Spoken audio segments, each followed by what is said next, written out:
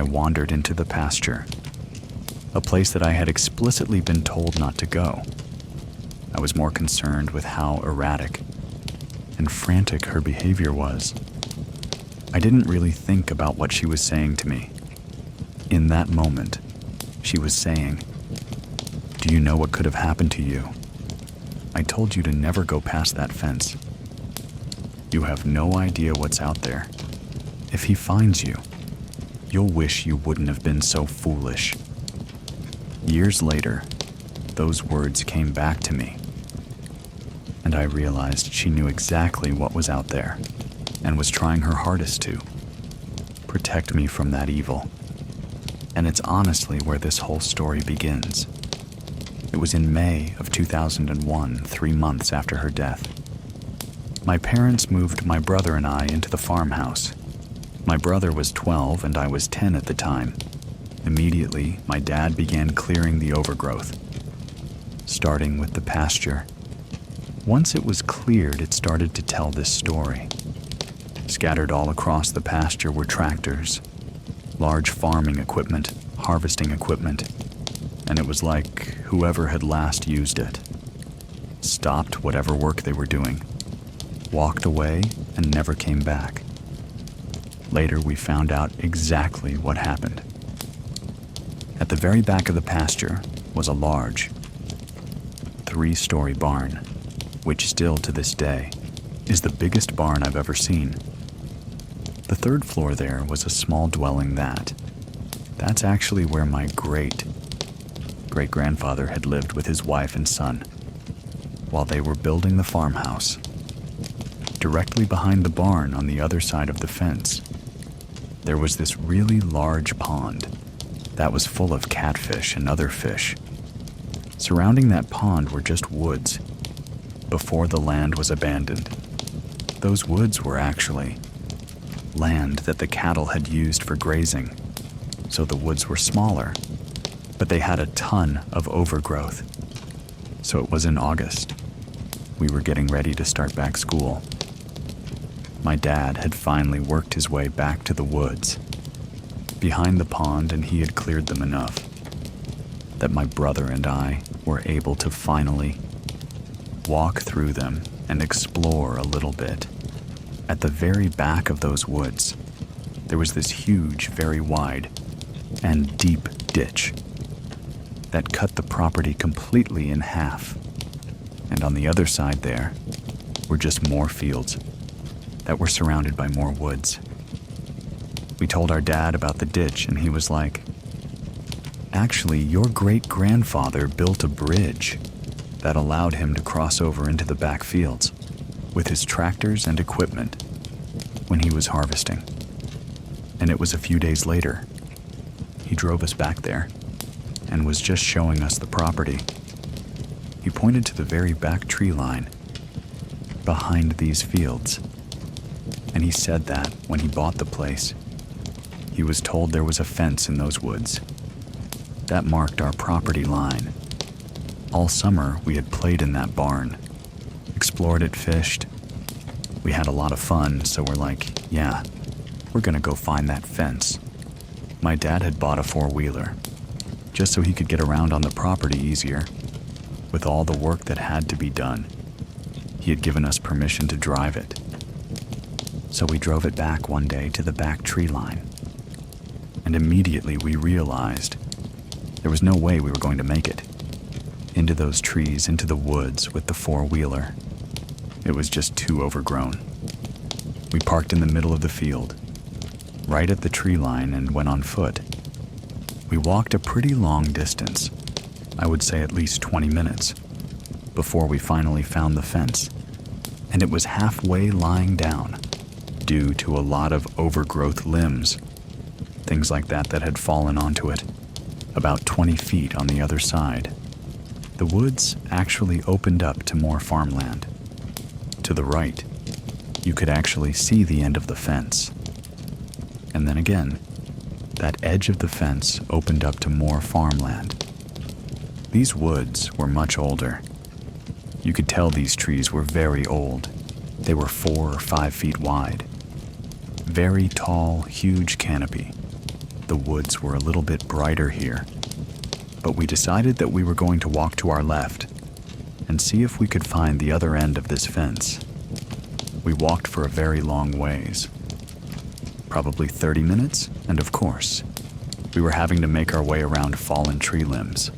And fallen trees, you know, a lot of overgrowth thorny bushes, which really got in our way, so we had to walk around.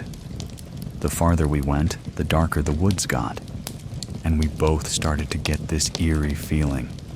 And at one point, we talked about turning back, but we were like, no, let's just do it. Let's find it. Let's see how far across this goes, how big the property is, then we'll head back. Eventually, we found the end of it. If you live out in the country, you know that it's very loud. There's always some sort of animal insects. Trees whined.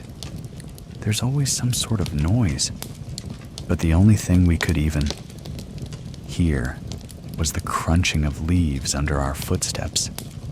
This was really eerie, so as soon as we saw it, we decided to head back. So we were walking at a left angle, so we could try to make it out. The same way we had come in, so we could get to the four-wheeler. We were about halfway back when to our right, there was a break in the trees. That opened up to a clearing. We got really excited about this, so we decided to go and investigate. The closer we got, we could tell that there was a structure sitting at the back of this clearing, completely covered in vines and brush. Once we got almost right up to it, there were little slivers of the building that you could see through the vines. We immediately could tell that this was a cabin. It was sitting at the back of this clearing, so we walked to the left and we found the front of it. It had 2 windows on the front. To the left corner was a window. The front door was right beside it. And then, the other window was almost directly in the center of the cabin. We decided to see if it was open. So we ripped all the vines down, and the door handle turned. But the door was stuck in the frame. So we had to use our shoulder and ram it a few times before it finally opened up. The first room that we were looking into was very narrow. It was a kitchen, and as soon as you walked in, there was a huge hole in the floor. It looked like someone had fallen through it. There was a window on the back wall. That had been broken. And there was a huge tree limb that was growing through it. There was a stove, a really old refrigerator and cabinets on the left wall, and then a small table with 2 chairs in the back corner. And then on this right wall, there was a door. And it was probably 2 to 3 feet after you walked in. Was this door, and when you opened it, it was a bedroom. Immediately to the left, there was another door which wouldn't open. When we were approaching the cabin, you could see a limb had fallen through the roof. We knew that this must have been where the roof had caved in at, not allowing us to open the door. So we assumed it was a bathroom because it was smaller. The room didn't have a lot in it. There was a bed in the left corner facing us. There was this really old, tattered, moth-eaten blanket hanging over the back window. In front of the bed, there was a really old, deep freeze that was really ugly, yellow color and rusted. And on top of the freezer were crates full of deer antlers and bones. In the right corner was a small dresser and just miscellaneous junk, just all over the room. We investigated, went to open the cabinets in the kitchen, and looked around. And we thought this is a really cool find. We were excited about finding this, but you could tell whoever had lived here had been very poor. So there wasn't really anything interesting. But we did talk about maybe cleaning it up, fixing the hole in the floor, making it a little clubhouse, making it a little clubhouse, making it a little. Please listen to the story. The Man in the Green Hat. A lifetime of haunting. Some people live in haunted houses. But what if the hauntings follow you everywhere? From sleep paralysis to ghostly whispers. Something has always been watching him. My name is Edwin, and here is Ted's true scary story. My name is Ted. I'm from Vietnam, and I came here when I was a teenager. I was 13. I'm from Orange County, California. It already started when I was in high school, in the early to mid-2000s. We lived in an apartment for low-income folks. And really the first time editing the I've experienced was one afternoon when, after I got home from school. Usually my parents will be at work. My siblings, they will be at school. So I will be home by myself for a couple of hours. In this apartment, once you walk in, you hit the living room first. And then on your left side, you see the kitchen window. And on the right side is a hallway to the bedroom.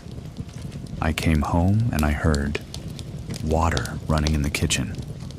And I heard the opening and closing of the kitchen cupboard. Thinking, maybe it's my mom. Sometimes she would come home early. I turned right into the hallway to go to the bedroom, just to take a nap after school. And I yelled out to my mom, who say, "Hey, can you wake me up in a couple hours?" And I heard her reply. It was a raspy female voice. "Okay, Con. Okay, my son in Vietnamese." Voice was raspy, so I thought, maybe she's sick and she must have a cough. And that's why she was raspy. And that's why she don't come home early from work. So I went to took a nap, and then about an hour later, I got a phone call, and it was my mom. So I answered it, and she said, "Hey, what did you want to eat?"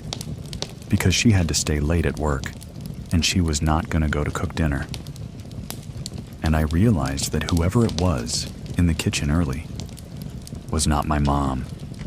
That time right before sunset, when it's still light outside.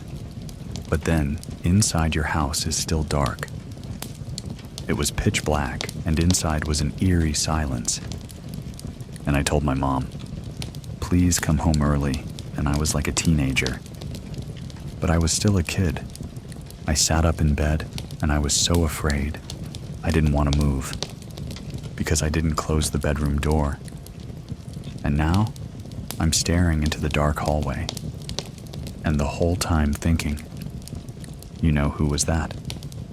Thankfully, my dad came home only 20 minutes later, and I asked everyone in the house, did anyone come home earlier? And no one said that they did. Just chalked it up to my imagination. But it left a nagging feeling that it was something more than that. About 6 months later, I just gotten back from a wrestling practice, and I was exhausted, so I dozed off to sleep, and usually I had a radio alarm clock next to me, and I was fall asleep listening to the radio. This time, I woke up suddenly and not knowing where I was. I woke up, but my eyes were still closed. I heard there's music playing from the radio, and I remember I left the radio on when I went to sleep. I realized I must be in bed, so I opened my eyes, and I could no longer hear the song, and I was staring at the ceiling, unable to move. So I yelled out, "Mama." I could only hear the sound in my head because my mouth wouldn't open. So I closed my eyes for a moment, and I heard the song. The song was on radio, so I knew that I was in bed. And also I know I was awake. But I could not move, so I opened my eyes, looked at the ceiling, and I could not move. And I couldn't hear the song anymore. So I kept doing that. I don't know how long. It felt very long. I felt my arms and my legs moving finally. So I was like, yes, I'm finally awake. And I was sleeping on the edge of the bed. So I thought, you know, if I turn over and I fell down, it hurts, but then I would wake up. So I try moving my arms and my legs over, and I turn over, and I felt my body falling, and I felt the thud as it hit the floor, and I felt the shock and the pain of it. I must be awake by now, so I opened my eyes, and I'm still back in bed looking at the ceiling. I tried again. I tried falling off the bed again, and it kept doing it, and I was stuck in a nightmare. But a few times, I finally woke up. When I woke up, I couldn't trust that I was really awake. I was sweating so much, and it was that cold sweat, and my shirt was damp with sweat, and my heart was racing. That was the first time that I truly felt afraid. Is fear being locked inside your own body? Shortly after that, I had my first vivid or lucid dream. In my dream, I was at home, but nobody else was there, and the layout of the apartment I was in the dream, it was the same layout, but the furniture was different. It was older, it was dustier. I walked out from my bedroom to the hallway, and there was a fallen mirror there, with a diagonal crack on it. I walked in front of it, and I saw the reflection of a little Caucasian boy with a bowl-cut blonde hair and blue eyes. I said to myself, "This isn't real. I must be dreaming." I woke up, and it was the first time that I realized. I could tell that when I'm in a dream or not. And it was one of those weird dreams. The next time I had another weird dream. I was floating around the apartment. This time the furniture in the room was in. In it, the house was also different than the previous dream. I was floating around. I wasn't walking. You know, I went through the kitchen. I went through the sliding door in the kitchen to the backyard, and immediately I came face to face with a darker-skinned Hispanic and Native American man. No, he didn't look scary or anything, but he said, "What are you doing in my house?" And they're very confused with a very loud voice, like I could hear in my head. I was shocked, you know. I could hear him, and I could see his face. And I woke up sweating again, and I was like, okay, maybe I was a spirit back in the day or something. It felt like that. Everything that has happened so far. It was all in my dreams. So I just thought again, and I wanted to have a very active imagination. It's just, you know, silly dreams. And then a few months later, one night I was taking a shower, and then I felt someone watching me. So I cleaned the shambles from a face, and I looked out through the frosted bathroom. Sliding door. It was a male figure. He was in a light blue buttoned shirt and tan slacks, pulled up way past his belly, and a green hard hat. Very official looking. So I was like, oh, my God, someone is in the bathroom with me. So I slid open the frosted door. No one was there. I stood there for a moment. I'm saying I must have imagined the whole thing. I was so scared, I didn't even finish showering. I just rinsed off and dried up. And I ran out into my room that night. My dad told me that my paternal grandfather is dead. He passed away in Vietnam. At that time, I turned on Yahoo Messenger to communicate with the family in Vietnam, find out what happened, and then, a few days later, we watched the funeral procession on the internet. A few weeks later, we got a DVD from Vietnam, from the funeral, and we all watched it. And at the end of the video, there was a slideshow showing all the photos of my grandfather. During the slideshow, a picture popped up, and I had to pause the DVD because it was a picture of him in his youth. Volunteer uniform, light blue button shirt, tan slacks, and a green wide jungle hat. I couldn't believe it. My whole family is Catholic, but they do not believe in ghosts or demons or anything, because it's the house of God, and God wouldn't let any supernatural things happening. Just talking about it was not looked favorably upon. So I calculated what time that I saw that figure, and it was a few minutes after he passed in Vietnam. The following year, we moved to a different apartment. And the thing about Orange County, California is, it's home to the largest concentration of Vietnamese immigrants, and there have been a few generations that have been here before the 70s, before the end of the war.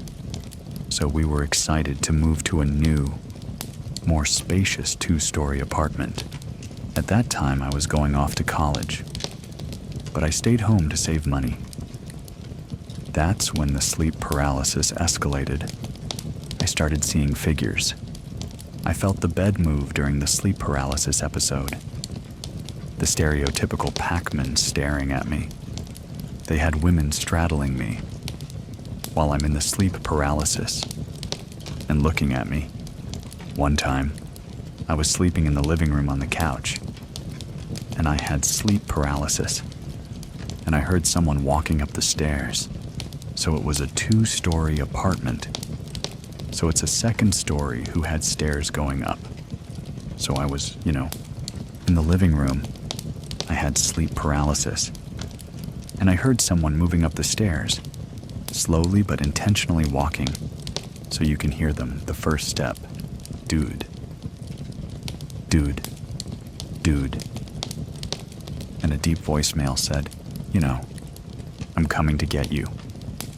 And by this time, I'm used to it. So I knew how to wake myself out of sleep paralysis. I just used to shake my head really hard. And if I shake it really hard, I would wake up. I'm a very skeptical person. I like to think I'm rational. So I looked into it, and there was proposed theories on how or why sleep paralysis happens. It's the theta brainwaves, invading other type of brainwaves during sleep. And normally your body is paralyzed, so you don't act out your dreams.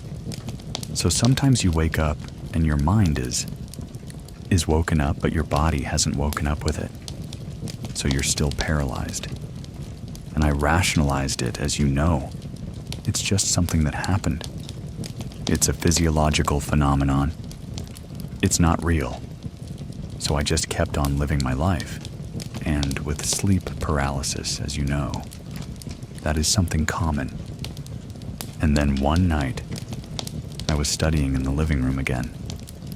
Well, early into the morning, around 3 a.m., I heard footsteps coming from the bedroom upstairs.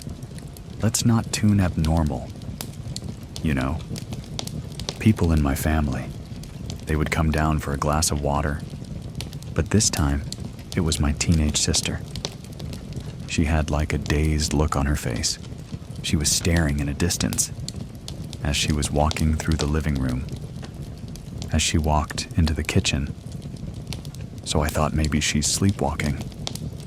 And it's the first time I've seen someone sleepwalking. So I pay attention. I didn't want to wake her, because I read all the lore that you're not supposed to wake a person that's sleepwalking. You just guide them back to bed. So she walked to the kitchen, and she walked to the kitchen window. She opened imaginary door. She looked up and down, and then she closed the door. And she turned around and went back to bed. So a few weeks later, I found out, incidentally, from the landlord that the tenant before last, they had a brown fridge next to the kitchen window. The pictures he took before they moved out. Because before people move out back then, they just came in and took pictures to see if there's any damage. He dug it up, he showed me. And there was a fridge, exactly where my sister was, pretending to open the door. and I couldn't believe it, because it was exactly where she was at, in front of the kitchen window. But again, I wasn't allowed to talk about any of this in my house, so I explained it away as a coincidence. I just brushed it off. It's early morning. I went down to the kitchen again to get water. As I turned a corner into the kitchen, I saw someone sitting there in the dark, at the kitchen table, and the figure looked like my dad. I was like, "Hey, Dad, what are you doing awake?" He didn't answer me. "Oh yeah, I got some water," went back up, and the door to my parents' bedroom was open. I was drinking water, and I looked in, and I saw my parents sleeping in there, so I stopped. I turned on the light, and I ran downstairs. Of course there was nobody there. Another late-night study, and I was laying on the sofa with a laptop on my chest, after an hour in that position. And my back was hurting a little bit, so I set up to put my laptop on the coffee table. And just before I put it down, the table slipped like a good foot away from me. And the coffee table it was not too heavy, but it was heavy. I just held a laptop in my hands, and I was like, I froze. I'm trying to process what happened. In California, earthquakes aren't that uncommon. So I explained it away as an earthquake, But I knew that it was an earthquake. The whole apartment, everything would be shaken and moved. And not just one coffee table. So now, I'm 2 years into college. We welcome into addition to our house. My baby sister was born. She was the joy of our lives. And I love taking care of her and spending time with her. When she was 2, I was taking care of her one morning. And we were alone in the 2-story apartment. And after giving her a bath and I put clothes on her, I was going to take her downstairs to get something to eat. And I had turned a corner. And I was a couple of steps down the stairs. And she was about to go with me, when she's turned back to look at the bedroom hallway, and she said, "Hey, look, there's a lady there." So I just grabbed her and I just booked it downstairs.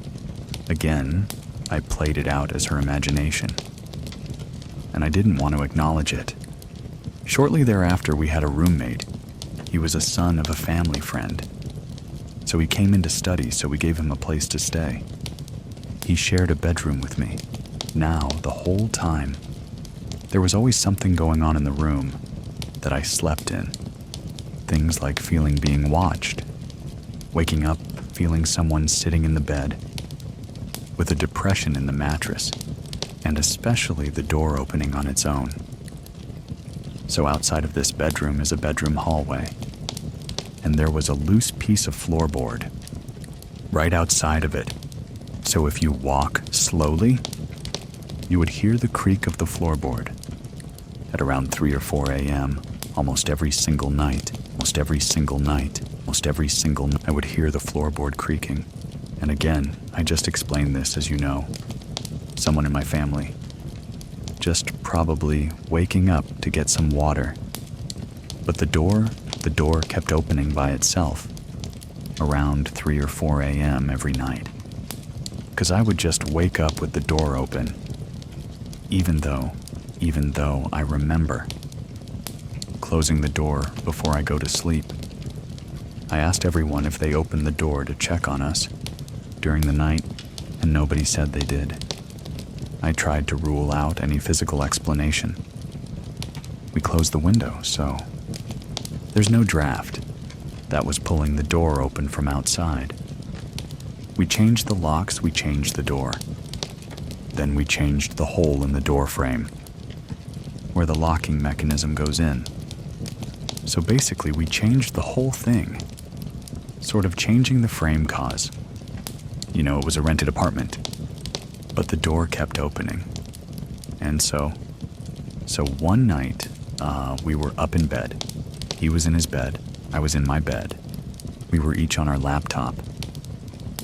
And then we heard the door handle turning.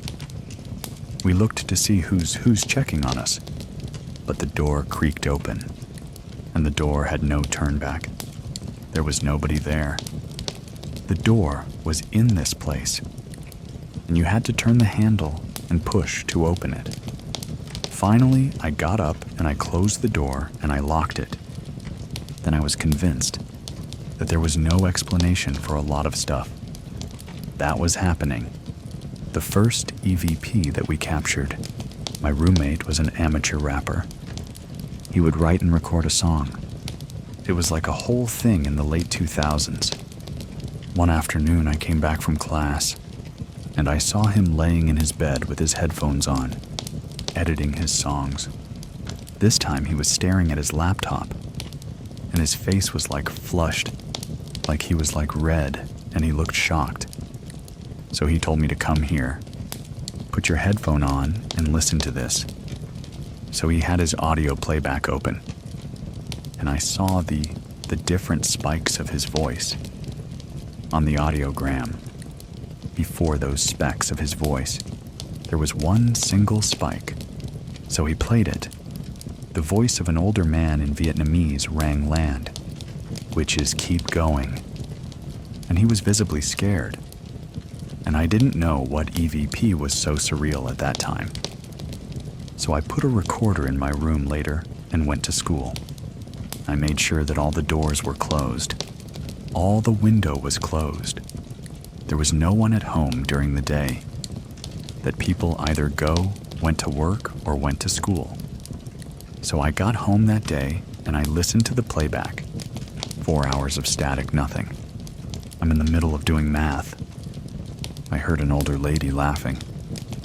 I guess from her age, she was a middle-aged lady. Again, I tried to rationalize it right. Maybe it was the sound from outside. But I checked with the neighbors. At that time, there was nobody around anyway. Went to school and went to work. It was weird, so I didn't try to record anything else. One night, I woke up in the middle of sleep, and I knew I was having sleep paralysis. I was laying on my side and was looking at my roommate.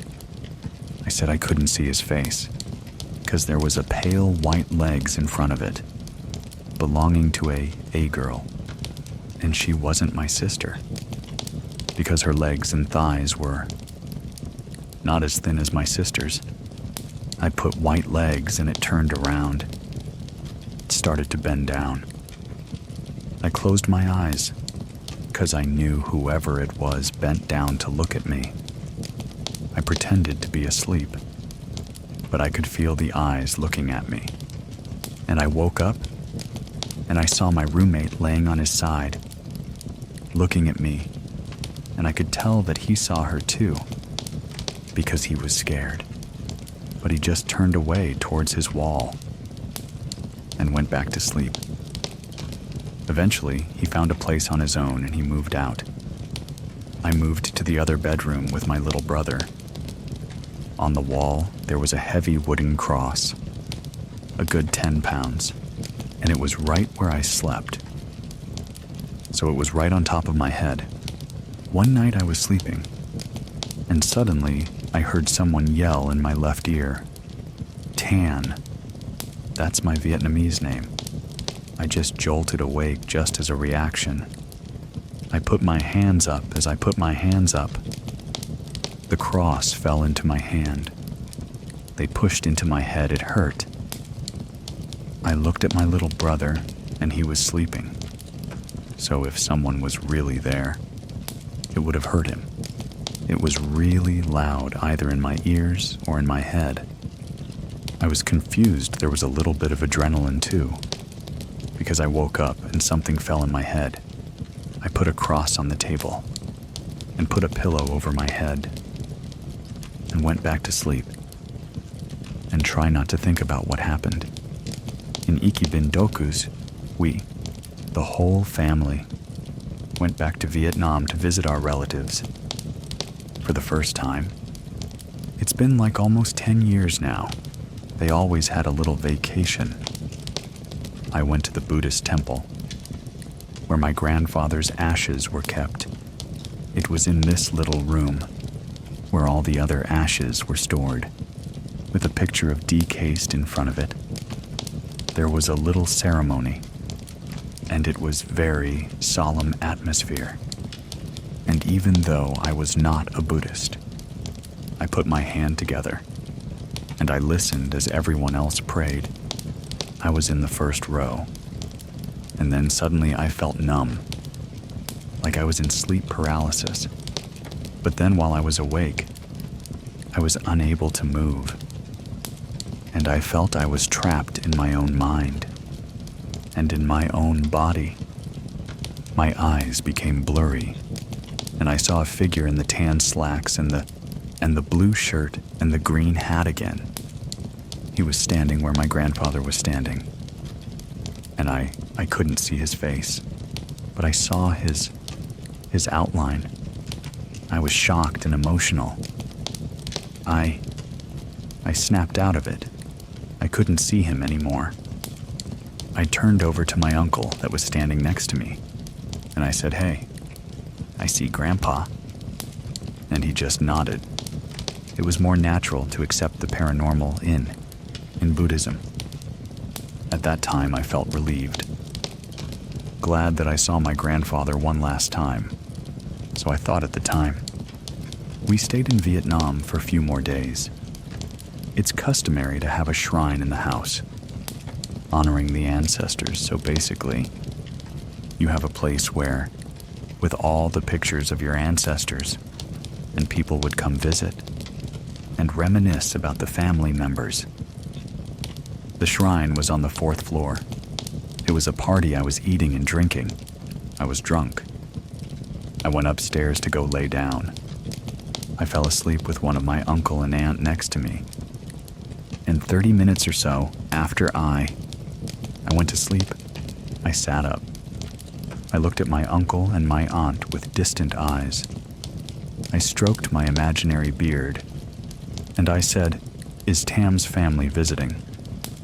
Time is my dad's name, and I continue to say things that I couldn't have known about. Other family members, they called my dad up. I was talking to him as if I'm his grandfather. My dad is forever Catholic. But he went upstairs to the altar, and he lit an incense offering for the ancestors. Shortly after that, I fell back to sleep. My great-grandfather had a long beard, and I bear a resemblance to him. Even the mole on my face is the same mole that he had. That trip I had to go back to the US earlier. Classes was going to start. I got back by myself. I was tired, and it was a different time zone, and I couldn't sleep. So I put on an exercise activity in the living room. I did an hour of cardio, and then I caught up with an hour of yoga.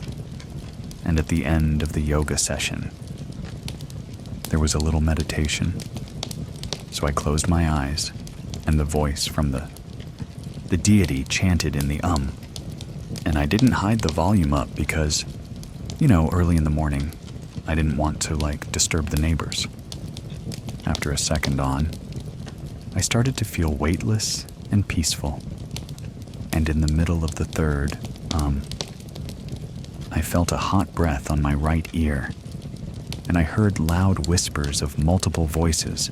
It lasted for maybe half a second, and when I opened my eyes and I saw no one around me, I was still a little disoriented from the meditation.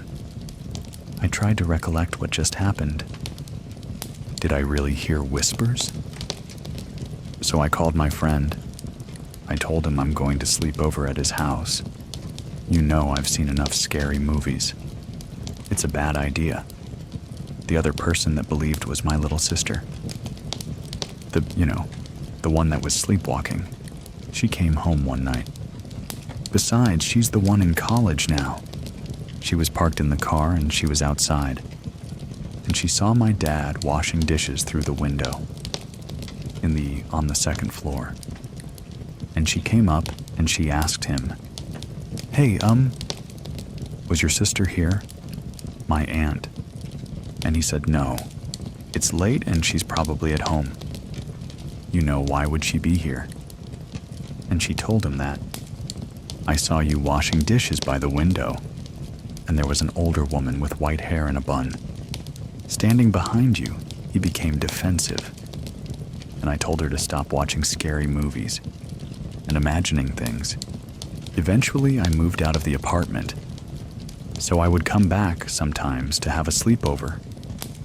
One night, I went to sleep in the room where the crash fell. This room belongs to my little sister now. My sister's closed laptop was in the room. She was away on a school trip. I closed the door. I locked it. I didn't want anything funny to happen. I went to sleep. Suddenly, I was jolted awake. Loud music was playing. I turned on the light and the laptop was open. YouTube was on, and I told myself it was impossible. First of all, the laptop was closed, even if I was sleepwalking. I didn't know her password to log in. Whoever it was, want to play a prank with me? Or wants to know that, hey, welcome back? Eventually we moved out. I found out that it was not the apartment. It was me. So I moved on to professional school in another country. But my first day there, I was so tired. I just crashed on the bed. I didn't care if the bed was dirty or not. I just crashed. I was so exhausted. I opened my eyes to another sleep paralysis episode. I couldn't move. And I heard the door creaking open. It was an Asian woman. She was wearing those Chinese flowery pajamas, and she was young with a bowl-cut hair. She floated around my luggage. She went around it. Then she straddled me to put her legs on top of me. And she looked at me. We were having a staring contest. Her face was pale white. She didn't look evil. She was more like mischievous. She smiled at me. I smiled at her. I blinked twice. She blinked twice. Then she just cocked her head back and I could hear her laugh in my head. Then she got off me, and then I closed my eyes. The next morning, I told my flatmates what happened, and surprisingly, they were supportive. And they offered to switch rooms with me. And then I dug up the history of the town we lived in. And sure enough, there was a sizable Chinese immigrant population there. So, a year went on, I was in graduate school. One night I dozed off after studying for 14 hours. And you know, if you're in graduate school, you're studying full-time for 12, 16 hours a day. I remember it was a Thursday night when I went to sleep. And on Friday at around 2 a.m., I woke up with an uneasy feeling. And I opened my eyes, and I saw a pair of skinny girl legs, and asked myself, oh my God, it's the same strip reality episode. And I looked up to see who it was. I realized if I could look up, I'm not having sleep paralysis, I'm awake. And I looked up, and it was my classmate Macy. And she whispered Ted. And like a pillar of smoke, she just withered away. I sat right up because I could not believe. I just hallucinated someone in my class. So I went out for a drink of water to calm my nerves. I came back in to go to sleep, and there was a heaviness in the room, like the room was under high pressure. It was suffocating. So I turned on the fan and I opened the balcony door. I felt the same heaviness in the room. I just got up to the living room to study, and by 9, I was exhausted, because I would have been up 28 hours already. My cell phone rang, and it was my other friend. Jenny told me that her roommate, Macy, passed away in her sleep. Macy passed at around 1 a.m., and I saw her at 2.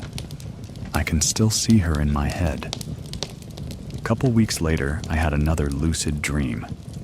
I was driving a bus, with all of my extended family in the back, So I parked the bus at a roadside shack, and I told everyone, hey, wait here. I went to check out the location of this shack right. I stepped off the bus into the muddy ground. I felt the cold, dirty mud splash above my legs. I was wearing shorts for some reason, so I walked into the building. Behind the shack, there was a courtyard, and there was a couple rows of benches, and a few old Asian men were sitting there. I recognized the old man in the tan slacks, and the green hat. It was my grandfather. I also recognized my great-grandfather, the old man with the long beard, and in front of them there was like a shimmering, clear, invisible wall of force fields, like it was shimmering. So I walked close to this barrier, and I pushed on it, and I felt the sting in my hand like a needle jab. But at the same time as I pushed on it, I felt it pulling me in, and I asked my grandfather that, hey, what are you doing here? You're dead. Hatches laughed, and the rest of them laughed too. Slowly, the benches with them started retreating back into the distance. I woke up from this dream, and I was crying, and I realized that that was my grandfather saying goodbye, and I haven't seen my grandfather since. After that, I got married. We moved into a house, and we had a son. My 2-year-old toddler slept over at my mom's place, and he said he wouldn't go downstairs because great-grandfather was there. As for sure, I haven't told him about anything like that. I haven't told him about his grandfather or great-grandfather. Around this time, he started having an imaginary friend, like all toddlers do, but they would only play at 3 or 4 in the morning. That worried my wife a little bit because, he need to go to sleep. So one time at 6-7 p.m., and I was washing dishes in the kitchen.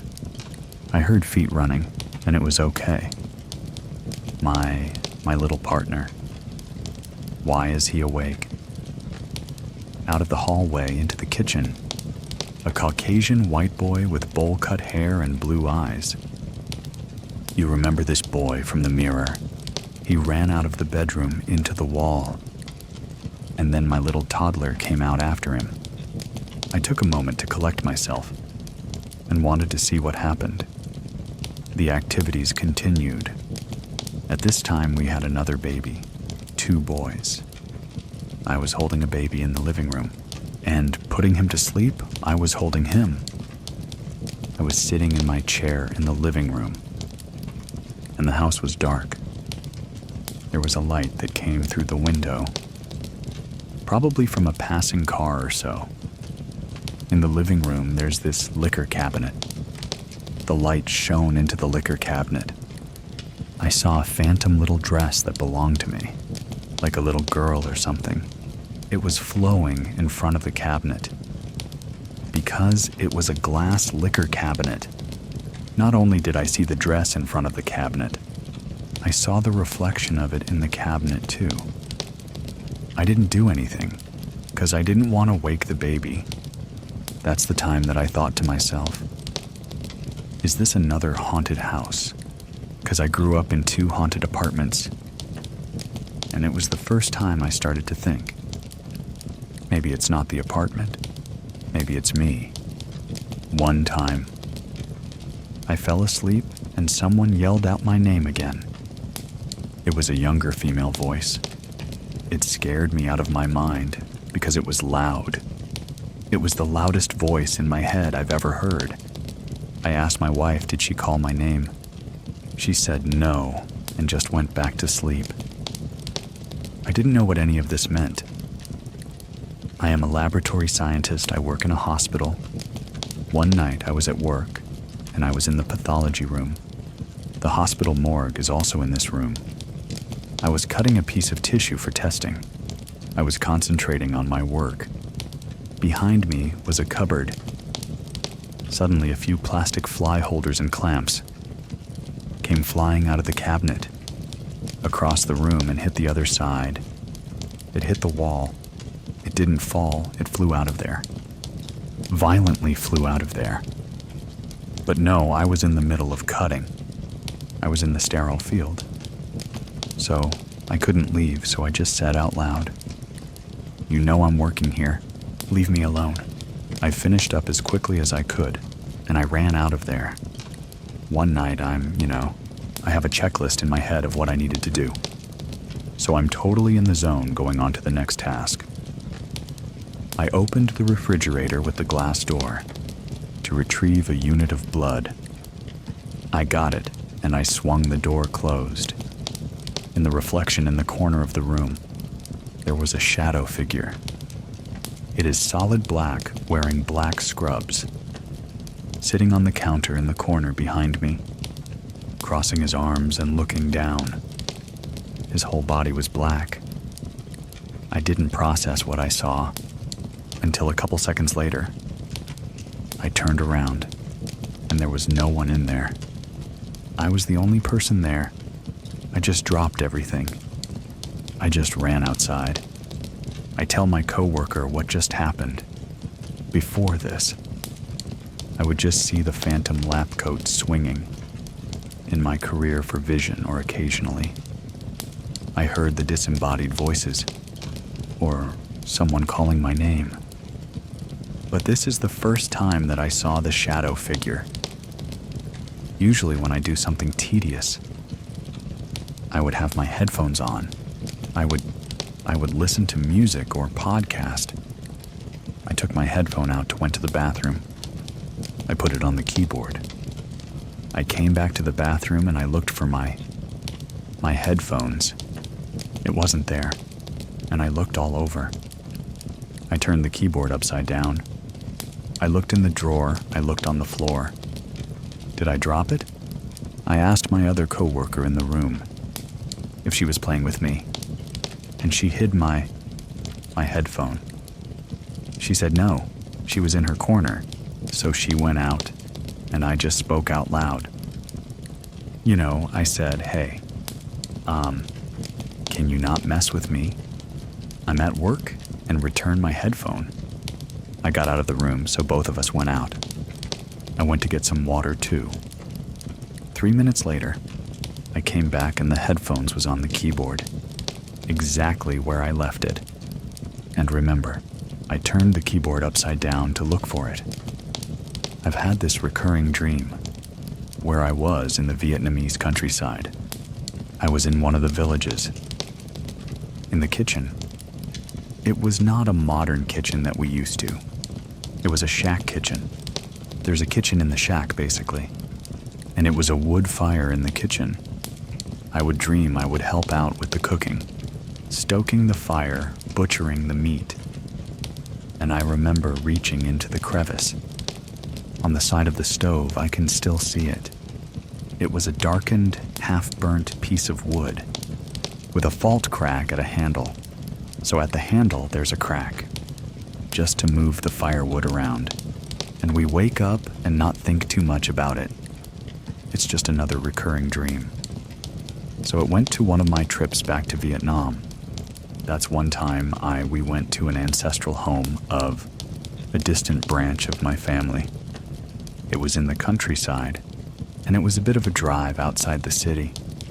It's a big property. I got to the kitchen, and it was the same shack kitchen. I had a surreal moment. I just stopped there, and I looked around. It was the exact same layout. The shelf was exactly the same.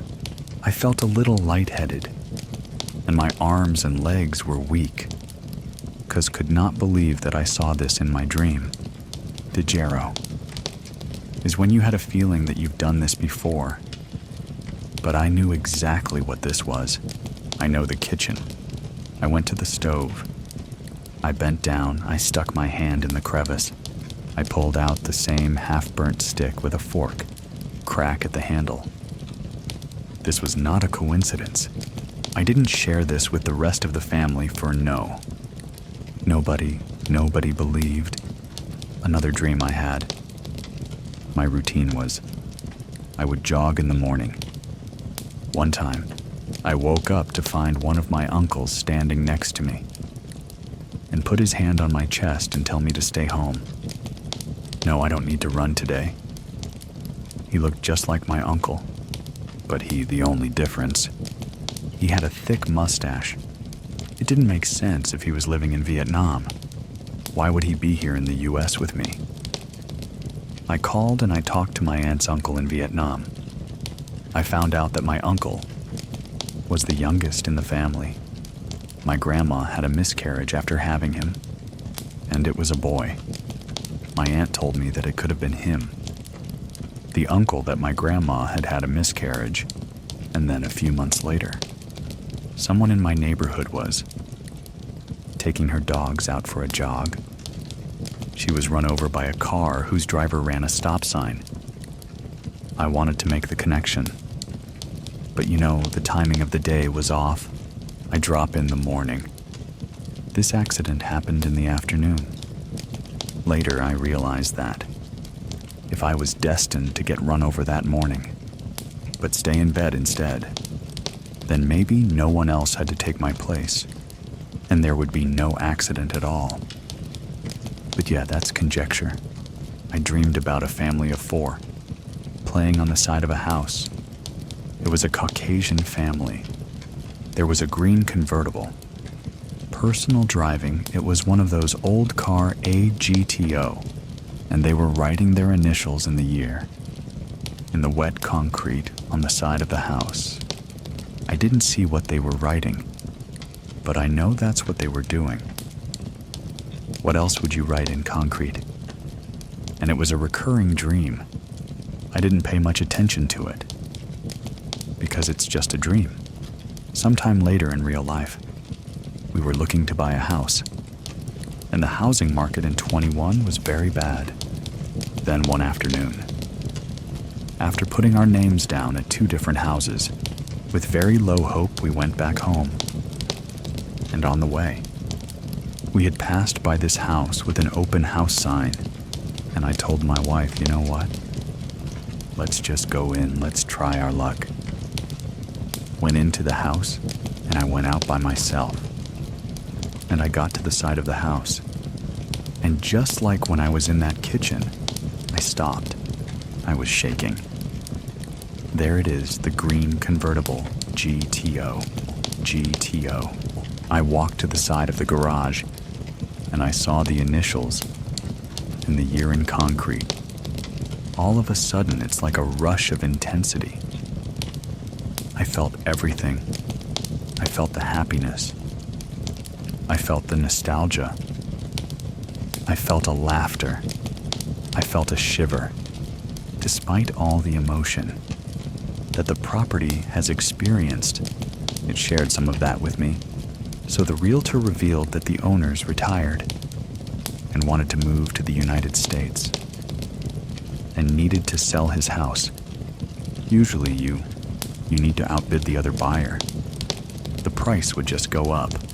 However, the realtor told me that she was just instructed by the owner, just before we showed up, to settle for $20,000 over the asking price. So that's what we did. We offered $20,000 above asking price, and we got the house. The house has been good, and I haven't had any paranormal experience here. My wife asked me, "Hey, have you seen anything unusual?" And I said, "No, this is a good house." The last thing is, all the haunts that happen while we go on vacation, there's been 2 that are significant.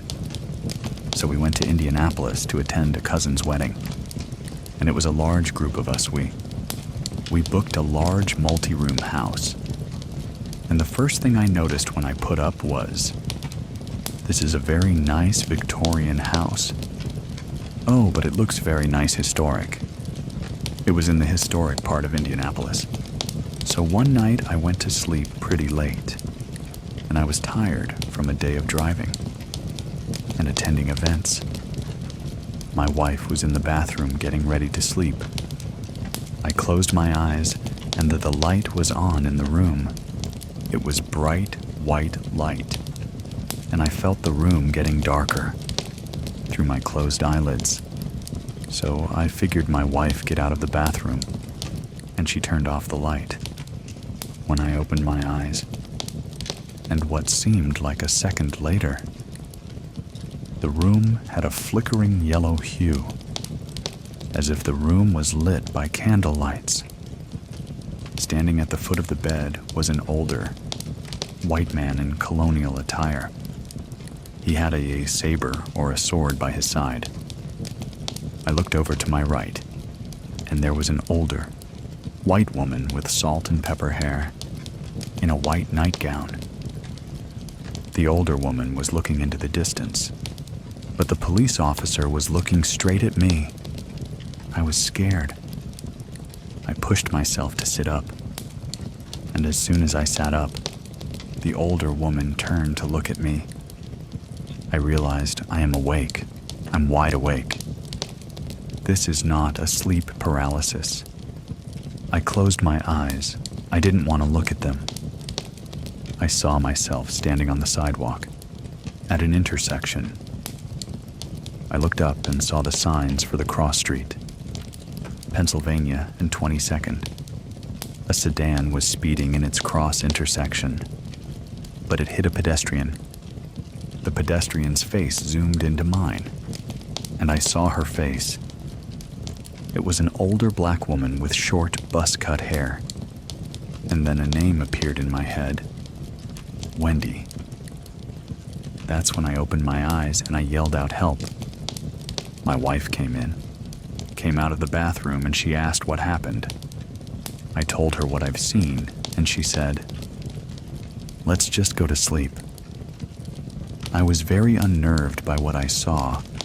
It was two apparitions and a memory or something of someone getting run over. So in the morning, I looked on the map, and Pennsylvania. 22nd is one street over of where we stay. We stay on the 21st in Pennsylvania. I rationalized that. I must have seen Pennsylvania and 22nd on the map while I was driving, and I must have incorporated that location into what I saw. But I had no explanation for the colonial officer and the woman. I had no explanation for the name Wendy.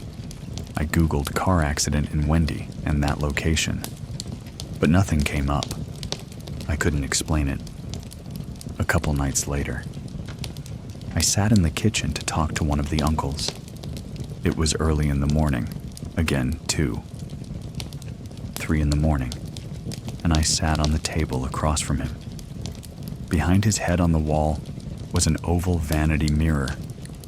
It was angled downward where I sat. I could see his reflection and mine. We were in the middle of a conversation, and I looked up in the mirror, and there was a dark, shadow figure moving on the wall behind me. It stopped, waved its right hand, and continued moving out of view. I turned around right away, and of course there was nothing there. I didn't tell anyone until we got home, and I told my wife. The last thing that happened was in Chicago, Illinois. I visited Chicago in 22 to attend for graduation for my master's degree, though we stayed at a hotel near the university. When we put up in a taxi, the hotel did not look exactly like what I expected. It was a thin and long building, and of course it's in historic Chicago, so we went out to the floor that we were in. I was talking to my wife about what we're going to do tomorrow, so I didn't really pay attention to the interiors of the elevator. We got off the elevator, and I looked for the signs to the room, but the first thing I noticed was how wide the hallway was. Usually, the hotel hallways is barely enough to fit 2 people, but this hallway was a good 8-foot distance, and it reminded me of one location. It looks like a hospital hallway. I told my wife, "Hey, honey, this looks like a hospital hallway," and she's like, "Yeah, it does. It's weirdly very wide." We passed a door frame on the way to the room, and it reminded me of the safety double doors that the hospitals would have. We made it to a room, and we went to sleep. It was late. I was fast asleep when I heard the alarms. In my head or in my ears, I'm still not sure. In the background, I heard people talking, yelling. I woke up to this noise. I opened my eyes then, and the monitor alarm was gone. But the background talking noise, it echoed for like a good second before it disappeared. In the morning, I told my wife, hey, I rationalized to my wife that the air vent must have carried the voices of people talking in the other rooms, and I must have gotten woken up by then.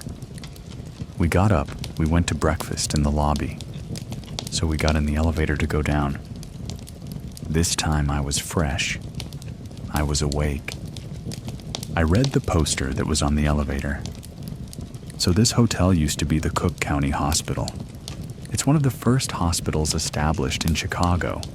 It's a Civil War hospital. They had the first medical internship. And I'm a blood bank and transfusion specialist. And Cook County is the first hospital with the first institutional blood bank in the whole world. I read about it, but I never looked up what the hospital looked like. The wide hallway, the monitor alarm, the people speaking. It made sense then that I would hear it. I didn't feel scared. I felt emotional as a fanboy, basically, because I was in a historic location. I had to have a moment with myself to realize internally that it's not all these places. It's probably me, growing up with passive family, where we don't talk about these things. It's hard for me to come to that realization. I tried to rationalize and disprove as much as I could, but I would accept the things I could not. With paranormal activities, you'll only get it if it happens to you. Auditory apparitions, they're fine as long as they don't make a noise. It's the ones that talk to you that's extra scary. Because the second sense of hearing is more of a confirmation that this is real. This is happening. When you have two or more senses confirming that it's happening, it's no longer something subconscious. It's real. It's conscious. Just a side note here. Our storyteller today mentioned Wendell, a missing link in his story. He had no idea how it was connected to anything. Well, it turns out our editor and sound designer, Sarah Voorhees Wendell, got us scared today when she heard it.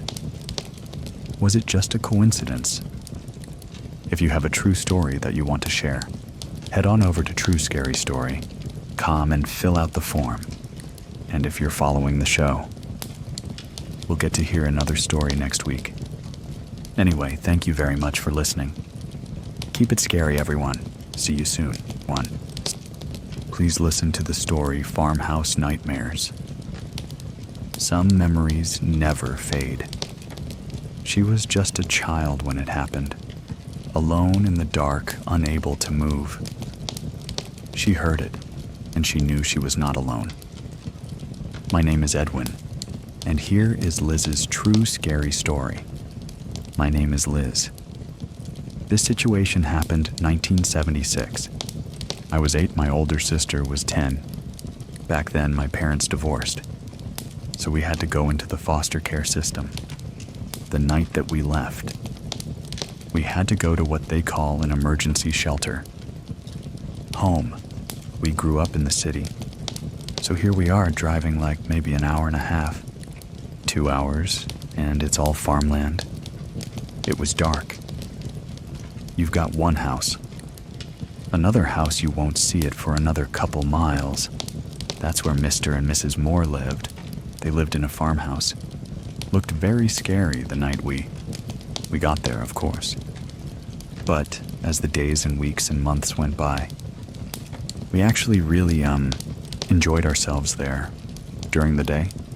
It was nice because they had horses and they had chickens, and we played outside. Every night Mrs. Moore would say goodnight to us, and then she would close her bedroom door and, she would go to her room. At the time that this happened, it was myself, my sister, a young girl, and her brother. The three of us girls shared a big bedroom, and the young boy was in another room. So it's a 2-story farmhouse, and you go up the steps. Straight ahead was her room. So you open the door, and to the right is where the young girl would sleep. Then, to the left would be my bed to the left, and my sister's bed on the right, with a window in the middle against that wall. That night, I don't know why, I felt just unease. I couldn't sleep. And when I think about it now, I think, did I sense something? My head is turned to the right with my left ear exposed, meaning I didn't have the sheets over my face or anything. I couldn't sleep, but I had my eyes closed.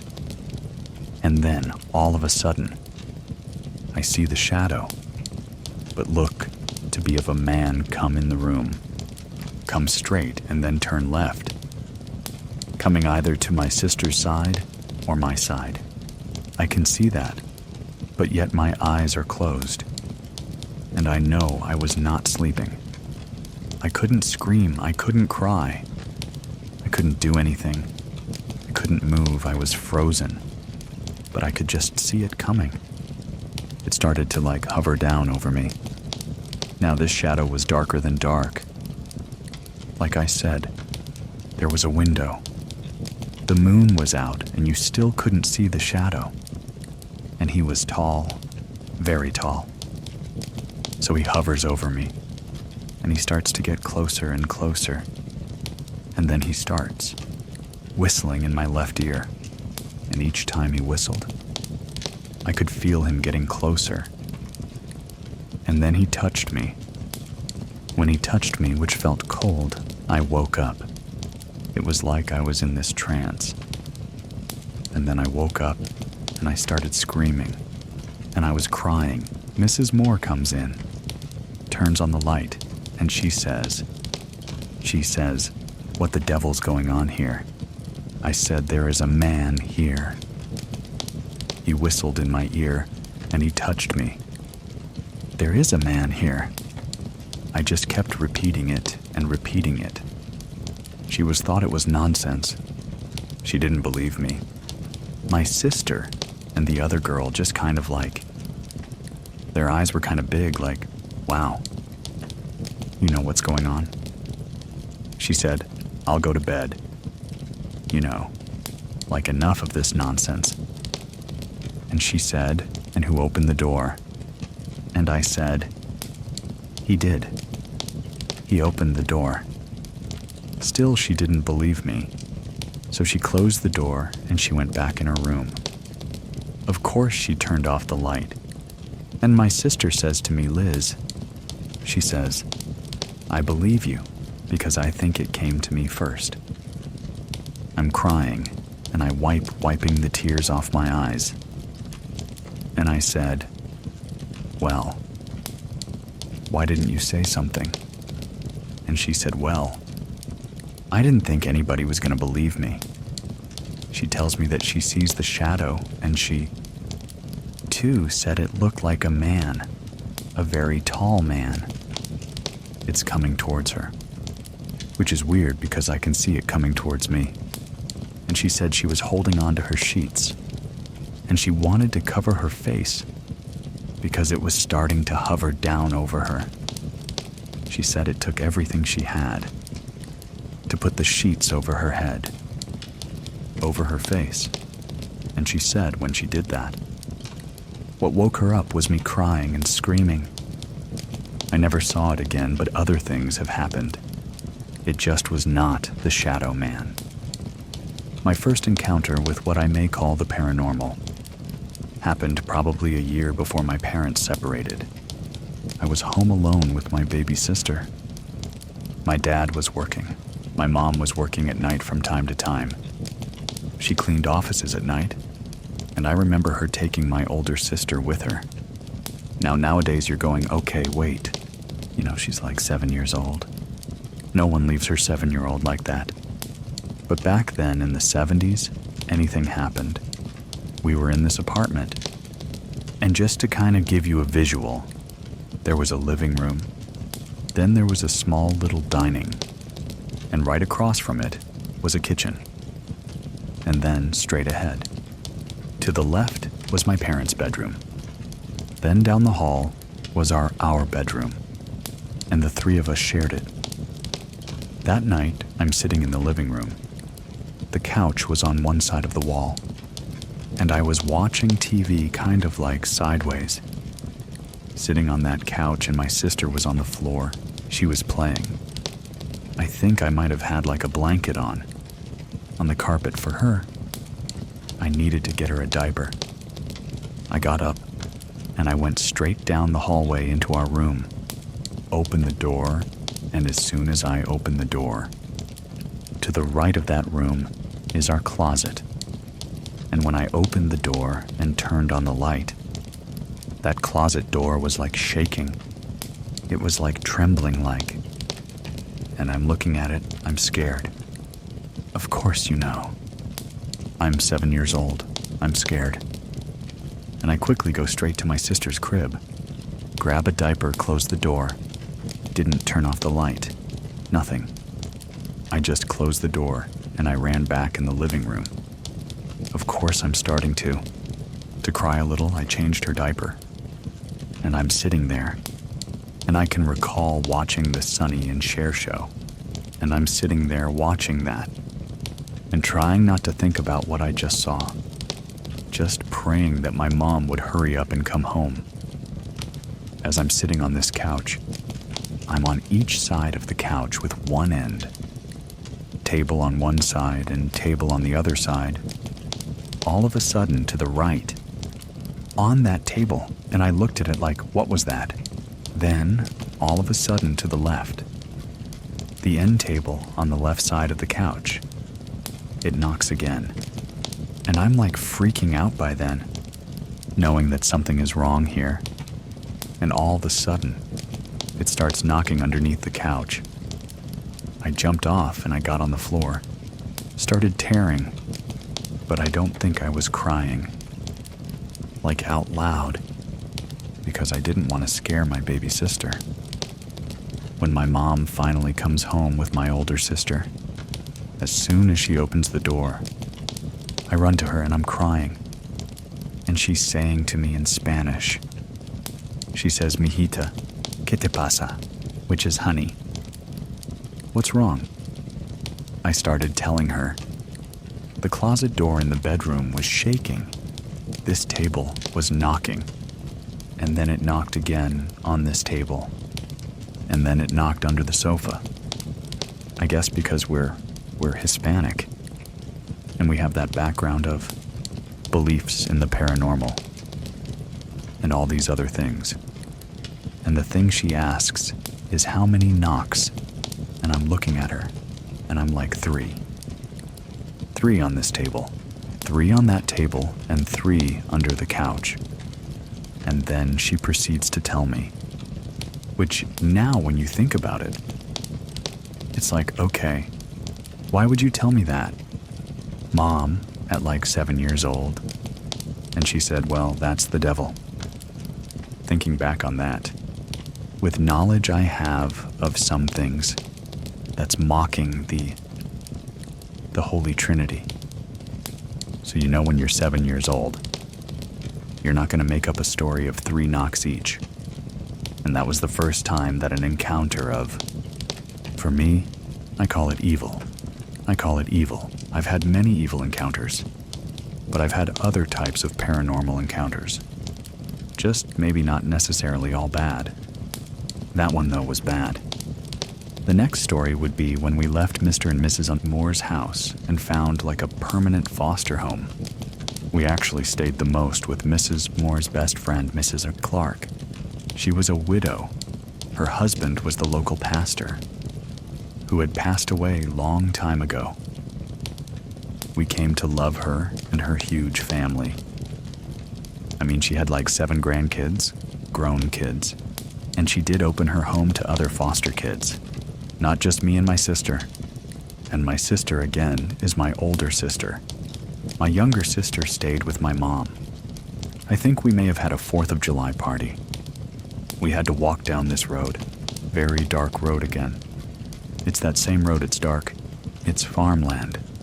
And we were walking. Maybe there's about, maybe 10 of us, towards what I call like a fork in the road.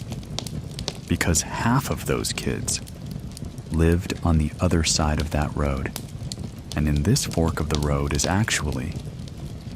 is where our church was, our Baptist church. And there's a graveyard next to it. And these other kids that needed to go to the other side of the road, all they had to do was just kind of like walk in the grass of the church to go to the other side, so they did that. The rest of us stayed on our side. You know, we said our goodbyes. And then all of a sudden, someone said, "Look, what is that?" We all looked, and he was pointing at the sign where it has, like the church services. But it was a pretty big sign because there was still a lot of room for it, just being like concrete. The sign did not cover all of that, but he was pointing at that. As soon as I looked and my sister looked, and I can only speak for the two of us, we saw this shadow, and the shadow got bigger. And then it opened up what I call like wings. What we saw, these 2 red eyes. We all screamed, and we just ran. The kids on the other side of the road were running to their house. We were running back to our house. We went home, and we told Mrs. Clark and everyone that was still there. Of course they didn't believe us, and I never saw it again. But I'd never walk at night there again either. What I think we saw may have been a Mothman. This was Pittsburgh, Maryland. The Mothman came out of West Virginia. And I'm not too far from West Virginia here. It is possible that this thing travels. And now, when I think about it, and I hear the story of Mothman, like the real stories, I think, well, maybe that is what I saw that night. Fast forward. I'm about 12 years old. We are back with my mom. So it's the 4 of us, my mom, my older sister, myself, and my younger sister. And we are living in a, townhouse. These were brand new townhouses. I don't know when this started, but I can tell you by the time I was 12 years old, I was trying to debunk anything that I've heard or seen or happened, or my sister says, "Hey, this happened," or my mom says something. I'm like, number. I refuse to believe this. I'm not going down that rabbit hole again. Until it happened to me. A few things that had happened, for example, to my mom. And I didn't know this until years later. In the townhouse, there's 2 floors. You walk in, there's a dining room. Then there's a kitchen, little hallway. Living room, you go up the steps. Turn right, and to the left, there's 2 bedrooms. To the right, there's a bigger bedroom. That was my mom's bedroom. And there was a shared bathroom that had 2 doors. You know, when you come in you can go in from either way. My mom told us years later that one night, she was reading her Bible. I get the feeling she was having things happen to her. They always did, but I think things were still happening to her at that time. And she started reading the Bible more frequently. That one night, she said her bed shook. I mean, it shook. That happened to her in that bedroom. Now, years later, we all kind of switch bedrooms, and the 2 of us already shared that big bedroom.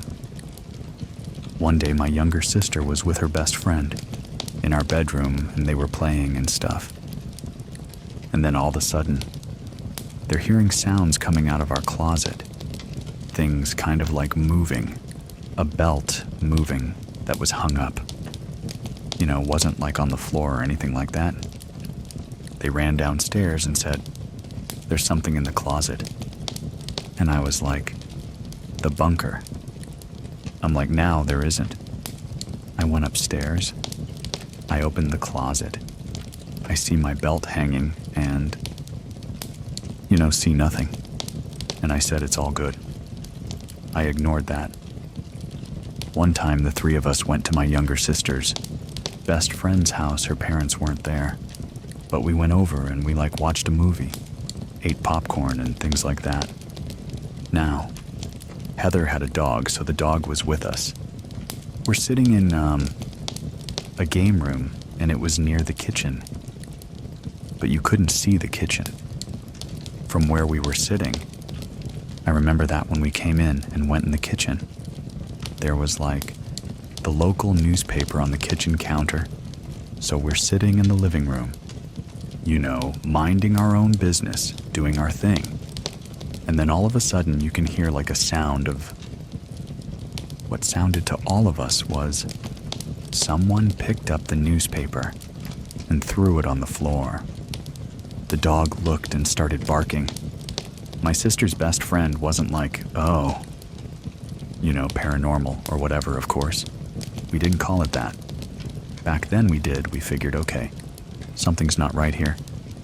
Is it following us from our house? Going back to our townhouse?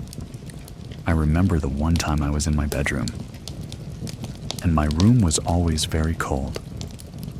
Very cold. I had closed the door, and I was doing my algebra homework. A few minutes later, my mom comes up, and she tells me to leave the door open because the room is so cold, to let the heat circulate and stuff, so it would heat up my room. So she goes downstairs. She's downstairs with her boyfriend and my two sisters. I'm the only one upstairs.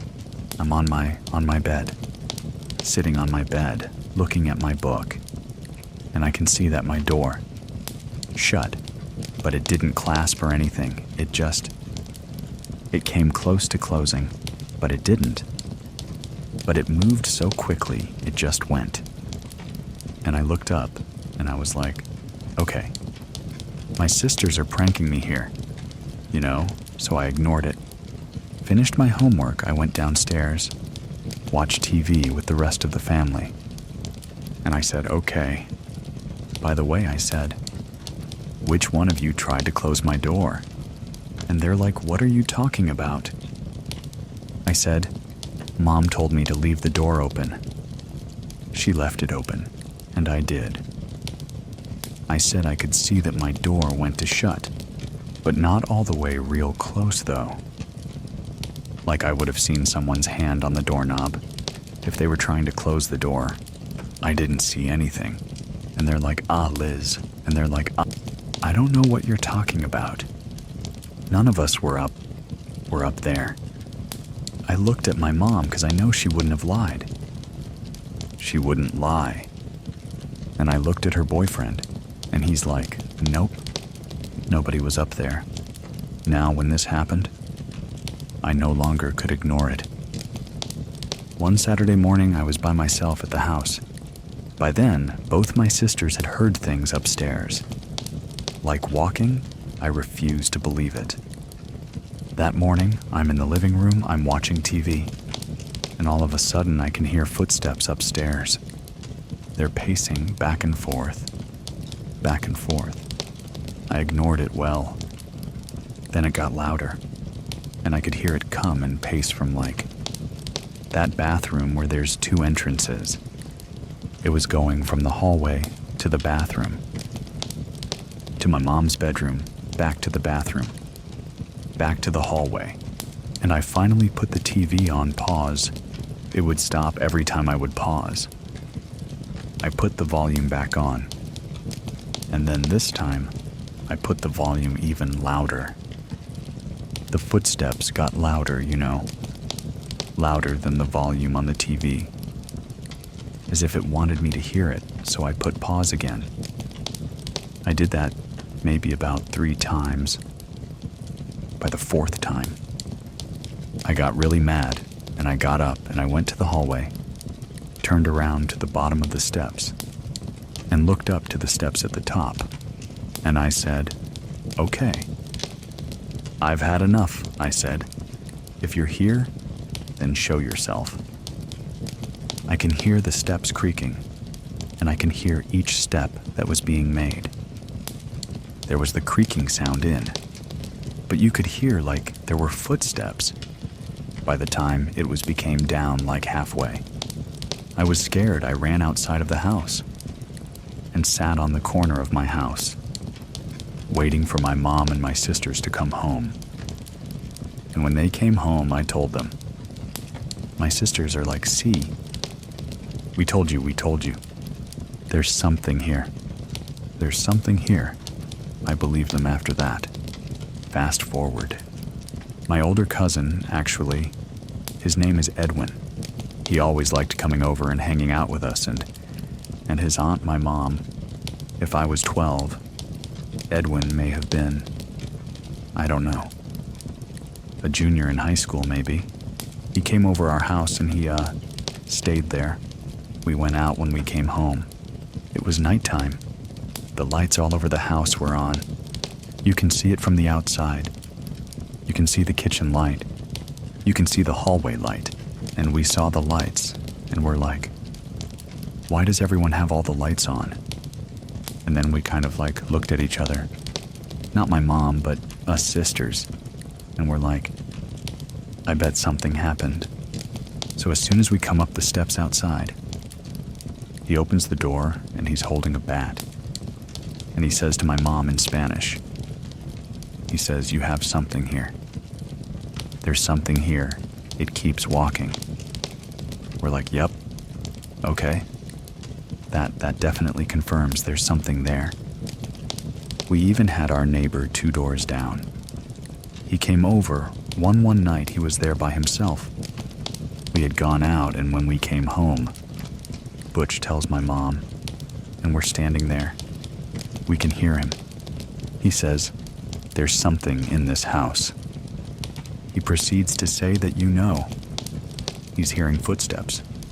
When you're talking me, my 2 sisters, my cousin, and our neighbor, that's 5 people that have heard things in that house. So, I mean, at some point we all moved. You know, we got older and we moved and all that. And I was glad to get out of the house. That house really creeped me out. But it was a brand new house townhouse. I find out later that my mom had sought some help. Not sure whether it was what I call some sort of voodoo person, some sort of witch person. I don't know, but something like that. What she was told was it was her, that something was following her. You know, at that time, I believed it, and I got mad.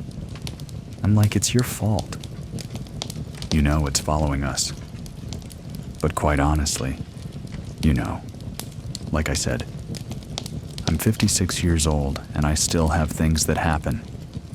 Not to that degree, but things that you're thinking, okay, well, did I just hear my son's voice? Or did I hear someone just call me that sort of thing? But not every situation of the paranormal is bad. There's good things, and there's bad things. If there's a story that you want to share with the rest of us, head on over to TrueScaryStory.com and fill out the form to not miss out on the next week's story. Make sure you're following the show. Thank you very much for listening. Keep it scary, everyone. See you soon.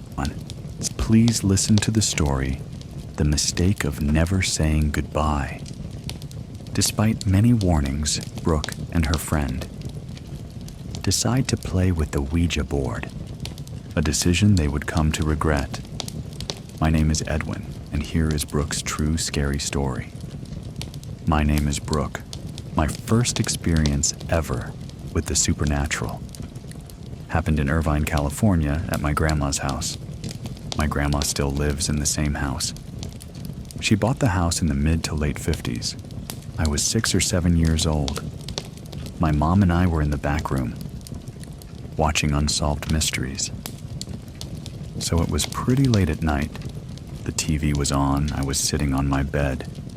My mom was to the left of the TV doing her eyebrows. Very laid-back night watching the show together. All of a sudden, the sound in the room disappeared. There was no TV, no nothing. You could have heard a pin drop. I zoned out on the wall out of nowhere. This huge gust of wind blew all of my hair back. I look at the door to the bedroom.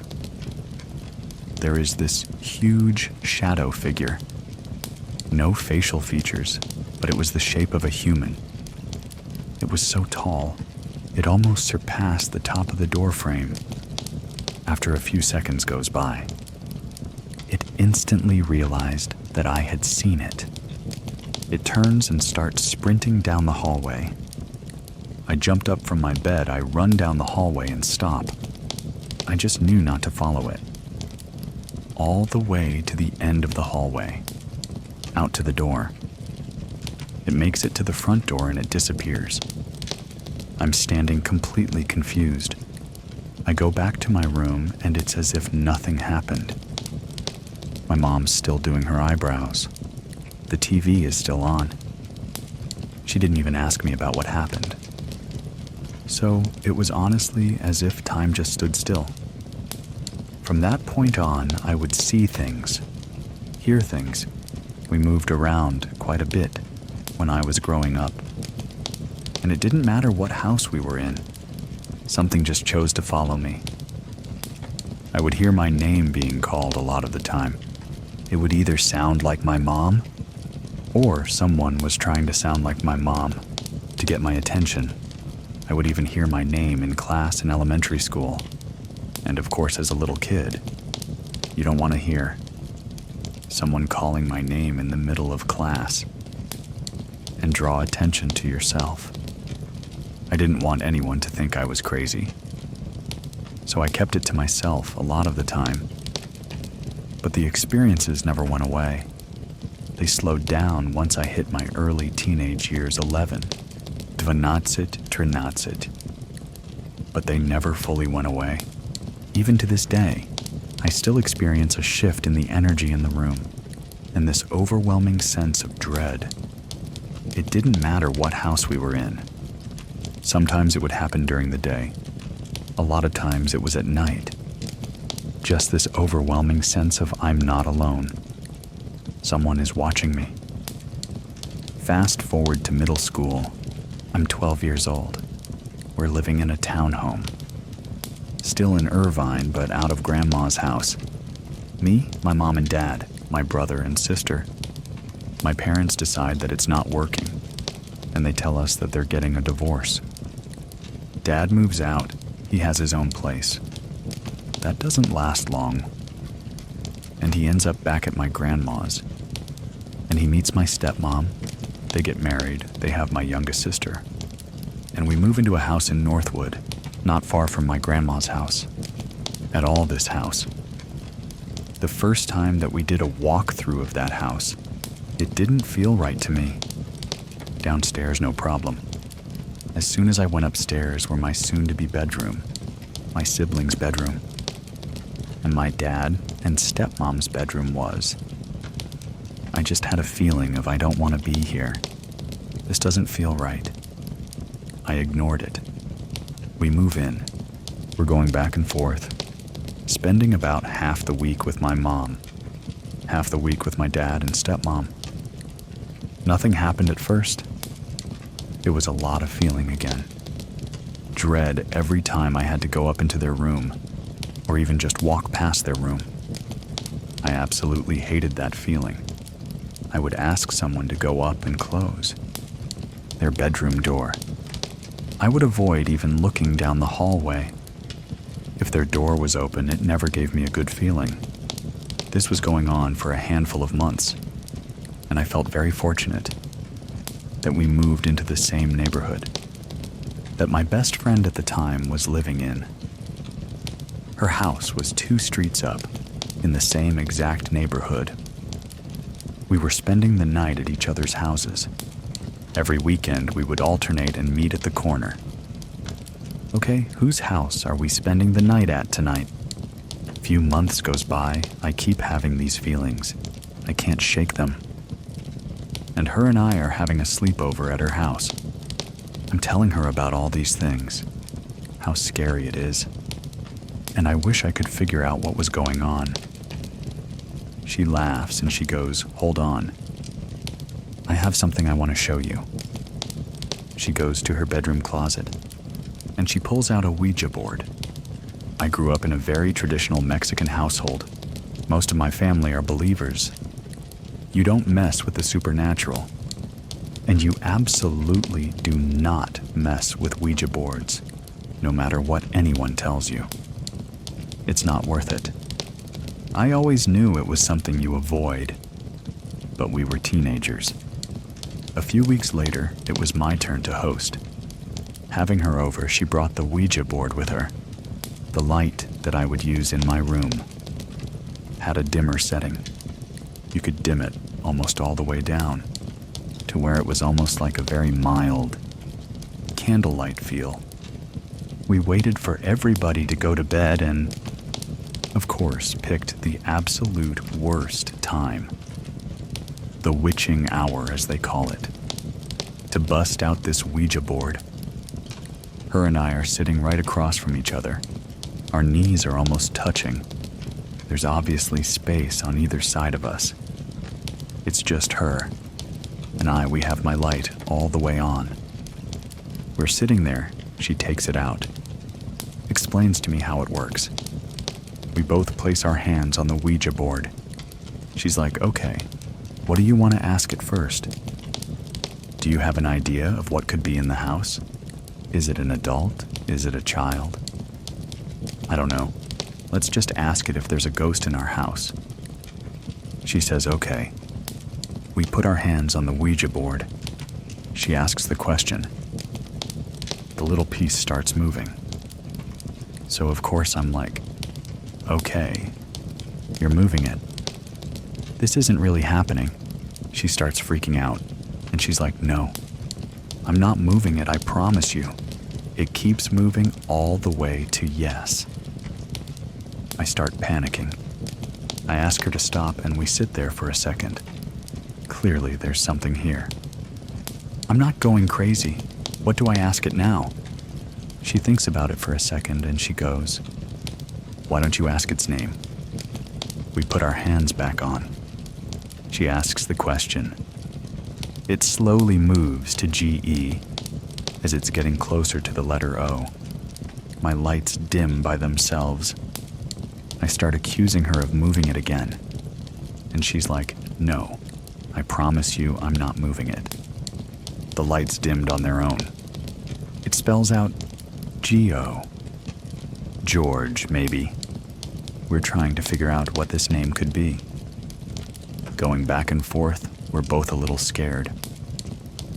We put our hands back on the Ouija board. She asks the last question, halfway through it moving. The lights dim again. I feel this overwhelming sense of dread. That same feeling. Every time I walk past my dad and stepmom's room, before I can even say anything to her, there's this sensation between where her and I are sitting. We are not sitting alone. I could very vividly feel the pressure of someone's leg. Against mine, I get up. I run and turn the light all the way back on. She's full panic, eyes wide. "Did you feel that?" I said, "Yeah." "What the heck was that?"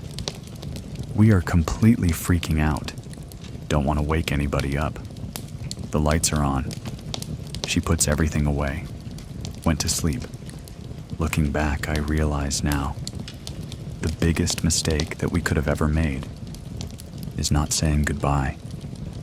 We go to sleep. I honestly forget about it. We giggle about it in the morning over breakfast. She goes home. We're back at school Monday. Nothing really happens. Halfway into that week, I get a call from her around dinner time. She's at her mom's. She sounds freaked out on the phone. She's like, "Hey, have you been feeling anything since our last sleepover? When we used the Ouija board, ever since we used that thing the last couple nights, I can't sleep. Every time I close my eyes, there's somebody in my room. Fast forward to a few nights later. I go upstairs, I get ready for bed, shut all my lights off, get into my bed, pull the covers up, close my eyes, and I start to settle in. Within 5 minutes, there's this ringing in my ears. Wasn't super high-pitched, but enough to make me uncomfortable. I sit up, get a little nervous, and I'm like, okay, you're making it up. Just close your eyes and go back to sleep. I lay down, I get comfortable again. This time, the ringing is louder. Now I feel this pressure on my chest. I tell myself, don't open your eyes. I could feel someone staring at me almost nose to nose. If I open my eyes, it would be right there. The pressure in my chest is getting heavier. I get the courage to sit up and open my eyes. There's nothing there. I had to sleep with my light on that night. And of course, my dad gets up in the middle of the night. And he shuts it off for at least 6 months. Any time that I had to go to my dad's and stay there, that would happen every single night. Unless I kept my light on. I kept getting in trouble for falling asleep, with the light on as soon as the lights would go off. This thing would be right in my face. When I was trying to sleep, I couldn't even use the dimmer anymore. They would shut themselves off. This started happening a lot. I felt so crazy I knew that my dad would be upset. If he found out that I brought a Ouija board into his house so I didn't say anything. My friend started experiencing the same thing. A few weeks goes by. I go to spend the night at her house. We are baking, watching movies, having a great time. Her mom goes upstairs to go to sleep. Her and I are alone. Her and I are starting to chat about the things that have been happening and the things we've been feeling. At the house, the only light that's on is the chandelier. She's like, let's grab our stuff. Let's go upstairs. We'll hang out in my room the rest of the night before we go to sleep. She goes up the stairs first, gets to the very top of the first set of stairs, and stops dead in her tracks, staring at the wall. I'm standing at the bottom of the stairs like, what are you doing? Why are you not going to your room? She doesn't turn around. She doesn't move. She doesn't look back at me. Nothing. She just says, don't move. I'm standing there terrified. What are we not moving for? What do you see that I'm not seeing? I slowly turn my head just barely to the left. There is this little boy sitting on the chandelier, legs wrapped around the bottom, staring at her and I. Do we run? Do we walk? What do we do here? I said. Just ignore it if you give it attention. It's only going to get worse. Walk upstairs, don't look over that way again. Her and I start with a walk, and of course, it turns into a run. We're terrified. We get to her room, sweating, freaking out. There's no way that really happened. It didn't. Go spend the night at her house for a few weeks after. That she told me. There was a few other times after that. Incidents that she saw him. I don't know if ignoring it is what helped it go away for her. But after a handful of times, it stopped happening. I had a few more experiences after that. I just thought, this was going to happen for the rest of my life. I'd be in the bathroom getting ready for school. Someone would shake the door violently. I'm alone. There's no one there. Things like that happened for several months afterwards. A few more weeks goes by. My little sister was a baby at the time. It was just me, her, and my stepmom home, alone. She's upstairs falling asleep in her bassinet. An hour goes by, and she starts crying. Something woke her up. I go to look at the monitor. I see a hand gently patting her back. She falls back asleep. I'm like, oh, perfect. I don't need to go up there. My stepmom made it up there as she went back to sleep. She's fine. 2 minutes later, my stepmom walks in the front door from outside. I said, did you just come in from outside? Or were you upstairs with the baby? And she's like, no. I was cleaning out my car. I didn't say anything. I just sat there. I went back and looked at the video later. And of course, there's nothing on there. I have nothing to show for it or to prove it. After a couple days, I started really just trying to visualize what I had seen, to see if I could put together what the hand looked like, or whose hand it could have been. I remember there being this green emerald ring on the middle finger. That's the ring that my grandma wore pretty much every day after that experience. And seeing what I believe was her on the camera, soothing my sister, everything just stopped happening. I was able to sleep normally again. My friend wasn't seeing stuff anymore. I like to think that somehow she paid a visit, not just to see my sister, but to be like, hey, you guys don't belong here, move on. I actually found out from my friend, a few years after all this had happened, that there had been a lot of crime in our neighborhood. Prior to us moving in, there was a park right across from our house, right across the street, that you could see from my bedroom window. I found out a few years later that a man that lived in the neighborhood for several years took his life at that park. I don't know if because our house was in such close proximity to the park, if maybe there was just this bad energy from stuff that had happened there, or from what happened with him lingering in the area. But I can definitely say, I'm still a firm believer that stuff is real. I have not used a Ouija board since 10, and I'll never use one again. I definitely still have experiences. I'm about to be 32 in November, and stuff still happens. It's not nearly as bad as it was. I make jokes about it now.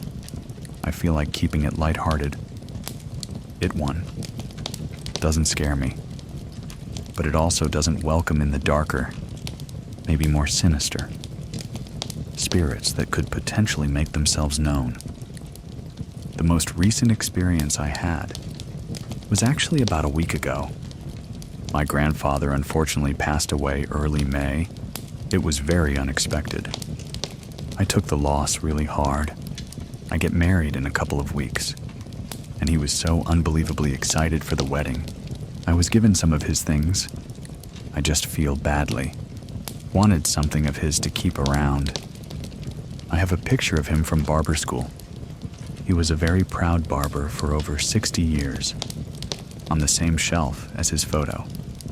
I have a pair of beads of his that he wore all of the time. He loved to wear necklaces, and I have his hair cutting scissors.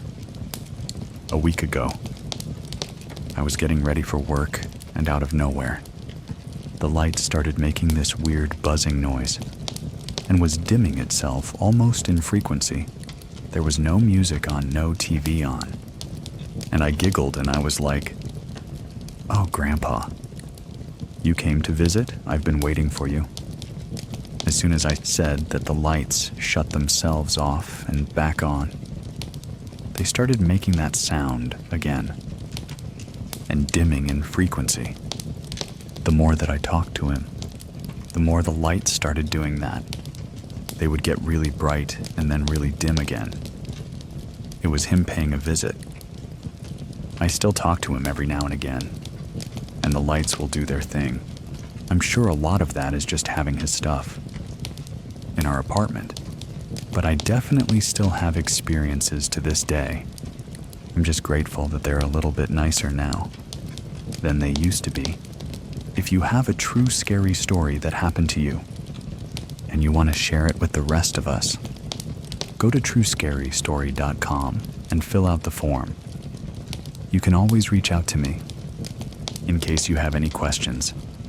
Anyway, if you like the show, drop some stars for us in the ratings and reviews.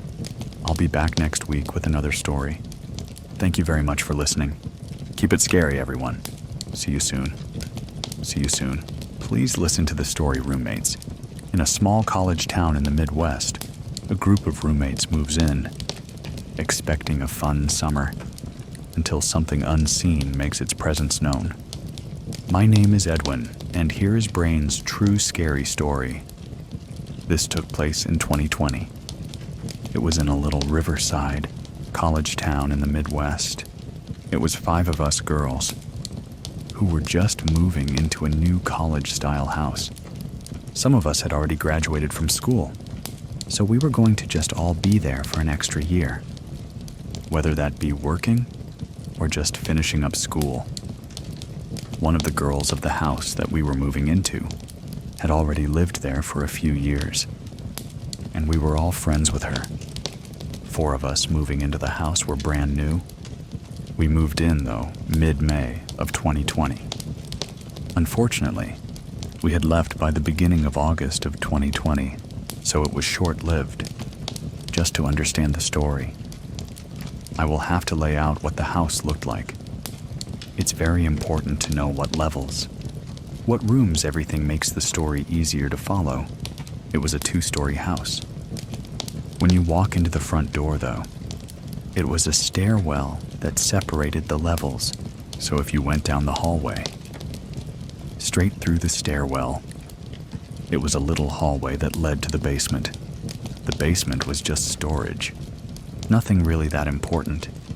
When you walk into the stairwell, directly off to the right, there's another door that leads to the main level. And then obviously when you walk in, there's a stairwell as well that goes up to the upper level. That also has a door that leads into that top. On the main level, there are 2 bedrooms with its own bathroom and its own kitchen. And that's also where the main living space is, with the living room that we all share. Upstairs, there's also 3 bedrooms, and it does also have its own bathroom and its own kitchen. How it was all split off is also very important, of who was in what room. I had leased one of the rooms on the main level of the 2, and then there was the other girl who had lived there full time, lived in the other room over the summer. I had another job back in my hometown, so I was going to be traveling back and forth. So I actually sublet out my room downstairs to someone that I knew for that summer, just so it was paid for, and then I would just come back every once in a while to visit. Upstairs, there were the 3 bedrooms. 2 of them, again, were going to be there full time, and the 3rd roommate was not going to be there all summer long. So it worked out that when I would come to visit, I would just stay in her room so I had a place to sleep. Stay put my things while I would be visiting. In the beginning, mid-May. When we had moved in, everything was really fun. It was the beginning of 2020, obviously. So COVID was hitting. We didn't have a lot of options of things to do, so we spent a lot of time together. We watched movies and played games. One of the girls had access to the rooftop from their rooms. We would sit out there and listen to music. It started off really well those first few weeks. The subleaser had moved into my room at the end of May, so I had gone home to start my job. A few weeks later, though, I had come back to visit and was staying in the room upstairs. The girls had mentioned some weird things happening. Nothing had really been off. No weird occurrences had happened with the tenants that lived there before, and we all knew them so. This was very strange that these things were happening. It started very small. That night, all of their doors were closed. So the 2 girls that were living there, as well as the empty room, all of the doors were closed. At night, when they would sleep, the girls stated that when they were sleeping, either trying to fall asleep Or they'd wake up in the middle of the night from it. They would hear humming coming from the hallways. They didn't specifically. Say if it sounded like a specific song, random little humming noises. That would be coming from the hallway, and then just go away and randomly reappear. The door to the empty room they did also keep closed. When they would wake up, the door would always be open. The weird thing about this, though, was that door was particularly hard to open and close, so it wasn't wind or something we could rationalize off. What would open that besides someone actually physically opening it themselves? Something that we still don't understand to this day.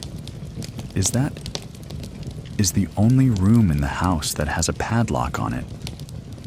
Don't know why it was there. We don't know who had put that on there. And eventually, we did start. Sing it when the door wouldn't stop opening. And eventually, closing in the middle of the night.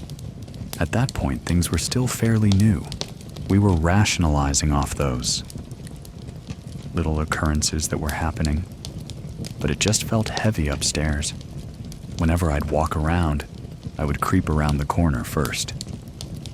Or walk really slow, like I felt like I had to establish and see everything in the space before I would feel comfortable walking into it. I just was so curious. I felt like something was seriously watching me all the time, no matter what room I was in. Bathroom. Kitchen, it was bad. One of my first real experiences was while I was taking a shower.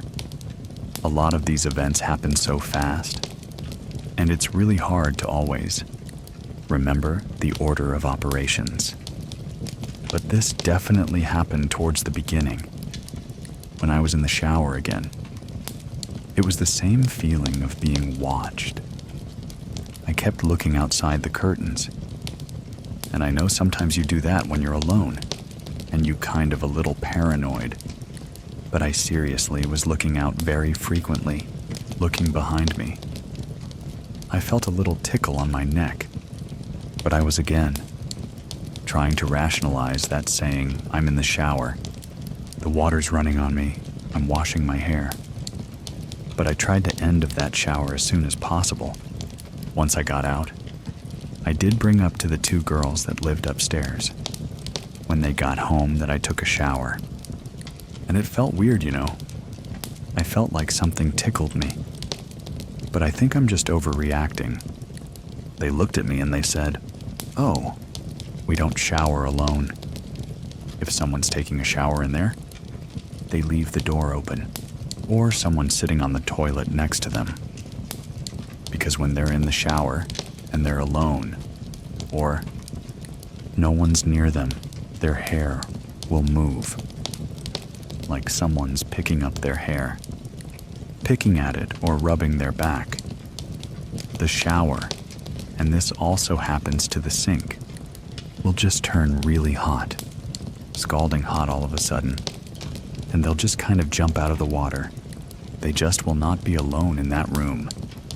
Their reactions when I had told them about the shower, and when they were explaining to me, you know, how they don't shower without someone with them. It seemed more matter of fact, like it was happening so often that they were like, duh, why would you shower alone? I was freaked out, and they were freaked out by all of the occurrences. But that was just something that had happened so often. I think they were just, unfortunately, used to it at that point. We were having a lot of fun together, so we kind of put up with it for a while. And they just brushed that off, until it started to get worse. This only happened upstairs, so the girls downstairs really didn't experience anything. I'm not quite sure if they believed the girls upstairs, but I experienced it myself. With all of these things occurring at night, with the humming, the door opening. We started sleeping with our lights on. We tried to rationalize that. Maybe if we left the lights on, it wouldn't do those things. We'd trick it to think we were awake. One of my roommates in particular. Megan had the typical college lights, the sticky lights that are around your ceiling, and you have a remote that turns them on and off, and they can change color. The lights would turn off, so you would try to keep the lights on to sleep, but they would just randomly turn off. She kind of tried to experiment with it and move the remote that she had under her, or sleep with it under the bed. For some reason, if something's touching it, it can't. But she had done this, and the next morning, she woke up and the lights were turned off, and she had looked and the plug from the wall had actually been ripped out. Something had physically taken the plug out of the wall because it wasn't able to access the remote. That she had to turn the lights off. That also happened in the room I was staying in. It was controlled by a remote. And it even was happening when we were moving in. We just thought, oh, these lights are broken. Why do they keep turning off? But we still don't really understand. I guess after all of this. But we think it might be related to what was happening in Megan's room. But we're not quite sure. At this point, we don't know what's going on. We have an inkling that it's maybe something messing with us, but we don't really know. We haven't seen anything. It's all been things that we've been trying to rationalize. Maybe bad plumbing, maybe bad electrical, maybe the house is moving, so the door is opening. But then, it started to become more frightening and obvious. My one roommate, Sarah, was targeted by these scary things, a little bit more than others. One of them was she was up in her room doing homework, watching TV, and she had randomly heard blood-curdling scream coming from downstairs. Just horrible screaming. Thought someone was injured.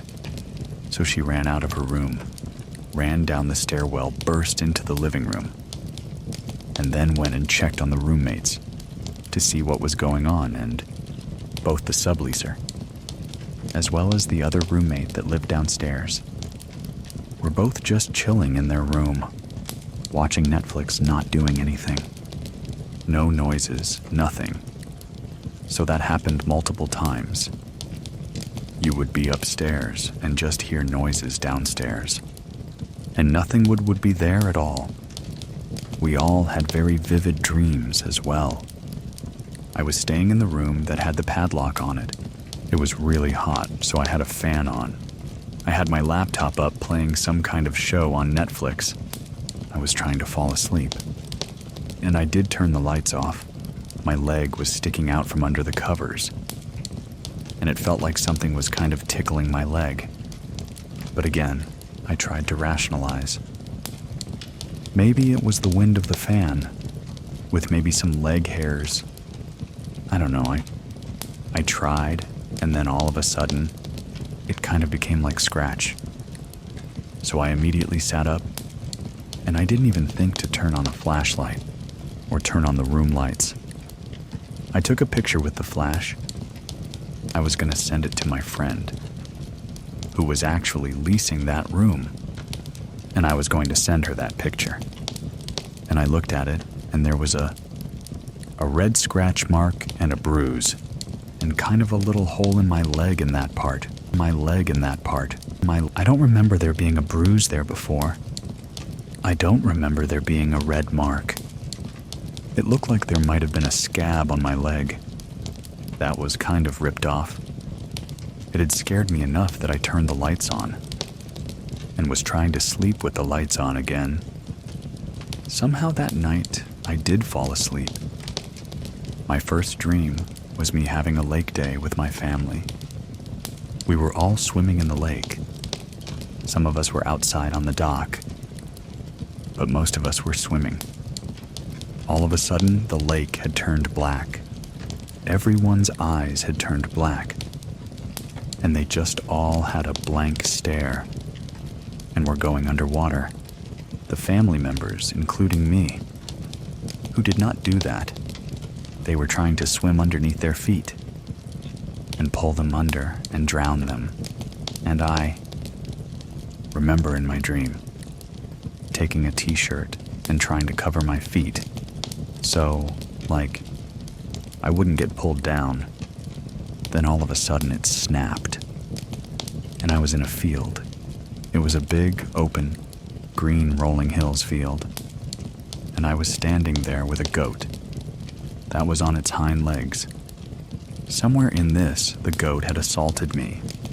I then woke up because I had wet the bed. I have never wet the bed before in my life. Adult life, middle school childhood. I even called my dad to ask. I said, "Is this a habit that maybe I'm reverting back to?" And he's like, "No. You never did through my college years. Never." Obviously, I was mortified. This wasn't my bed, so I got up immediately. I took all of the sheets down to the washing machine. I threw them in and I called my friend, just wanting to be transparent and let her know and apologize. And she said, wait, wait, wait, wait, wait, wait, wait, back up, she said. What was in your dream? And I had mentioned the dream. And she said, Bryn, do you not realize that the goat is an animal, representative of the devil? And I processed that. I said, yeah. You're correct saying that. So from that night on, I never slept in that room again. I moved all of my things downstairs, and I slept in the living room. Even in the living room, though. Even though there was no really occurrences downstairs, the dogs that were my roommates would still bark at dark corners randomly. They would bark at the door that led to the stairwell. They would just bark at it incessantly at random, although those things would happen again. I didn't know if that was just dogs being dogs, but I felt a lot safer downstairs. But yeah, after that, nope, never slept in that room ever again. And I don't think anyone else has. None of our roommates have. At some point during all of this, I was at my hometown and Megan, my roommate, had told her mom, and her mom was concerned enough that she called the medium to try to come in to see if she could help. When we were telling the medium about what was happening, she said that it sounded like there might be two things there. She said she would be willing to help. And she did say, I want to do a drive by the night before, just to get a feel for the house. Before I actually come in, she did a drive by and by the morning.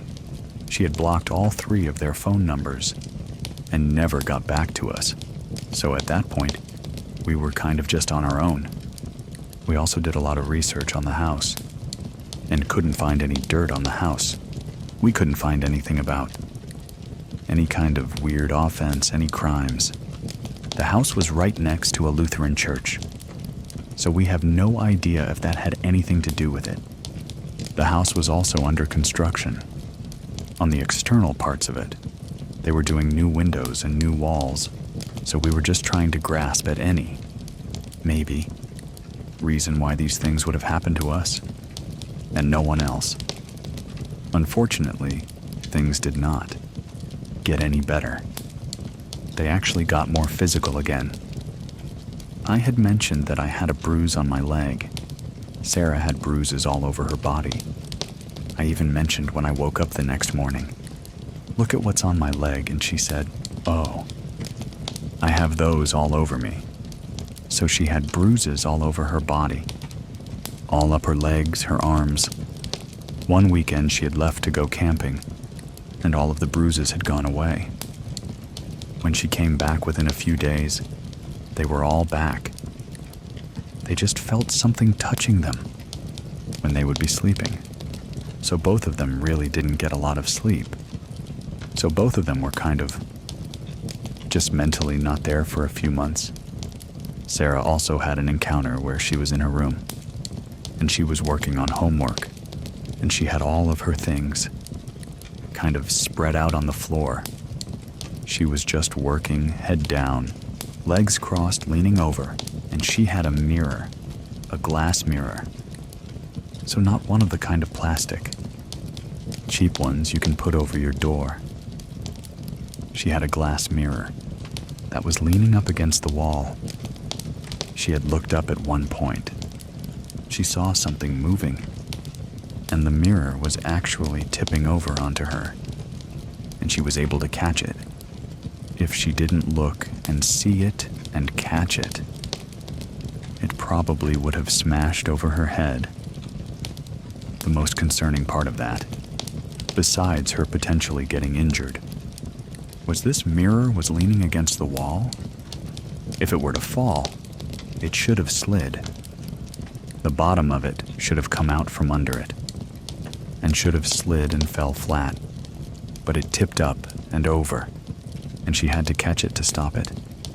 Megan, at night, had a few encounters as well of being touched, just like Sarah had this first night. It was most vivid for her. She was laying in bed, obviously had the lights on, and she could see handprints crawling into her bed, on her sheets. Once they got close enough, she could feel the pressure of the blankets getting tighter around her and on her. That happened more than one occasion. Soon, it started actually showing itself. But we still don't know what this thing really was. Megan one night was asleep. She had woken up because she heard something in the corner of her room. She sat up and looked, and there was a little boy standing in the corner of her room, just looking at her.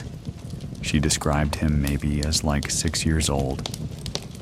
Didn't really get enough of a look to get outfit or anything, but definitely saw a little boy standing in the corner of her room. She looked away, and it wasn't there.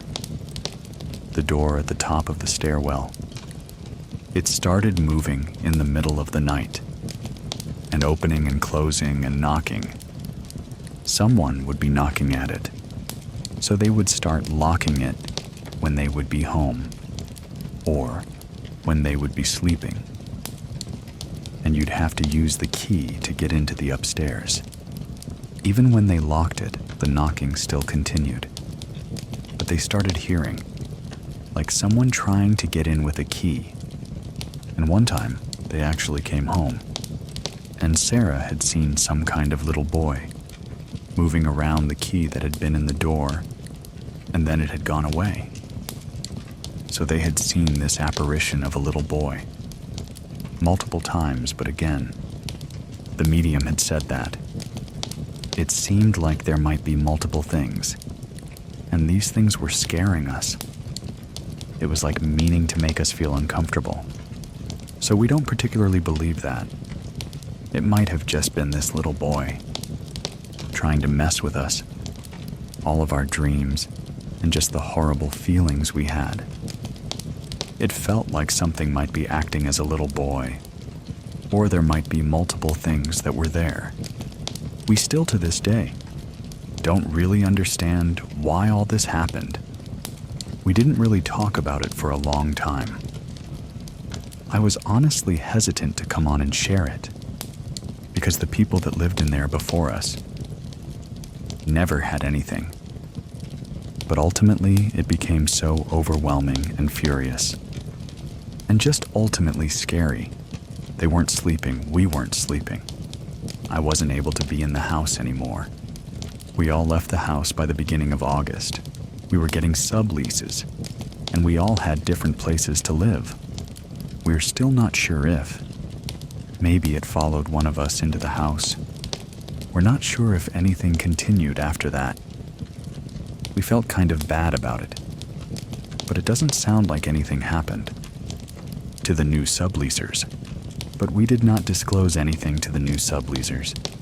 It didn't seem like it was targeting the people before, and we were so desperate to get out. I think they were a little suspicious, as to why we were leaving. So fast, I would be. But we were all able to get subleasers really quick, and we were able to move out, luckily, really quick. I don't think it's followed any of us afterwards. I think we've all been able to just move on. But we couldn't put up with what was going on. We were too scared that we did have to leave. To share your own story with our community, go to truescarystory.com. And if you have questions or want to get in touch, I'll leave my information in the description of this episode. Thank you very much for listening. Keep it scary, everyone. See you soon. See you soon. Please listen to the story We Opened a Door. We couldn't close.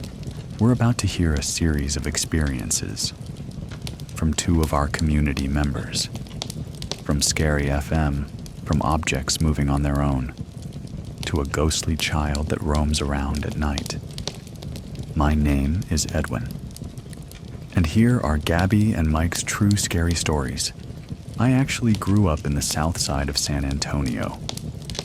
I want to say this happened around the 90s or the early 2000s. I remember specifically a night that my mom had passed away not that long ago. They were messing with the Ouija board, my relatives. One of my relatives asked my mom, "Hey, you want to play the Ouija board so you could talk to your mom?" My mom's like, "That's not my mom. That's not my mom." She knew very well what that game represents. She knew it was nothing good. It's like opening up a portal. We were renting this house from Maicia, which is my dad's oldest sister. Two of my uncles were drunk. Very drunk. They were sitting like towards the end of the yard. The dogs went barking like towards the driveway. And then like they came back with their tails, like in between their legs. And then like one of my deals was crashed out. And my other deal saw a lady coming through the driveway. The lady just kept walking. We had a large pecan tree for our house. And we had like a little cement sidewalk. And it was like a piece of slab of concrete, like behind our house, and she like disappeared there. And like he was asking her questions like, "Senora Al, you know, nothing, nada." My sister, she saw a white lady with a white dress. In the hallway of our house, they saw like a lady in the porch sweeping. My grandma, my mom's mom, she was a white lady with white hair. And she was wearing like a specific nightgown that she would wear. I remember they literally saw her on the porch. Back porch sweeping. My grandma had passed away. In 2005, we moved out of there, the house that my parents are living at currently. One of my cousins had a Bobo home. She lit this mobile home on fire. I don't know why she did so. We got the house, we purchased it. And mind you, it was burnt. Like it was halfway burnt.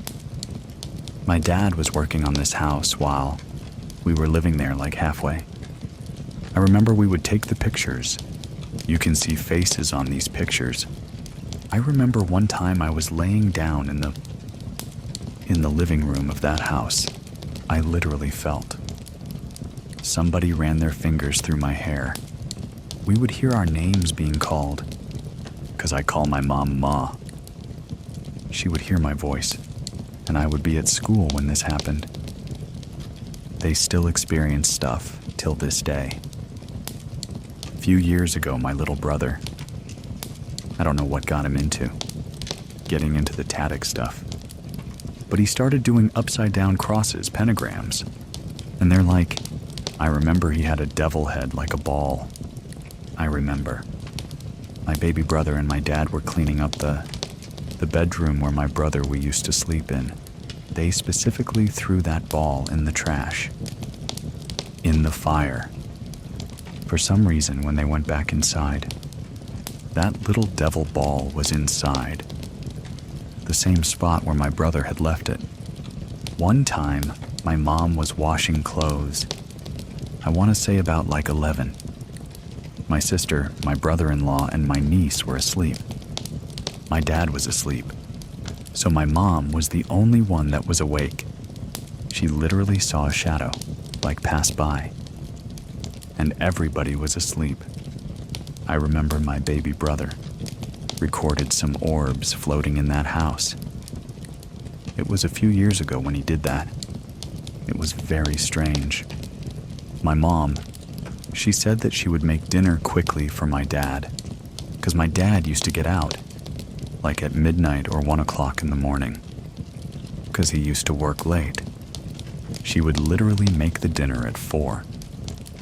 As soon as it hits 5, she goes into her bedroom and she locks herself in, because she did not want to be in the kitchen by herself. One time, my dad and my brother-in-law were coming home from work. My sister, my mom, and my niece were in the kitchen. My dad was coming inside, and he said that he heard like an evil laughter, very ugly. My dad goes, "It can consider your tan feel. What's he can? Who laughs so ugly like that? Who laughed?" My dad's you could hear an ugly laughter. Mind you, my dad's a skeptic. He does not believe in stuff like that. My tia and my tio live in a mobile home. Apparently. It used to be an Indian burial ground there. This was a bad situation that happened in my dad's side of the family. The kids were taken away, so it was my mom, my dad, my tia, my tio, my cousin. My dad literally heard a baby crying. But it wasn't a crying, sad, no. It was a crying what? They take something away from them. You literally heard that coming from a bedroom. My baby brother, he said that. He had spent the night there with my cousin, because they used to hang out all the time. And my baby brother said that everybody went to sleep, and he was the only one that was awake. I think they were playing a video game. I don't remember, but he literally heard somebody say, "The one that has scared me the most is here. Is the one. I'm living here because I live with my in-laws. I was a part of, I want to say 7. 8 in the morning, my kids were asleep. My husband was asleep, everybody was asleep. I was the only one that was awake. So I make myself my morning coffee watching TV. I specifically heard footsteps, coming from the hallway. I was waiting for one of my kids to come out of the bedroom. Nothing. Nobody. What my husband said that the nephew of his had saw, a shadow. 'Cause my mother-in-law, she has pictures of my nieces on the wall, up from their quinceañera. He saw a shadow go by those pictures, from one end to the other end of the pictures, which very, very weird. I also saw a shadow person here. I was washing the dishes from the corner of my eye. I literally saw a shadow go to the hallway. I went to go peek, nothing. I asked my husband, I'm "Have y'all done the research of this house?" I'm gonna try to get my husband just to tell his stories. Mike and Gabby were both present during the recording for this story. And up next, Mike is going to share some of his own experiences. We've been here for since early 90s, and I think this house was built sometime in the mid to late 80s, and we moved here in the early 1990s. I'll say 91 in the previous. Owner here was just some guy who owned a motorcycle, but he was here for such a short time. I don't even know when it even started. To tell the truth, maybe in the mid to late 90s. A friend of mine and I, he would stay the night every now and then. We were playing a PlayStation 1, just being goofy or whatever. So I hopped over the couch and I went to the kitchen. Got some Kool-Aid. It was a glass cup too. so I placed it on top of the table. There was a phone book there, so I don't remember if I was on top of the phone book or if it was right next to it. I just put my glass there, hopped back over the couch. Out of nowhere, boom. We both turned around. I thought you heard that. Oh yeah, it's obvious. So I got up and I turned on the light. 'Cause we had the lights off. I looked around. I think I put my glass on top of this book. And the book was on the floor, like the big old phone book. I was like, oh, I guess it's time to go to sleep. Let's turn off the game and go. I was in my old room and use the restroom. And the restroom is like right next to my old room. And I don't know what time. It was super early, maybe 3, 4, maybe 5. I don't know, still dark outside. So I'm still kind of groggy. So I'm going to the restroom. And this is when you had those like lights that, you plug into the on the wall candlelight kind of effect. I reached for the door, and the door was creaked open already. So it opened up just a little bit more, and I was like, nope. I just turned around, went back to sleep, held it till like sunlight showed up. I would say this was probably around high school times, and my brother was sleeping in the living room. I went to go restroom or whatever. My brother was hiding in the kitchen, like crouched down. Goes, hey, Mike. I was like, oh, what are you doing there, man? He's like, something is hitting the glass on the window. At that time, we had like a past the backyard. There was like a small, dense foresty like section of the field. I guess because there was like the main road behind or in front of that. Now, they've built like an Arby's or something right there. But a long time ago, there was like this creepy forest-like area. It's so small, but like when you go in there, it's so dense that it gets dark in there. It's like so weird. So anyways, talking about like somebody throwing rocks or something, tapping his glass, I'm like, what are you talking about? And then I heard it, and then now I squatted down. We're both squatting down, like looking at this window like, and I had a dog in the backyard and he's like, not even barking or nothing. I was like, I don't know what that was. I was like, okay, I'm gonna go lay back down. You're on your own. So he's like, man, that's messed up. When our kids were real small, we would always get balloons, and I've always hated balloons. So we always had ceiling fans on all the time, and these balloons would always get tangled up. So another reason why I hated them, because I had to untangle the balloons from the ceiling fans. So one morning, my son, he wanted to have the balloons in the room. We're like, no, because we have a ceiling fan in there, but I kept them in the hallway. So the next morning, I was in the kitchen. How it looked out, the layout would be like our room is at the very end. Then, like the hallway, so we have to go to that hallway. And then it attaches to the living room. And then the living room attached to the kitchen.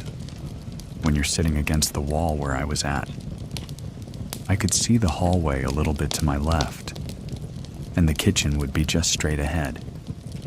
And then, further down, would be another room, which we called the cuckoo room growing up, because it was always the dark room that now we converted it to like a music room, computer room, which one I'm sitting in right now. But this used to be the cuckoo room. So these balloons, we had them in the hallway, and I'm sitting in the kitchen. And one balloon was just kind of like coasting. And I see it, I was like, what? I could see it like, moving just one balloon. Hey, it's coming out here. The AC is not even on at the time that the ceiling fans are off. 'Cause I know they'll get tangled up in there. And this is when the balloons were like, kind of like not full, so they're not to the ceiling, and it wasn't depleted too much, but it was like at about half your height. And I'm just looking at it, I'm like, if it's gonna come to me, that's really weird. It was like just coasting. Coasting comes out of the hallway. There's like a slow turn coming kind of towards me, and I'm just like spooning my cereal in my hand or something.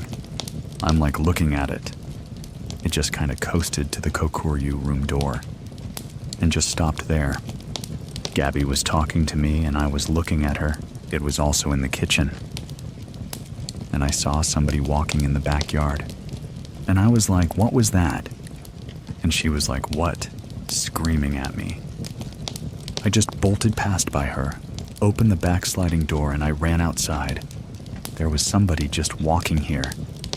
And like the description was, it looked like a female, because this figure has short shorts and like I would say a gray sweater, and looked like they had their hands in her pocket. They had like the hoodie on, but I couldn't see the face. And this was kind of like nighttime too. So it was dark in the backyards.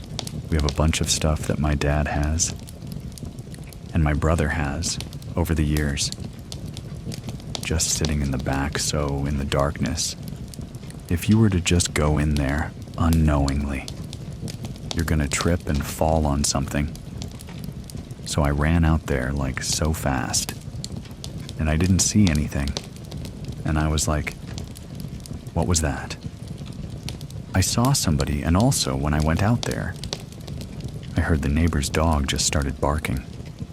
When I was outside, I was like, okay, if somebody was out here, that dog would have barked. Why did it bark at me? There was these people across the street. They took a picture of their daughters. They were like, oh my gosh. They took a picture of a ghost. And I was like, what are you talking about? Let me see. They had a couple of pictures of our neighbor across the street's daughters. And one of the pictures had like this guy.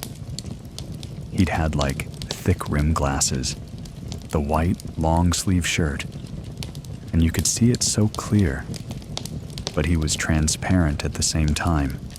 And he was like walking up the street, looking towards not the girls, but like at the camera. It's so clear, but nobody knows who this guy was. Early too, when my space was kind of big, my sister would always add pictures to. And some of those pictures would be like viruses, so I had to do virus checks and stuff like that. So one night I was just sitting there for hours, and my sister and her kids were staying here at that time, so they're like sleeping in the futon. I'm just sitting there, you know, on this laptop, and in the corner of my eye, I saw something move, so when I took another look, I saw a shadow. I swear it looked like a little child. Like child's height, like my nephew's height at the time. Short like a small child. It moved and then it ran into like a parent's room, or like that hallway where the washroom was at. Because during that time it was kind of a garage. But it was being built into those rooms. I got up and I was like, was that my nephew? I know he's asleep, and I was like, that's kind of weird. My boys were pretty small. Gabby and the boys were asleep. I, go to the hallway, go to the living room, go to the restroom, and I hear footsteps. It sounded like it came from maybe the hallway. Came to the door, and I'm like, oh, it's probably the boys. They probably have to use the restroom or something. So I have to quickly finish my thing. And I hear run stop and then run back. Like maybe they got scared and ran back into the room. I come out, open the door. Nobody's out there. I'm looking okay. That's weird. Go back into the room. And I go to my boys and see Gabby. And they're all asleep. I was like, what was that was so clear? Like somebody barefooted ran. Feet running from far away to close and then back. Told Gabby about that. She heard something similar too. And when our firstborn was small, right? I think we had the baby monitor, and it was those things kind of sometimes work. Sometimes they don't, and I think we had it on. And we heard a baby cry from the hallway. And I was like, I think I heard him cry. So we ran over there to go check. And he was sound asleep. If he cried, he would have been awake. I don't think it came from the monitor at all. It's so strange. Everything that's happened with me. It's like I never really got scared. I guess I did. At first it was like kind of creepy. But now I'm like, I don't really care. But I always get real interested, like hyped up when something I see or hear. If there's something here, it's not harmful for sure. If you want to share your own true story, visit me over on True Scary Story. Links to. Everything will be in the description of this episode to get next week's story early and all of our catalog without ads. Try out Scary Plus over on Scary Plus. Thank you very much for listening. Keep it scary, everyone. See you soon. Please listen to the story. A warning from my mother. What happens when eerie encounters refuse to be ignored? One man's life has been haunted by inexplicable events. But now, avoiding the supernatural may no longer be an option. My name is Edwin, and here is Andrea's true scary story. My name is Andrea. I'm from South Africa. My mom is the very spiritual one. And because I'm Portuguese, we are part of the Christian Catholic religion. She would tell me a lot growing up about seeing things, or giving messages, or getting messages from somebody, saying something is about to happen in your life. She didn't really influence me as much.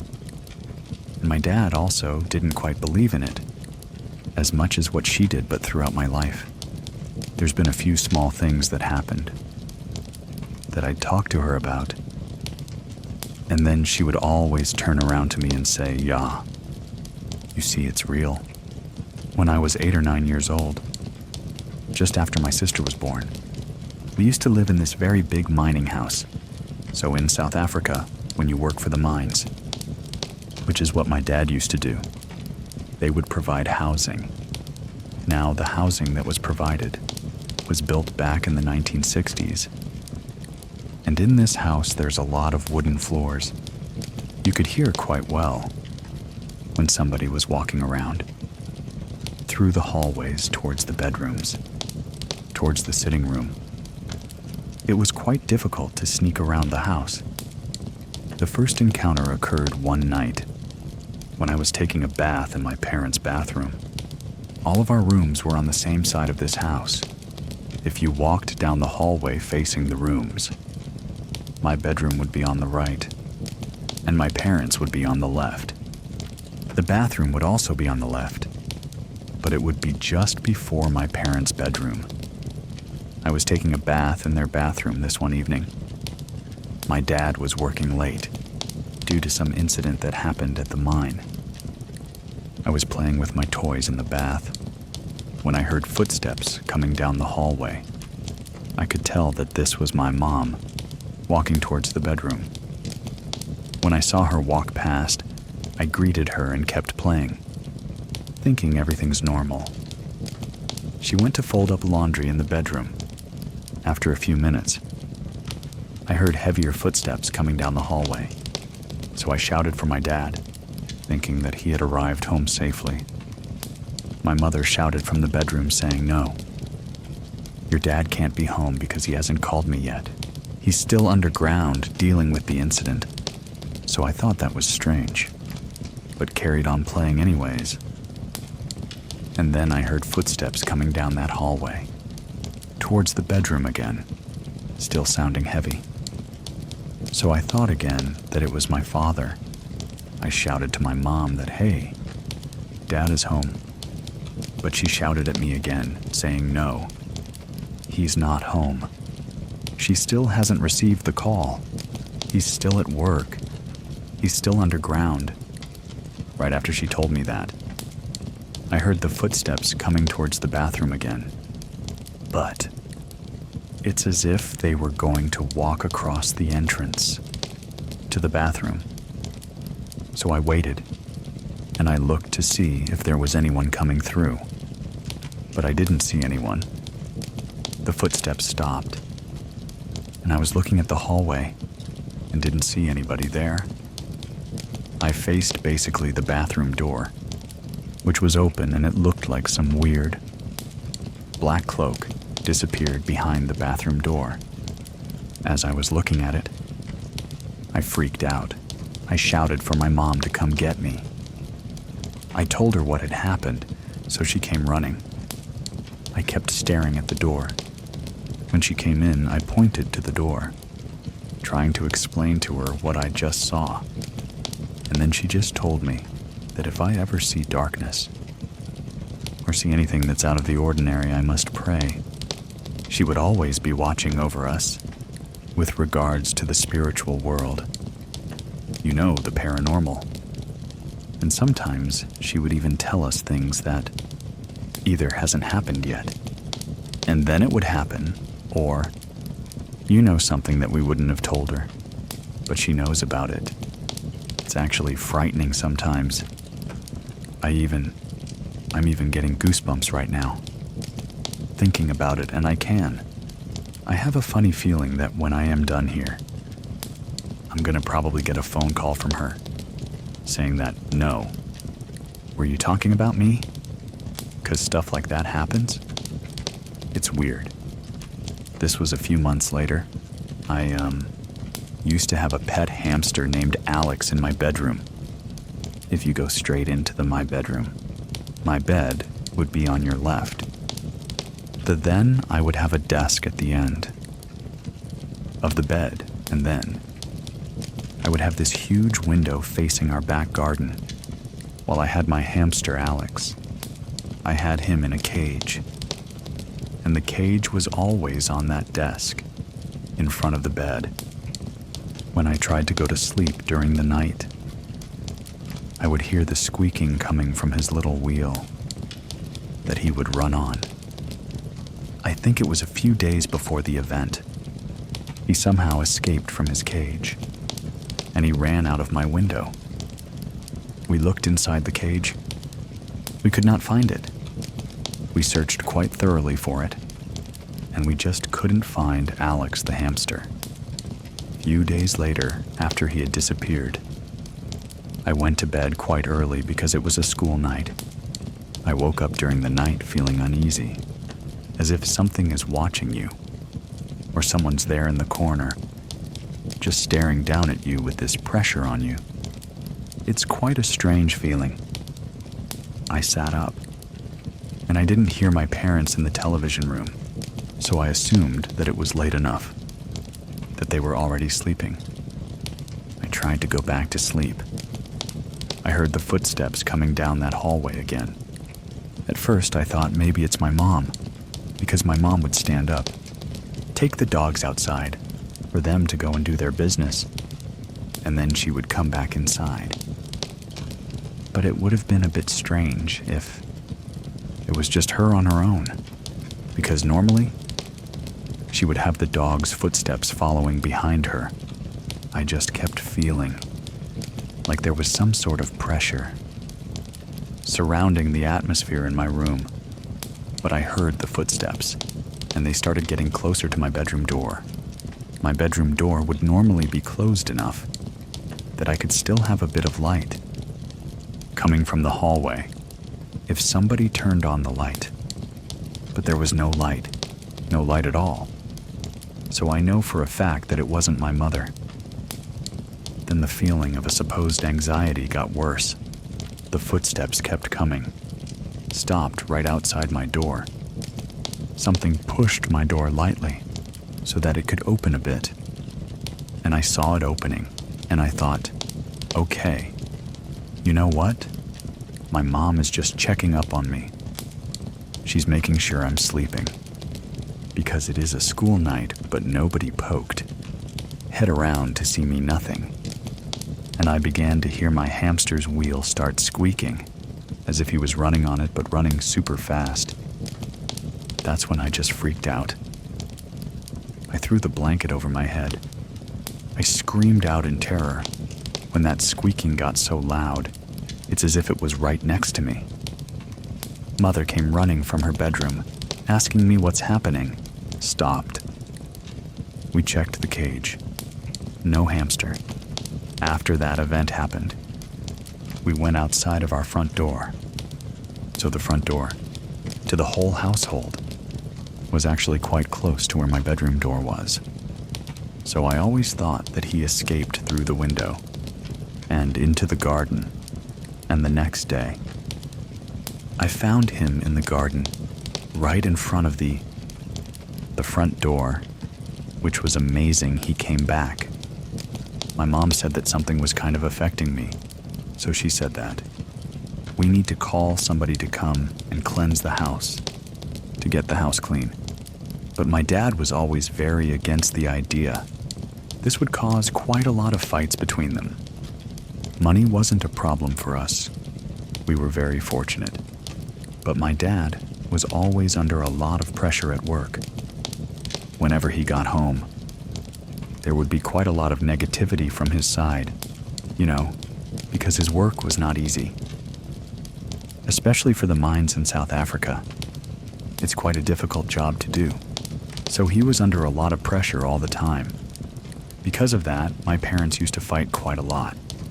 So I could hear them sometimes screaming at each other, shouting. My dad would be the first one to really raise his voice. But my mom used to keep saying this thing to him of, "You are bringing such negative energy into our household, and it's affecting your son. So that's basically affecting me." We moved around quite a lot because of my dad's work. So we moved into this brand new house. We had an upstairs and a downstairs. This is why. This makes these events a bit strange for me, because nobody has lived in this house at all. We were the first family to live in this house. This was about 2 years after my sister was born. This one night, my sister and we were downstairs. My sister was sleeping on a 2-seater couch. Opposite me and I was on the other. Similar 2-seater couch watching TV. My sister's sleeping. She's tossing and turning a little bit, but nothing is bothering her as much. Next, out of the blue moment, she wakes up, she looks at me, and as if it was a ticking time bomb, she just started screaming, as if somebody was physically hurting her. So I got up, I ran to her, and I tried to calm her down. And a few moments later, my mother came down, asking, "What did I do? What did I do?" So my mother came, picked her up. She calmed her down. And then my mother sat on the couch with my sister, and everything was fine. We carried on watching TV. My sister fell asleep. My mom's arms. My mom put her down next to her, just to give her a more comfortable position to lie in. After a few minutes, once again, out of the blue starts freaking out. Just didn't make sense. But she did this thing where she would sit up. She starts screaming. But then she's pushing something in front of the couch. She's like extending her arm away, as if something is attacking her from under the couch. So she just kept extending her arm, trying to push something away. We are going towards her. My mom picks her up, and she's still got her arm extended, pushing whatever it is. We both freaked out by what's happening. So my mom just takes her, starts praying. Still don't know what happened. But my sister talked about it later on, when we got older, and she says no. She remembers that. It was these black dogs trying to attack her. They were trying to drag her away. That's what she remembers. That's so quite strange. Time passed. We still in this new house. I'm sleeping in my room if you climb up the stairs. The first door directly in front of you was the entrance to my bedroom. Left was the office/study room. And then on the other side of that was my parents' and my sister's bedroom. I fell asleep that night and woke up with that same uneasy feeling I had in the other house. I'm lying down facing the entrance, and I can see my cupboards, where my clothes and toys used to be packed away, and I saw that my middle cupboard where my toys were was left open, which is a very strange thing to happen, because every time I went there to put on my clothes before climbing into bed, I was taught from my parents that I must always close a cupboard and don't leave it open. I could see like an outline of the shelves, and it was very bright, like white. So even though it was dark, you could still make out a little bit of the shape of the shelves. Once I saw that, there was kind of like a weird cloth that I saw in the previous house coming out of the cupboard, but sloping downwards like smoke. If you've ever seen cold vapor, whatever flowing down the shelf, if you open the freezer during a really hot day and you see that vapor just crawl underneath and fall straight down because it's cold, it was like that, but it's black. I tried to close my eyes, didn't want to look at it, but I looked at the cupboard again, and that's when I saw these two bright red eyes looking at me, and I jolted awake, like your body just jumps up from, as if you got a fright when you're falling. Screamed my lungs out. Even our house alarm went off, which was also strange, because nobody was at the bottom story or the downstairs area. It's almost as if the alarm went off at the same time as I did. My mother ran in. She said her famous words. "Okay, just pray. I told you, if you see that, you need to pray. Don't let it in." But I was just so freaked out. I didn't think of doing that stuff. The same house again. I think I was lucid dreaming. You can't move your body at all. You can move your eyes, but you can't really move your body at all. So I think in this evening, that's what was happening to me. So I was sleeping and woke up very late in the morning. Can't remember the time, probably off to about 2 a.m., and I couldn't move my body, as if it was like...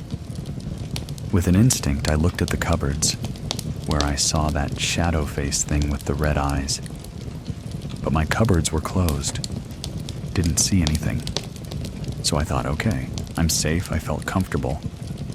Then I decided to look at my bed, my headrest. That was a big mistake. So I saw this face, like a face that had a mask above my head. It started forming, but it did it in such a way that it's like it just starts appearing out of thin air, solidifying this very vivid, detailed image of a face in front of you. I don't know whose face it was, because it looked like it was wearing a mask. I freaked out. I felt this heavy pressure. I didn't know what to do. I couldn't move, but I tried to see if I could wake my body up. I kept trying to move. It still kept coming towards me after it had formed. Eventually, I got feeling in my body and I punched at the face, kind of like a fight or flight response. I remember seeing my arm going through it before he disappeared. Since then, if I ever have like a lucid dream, or if I'm ever awake, but I can't move my body, I will keep my eyes closed, because I don't want to see that again. There was just such a horrible pressure after that, and I think that's why I just tried to fight it. My mother would always try and be in control, and she would always cleanse, even if my dad didn't believe it. She still did it because she believed that it was, like, very important, and she would always protect us. My grandparents are from Portugal. My uncle, my mom's brother, he passed away when he was 24, and my uncle was buried there. So when we went to visit, we stood on top of his grave. And since that first time, I always have like a comfortable feeling that he's around me. You know that I know everything is fine. And my mother says that he is always around the kids, always around my sister and I. He is our guardian angel. He is protecting us. And I think that's sometimes why I see things, even if I don't believe them. I will still experience small things. My mother is quite a big role in all of this stuff because of her being more religious. So everything, ironically enough, kind of ties around her. I used to have an ex-girlfriend in high school. Her mother passed away when she was about 3 years old. So she hasn't had a mom for many years. It was quite sad, but, she carried on. So we started going out. She used to tell me about her mom, and, I used to see her. Pictures of them when my ex was a little baby, with her mom on her mom's lap. What happened with this story was, she told me about her mom, and she would sometimes have quite vivid dreams, as if her mom was still around her. I always thought, I don't think there's anything there. Maybe there's no meaning to the messages that your mom's trying to give you in your dreams. So she would say that her mom in her dreams would say, no, that she's found someone that she can talk to. And I thought, okay, that's very weird. Then she says that her mom felt a pulling force towards another person. It wasn't me, because I didn't really feel anything change, and nothing happened to me specifically. However, because we were going out, and her mom kept telling the daughter that, oh, I'm feeling a pulling force. She was actually feeling that pulling force to my mom, so I disregarded everything she said. But a week after that, my mom says, listen, she's not feeling well. There's someone that is bothering me when I'm trying to sleep, and I asked my mom, what do you mean I don't understand? Who is someone? So my mom says no. She woke up, she saw this lady talking to her, and she wanted my mom to try and communicate with her daughter through my mom. She kept bugging my mom for 2 nights, and my mom eventually had enough, and she came to me and said, listen, I need to have a talk with this girl. I need her to come over now. I need to sit down, because this lady is bothering me the whole time. I cannot sleep, it's messing me up. So much so that my mom even looked sick. My ex came over, we sat down around a table. My ex didn't have to say anything. My mom told her everything about her mom, how she passed, why she wants to communicate with her. She wore glasses, a specific accessory that you need for every day. So she says no. She wore these black glasses, and she did this. And these are the common things that she would want you to remember her for. And my ex broke down in tears, saying she can't even explain, because she never told me all of those details to me, so that I would tell my mom no. My mom knew all of this stuff all by herself. That was very scary. Still, these things happen. And my mom still says you are sensitive to it. Even if you deny it, you still gonna see it because you're sensitive to it. But I don't know, I'm 27 years old now. It's freaky that it still happens.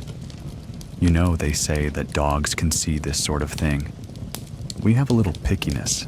Sometimes during the night, he stares at the door and he barks and he doesn't stop. This one last event happened about 2 weeks ago. I normally set my alarm for 5 a.m. or 5 a.m. so that I can drive to work, because it's about an hour's drive. But what happened this morning? I forgot that I actually switched it off. So my first alarm went off. I would normally snooze it. Then my second alarm would go off 30 minutes after the first one. But this morning I switched both of them off.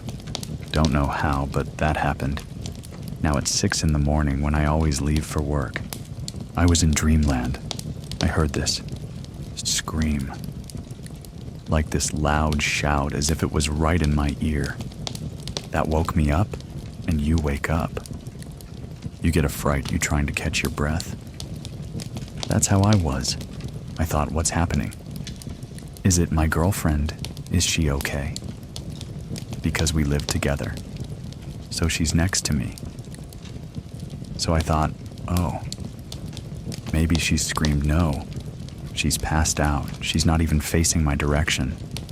Whatever it was, woke me up at the exact time that I had to go to work. So then I phoned my mother about this, and I told her the story of what happened. As I'm telling her the story, she tells me no. I'm getting goosebumps right now, just hearing you. Tell me about this woman that screamed. And then she starts asking me questions like, was she old? Was she young? I said to her, I don't know. I can't really tell how. The difference between an old and young scream, but it's a scream. And then she tells me it's weird that it's a woman, because it would sound maybe like your uncle and not somebody else. So then my mom says, listen, you need to be careful because it would be maybe possible that it's your uncle. If it's a man's voice, but if it's a woman, maybe it's something else. So be careful. Do you know of someone who has a true scary story that takes place in the woods? Let me know by going to truescarystory.com and to get in touch or join our Scary Plus members that get to listen ad-free. Check out scaryplus.com or get in touch with me if you have any questions. I'll leave links to everything in the description of this episode.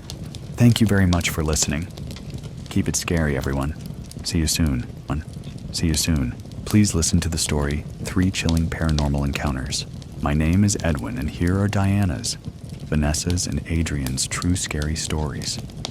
Growing up when I was little, we used to go to Mexico every summer. We are from the state of Juarez, Mexico. My grandparents used to own a plot of land. Technically, they still own it, but they passed away a few years ago. And so my aunts and uncles still live there. There's about 5 houses on that plot of land. Their main house and then the other 4 houses. My family's land is actually built on top of a cemetery. And so there's always been different stories of things that they've seen, things that have happened. My dad owned the house that was located nearest to where you know this cemetery is. They would always hear banging on the walls. My mom, who is a non-believer of anything paranormal, one time stayed there, and she was woken up in the middle of the night with banging all on the walls, and it wasn't just on once, it was just all over the house, just banging all over the house.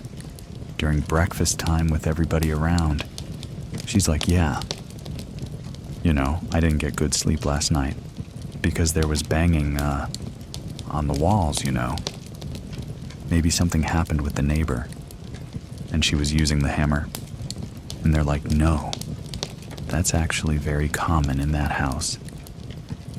As a matter of fact, you know, my other uncle who lives a house over has also heard those bangings. And so he came out in the middle of the night to see who was, you know, causing chaos out there. He brought some type of weapon out with him, just to make sure he had, you know, something to protect himself with, because he really thought it was a person. And he said he went all around that house and did not find anybody there. My grandma had gone to a flea market out in Mexico, and she bought a dresser with an attached mirror to it at this flea market intended for my uncle. She took it to my uncle's house. You know, they had it set up some time passed by. One night my uncle was asleep and something woke him up. He felt this uneasy feeling, like somebody was just looking at him. He woke up, and he was kind of scanning the room. It's dark. He can't really see anything. He's still half asleep, and in the corner of the room, he sees a little boy who's about anywhere from 8 to 10 years old. He's just looking at him, and he tries to call out to him to get his attention. Little boy is not moving. He's not doing anything other than just staring at my uncle, so my uncle decides to grab, like his cover or a pillow to throw at him too. You know, get a reaction out of this little boy to see like, what are you doing in my room?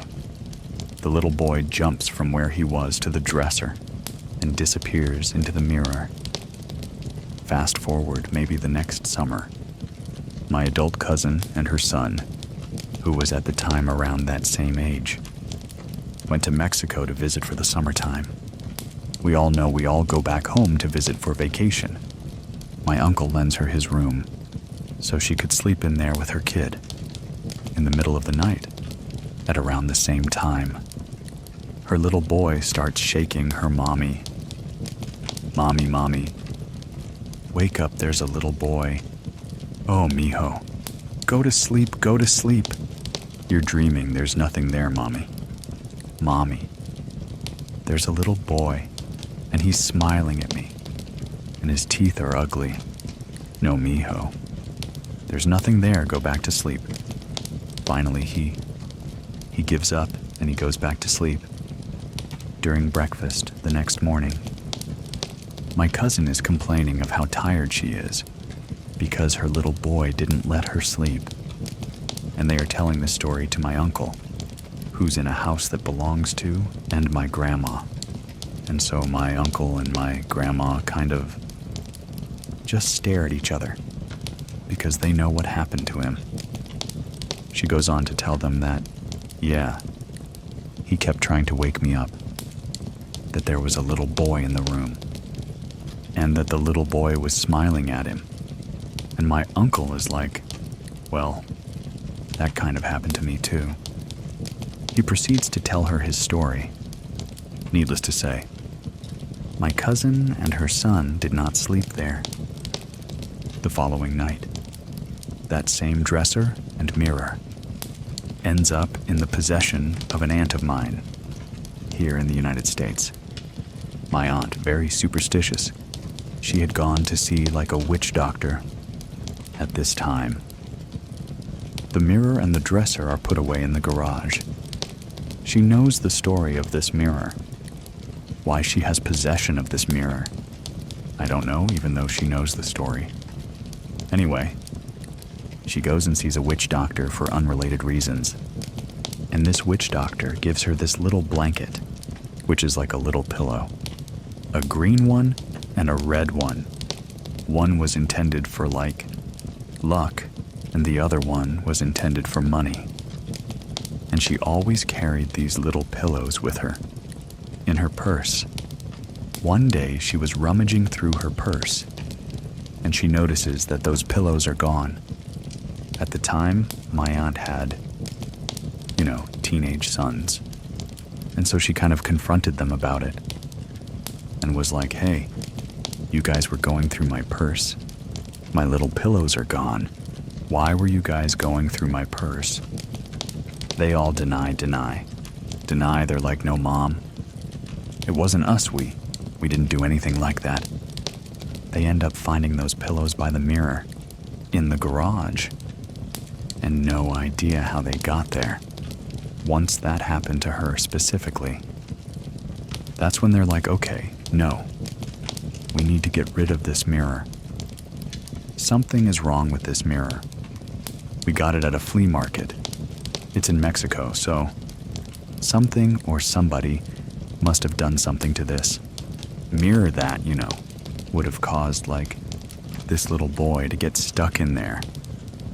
And so ultimately, that's what led to their decision to get rid of that mirror. Everything stopped, like there was no other occurrences with the little boy or anything going missing after they broke it. Essentially, we've always been scared that that land was built over a cemetery, because there's been other like small occurrences that have happened, but I think that's the creepiest one. This took place May of 2015. Me and my husband were going to New Orleans for the first time. We have a timeshare thing, so we were able to get a 2-story room. We were going to be there for 2 whole weeks. For whatever reason, they would not let us stay in the same room. For both weeks, we had to stay in one room for 1 week, and then they had to check us out and put us in another room for the second week. This happened the last Friday that we were there, on the first week, if that makes sense. When checking into the room at first, you're looking at it and it's so cool. It totally looked like what you would think New Orleans would look like. It had like brick wall. There was weird kind of paintings in there, and I remember even walking in there. I was taking pictures and showing the video and everything, walking throughout everything. I remember walking upstairs and getting like a, I don't know about this. I brush it off. Because we were new arrivals for the first time. I was super excited. There was a second room in there too. I just didn't like it. I don't want to be in here by myself type thing. The last night that we were there in the first room, I knew that I was dreaming. Because I remember we were in the master bedroom. Like I said, this was like a 2-story room. I remember sitting up in my bed, and I kept hearing things. I felt like it was cabinets opening and closing. Opening closings and doors. Opening and closing, opening and closing. I knew no one was in our room. It was just me and my husband. I knew my husband was in the bathroom. I don't know how I knew that, but I knew that my husband was in the bathroom. I was sitting in bed, and I asked, "Hey, are you not hearing this?" When I said that, I felt something pull my leg. I freaked out. All of a sudden, I felt like someone grabbed both my ankles and pulled me down. When they pulled my ankles down, I lay flat on my back on my bed. When I woke up, I couldn't move. I couldn't move like at all. The only thing I could move was my eyelids. I was like, what is going on? I was in the exact same room we were sleeping in. So the first dream took place in the room. When I woke up and couldn't move, I knew I was in the room, and I knew. I could see my husband laying right next to me, in arm's length. All of a sudden, I remember 2 different things or entities.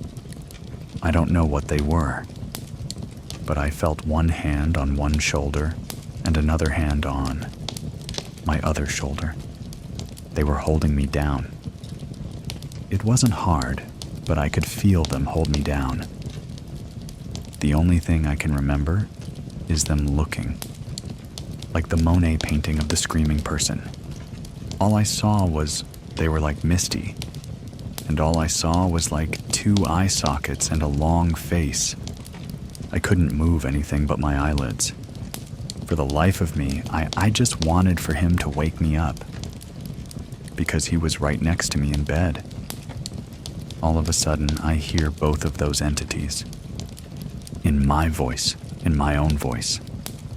I felt like they were making fun of me. I felt like they were mocking me. Like, how you can't talk, how you can't talk.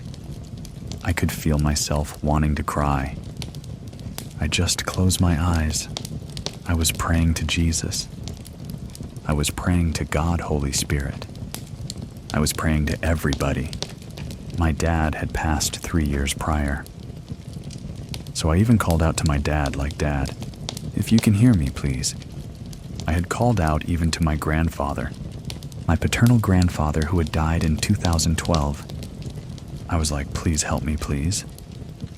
As soon as I called out to my grandfather, within maybe 10 seconds, I woke up. I was able to wake up.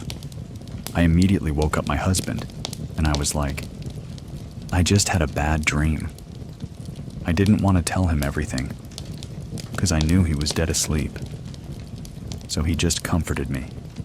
But I ended up praying for the next 20 minutes, and just thanking God that I was able to wake up from that dream. That was the scariest thing that I ever experienced. I ended up telling my mom at least a year later. She freaked that she was like, "What? Oh my God, I can't believe that happened to you." She totally believed me though. She's like, "I'm sorry that happened to you." I remember the resort that we were staying at was called the Quarter House. It was built in 1830. I know it was really old, and I thought that was really cool because I was like, oh my God, we're staying in a fairly old building. I love history of stuff, but I did not think that that was going to happen. I just thought it was cool because it was really old. If I would have known it was haunted, I would not stay because I'm like such a scaredy cat. Even to this day, I have dreams within dreams, but they're not like that, where I wake up like sleep paralysis.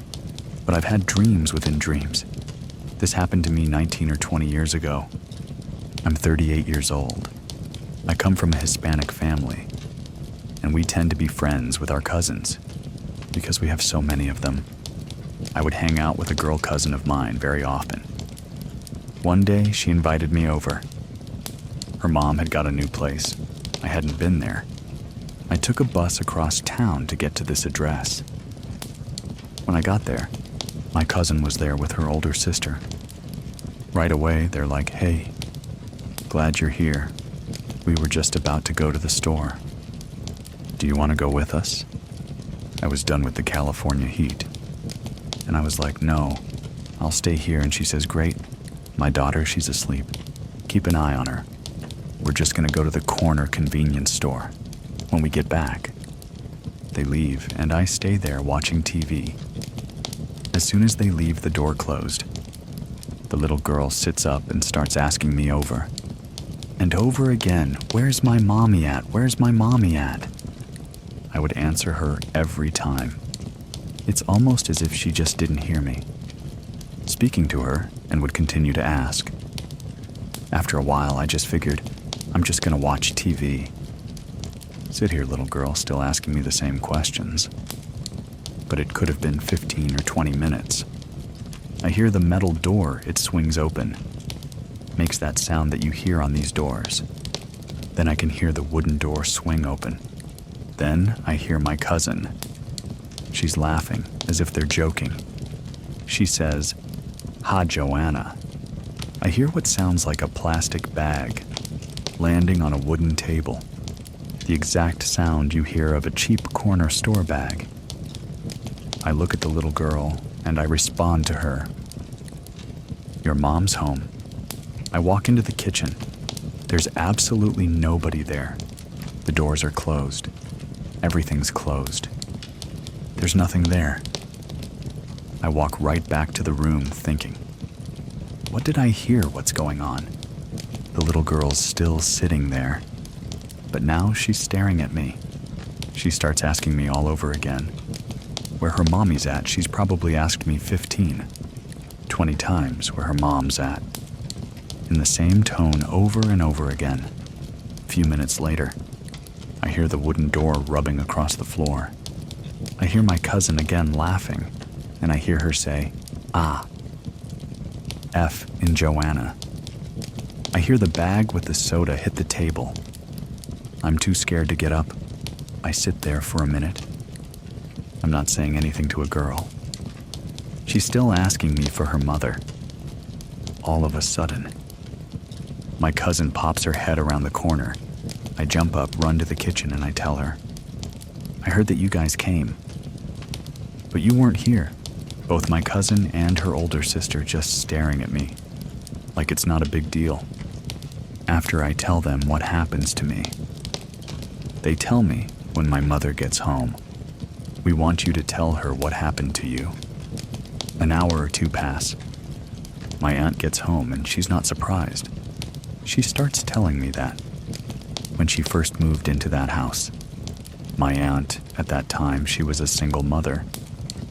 When they first moved into that house, she would constantly catch her daughter in her closet, going through the boxes making a mess.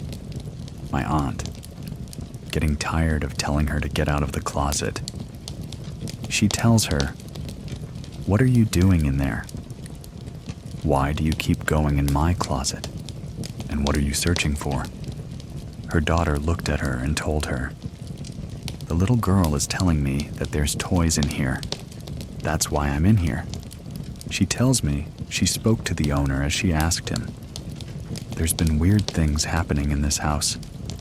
Has anybody ever said anything? Or told you anything the owner himself was like? I've had a hard time keeping this place rented.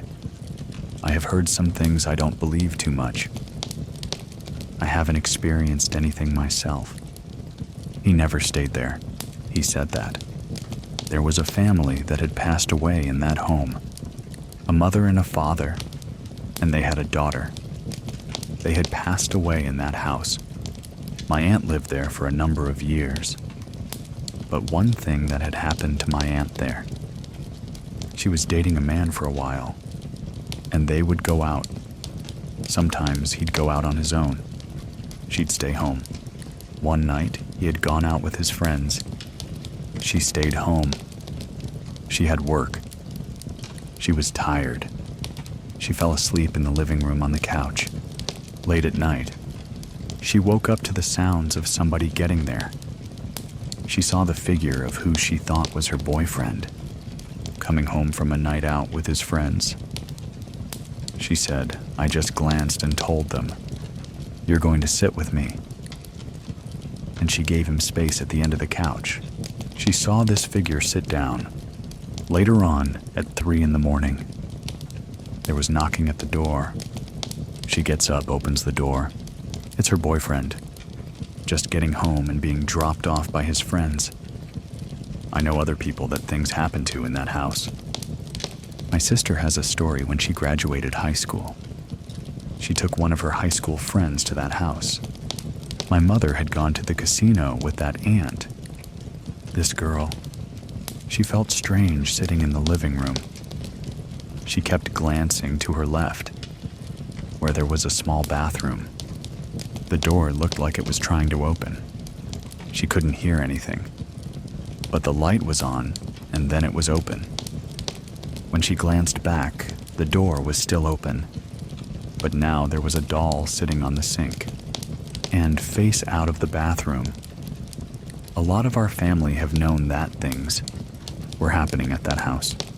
I talked to one of my other cousins before I did this interview, and he was even like, "Yeah, everybody that's been there knows that. There's something weird going on at this house. Everybody doesn't experience the same thing there, but everybody there says that they can feel something there, watching you. You get this feeling as if something's waiting. It's waiting to do something to you." After that happened to me, I would feel uneasy in there. Years ago, I remember trying to look it up about the internet, probably 20 years ago when I was 19. I never really found anything.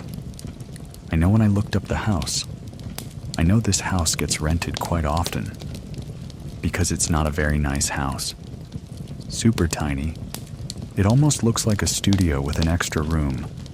I don't think people stay that long. My aunt was one of those people. She was older. She believes in God and everything. It's where she's like, "Watch. Just pray. Things will leave me alone."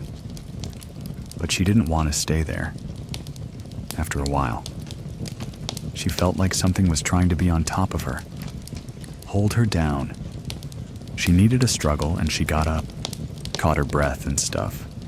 Like that. I had heard stuff like that from that house.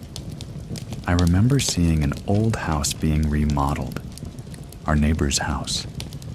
There would always be stories about this house being haunted. They would rent it. I never saw anything myself. What made me believe, I think, If at all, maybe people do sense things. As the neighbors would always say, this little house was haunted.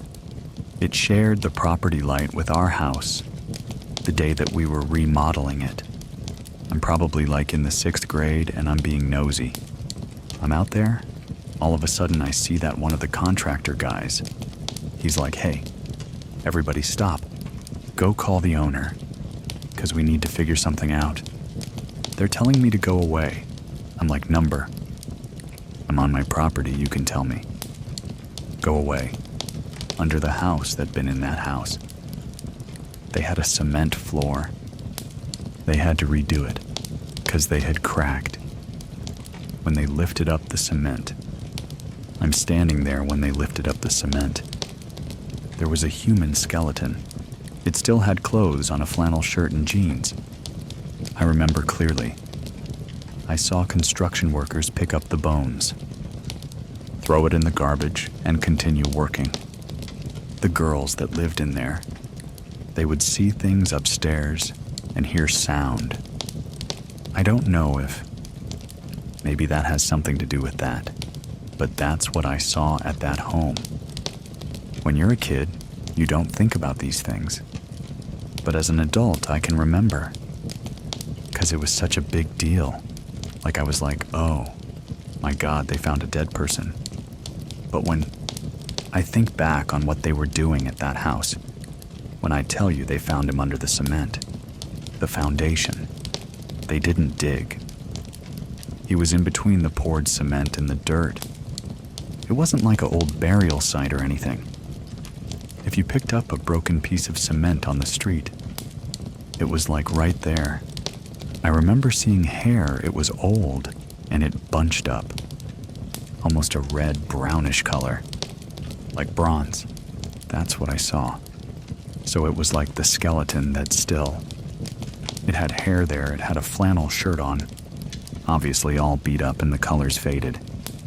But the jeans, I guess I don't know. I remember seeing the jeans. You think stuff like that would fall apart. They had holes in it, but it was still pretty intact. I remember him reaching for the leg. I had jeans on, but when he pulled, the bones that you have in your waist area, you can see them separate. The long leg bone was still in the pan. So then, they had to pick up the bones individually and throw them away. I remember looking up that. But later as an adult, I didn't know when that house was built, even where to start looking to even think anything. But how many more people are under cement slabs somewhere? This house was on a corner lot. My aunt owned this property. These are older neighborhoods in Fresno, where you had more land. At some point, my aunt, or whoever owned the house before her, they had built a small studio apartment right behind her house and to the right. They built a 2-story, 2-bedroom. It was shaped like a little square. They had built that there. One of my other aunts was staying in the house, right behind her, and they were renting the 2-story one. The reason why they had lifted the floor was because apparently the foundation of the house wasn't sitting right anymore. There were cracks on the walls. The house was shifting, I guess. They had to pour the cement on the base floor of the house, rip up the old stuff and throw it away, and then pour new cement. I remember in their living room right there, where they'd sit and watch TV all the time, was where that crack was. And that's where the body was, under that crack. The foundation cracked where that dead body was. Up next, be sure to check out my other podcast called Scary Story Podcast. And if you're into more historical and mysteries, stuff like that, be sure to check out Horror Story. I'll see you over there if you want to support the show. Head on over to Scary Plus, calm as always. Thank you very much for listening. Keep it scary, everyone. See you soon. everyone. See you soon, everyone. Please listen to the story If I Die Before I Wake. From shadowy figures and chilling whispers to a creature running at her in the dark. Her childhood home was a nightmare she couldn't wake up from. My name is Edwin, and here is Caitlin's true scary story. I grew up in Ohio growing up there. I was always told that Ohio was the most haunted state in the U.S. Apparently, we had around 111 supposedly haunted locations. Basically, if you wanted an amusement park, you'd have to take a bit of a drive.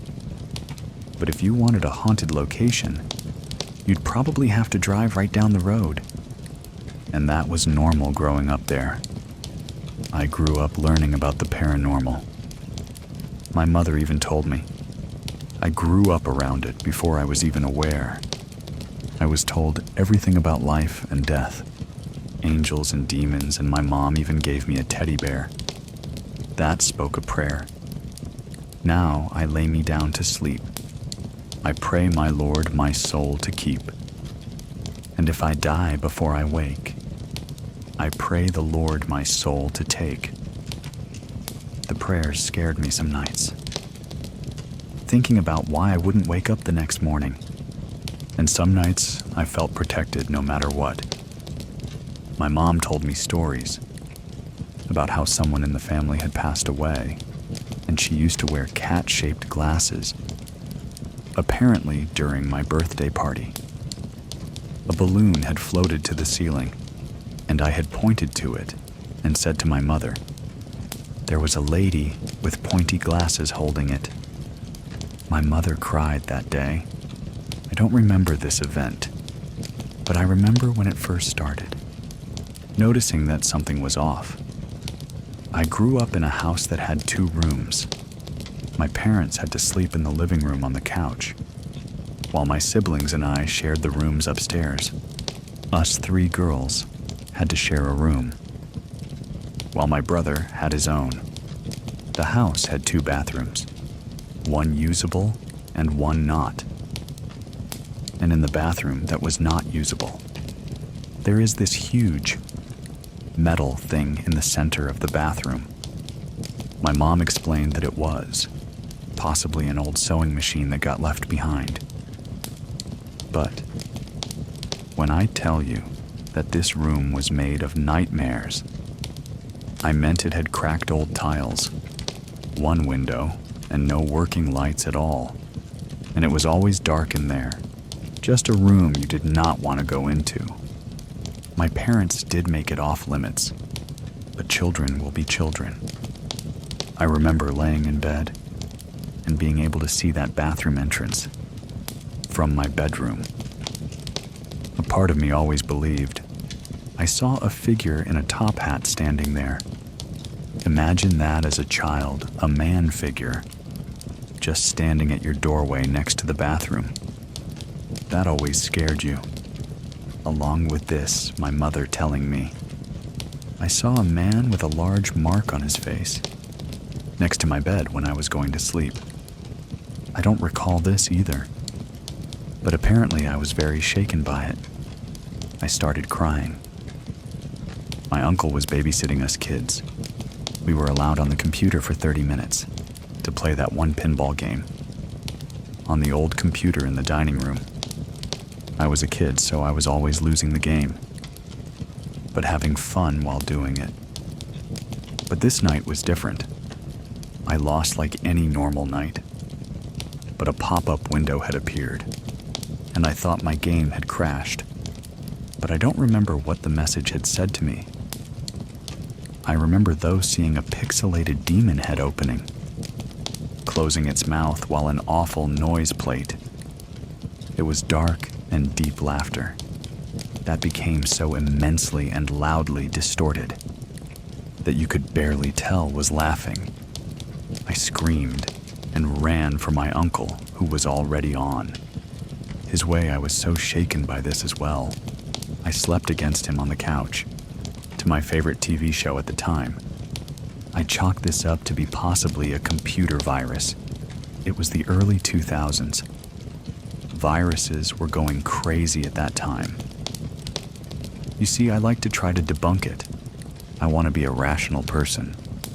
But sometimes, there are things that we can't rationalize. There's another time where I was walking down the stairs at night, and I saw a shadow of a man getting closer to me. But when I expect to see the man, as the shadow approaches, only my cat walks by instead with no man in sight. Another time, my dad invited his brother over, and as the adults played cards and board games, my sister and I were upstairs, singing to our Disney Princess radio. Out of nowhere, we heard a bang. Upon looking at the window, we saw a hand. The fingers and palms were all different colors. We could hear all the adults downstairs. My uncle, my dad, and my mother. We didn't own a ladder.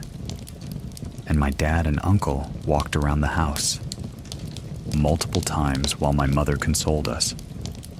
That's when I realized I wasn't imagining things, because my sister saw it too.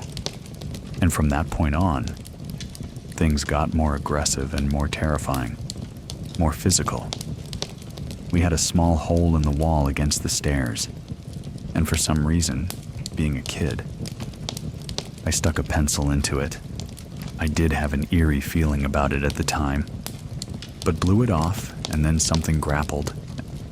I remember the pencil being yanked so hard, my body hit the wall, and as I yanked it back, whatever it was, yanked harder, until I eventually let go, because I was scared. I debated looking in the hole, but decided against it. Rats or mice can't tug on stuff that hard, and I can't rationalize it. Maybe my father was on the other side, working on the wall, but no. This hole was pitch black. I would have seen the exit hole had there been one. I remember playing patty cake on those very same stairs with my older sister. Suddenly, she did not fall. She did not slip. She got pushed and tumbled down 3 stairs. Her nose was bleeding, and my father immediately yelled at me, thinking I had pushed her. My big sister had defended me. She looked shocked and pale, but she never spoke about it after that. I thought that would be the climax of it all. But I was wrong, because this memory here will always make me believe in the paranormal, no matter who tells me. It was just an over-imagination incident. I know and remember fully what happened that night. When I was little, I loved snuggling to my mother.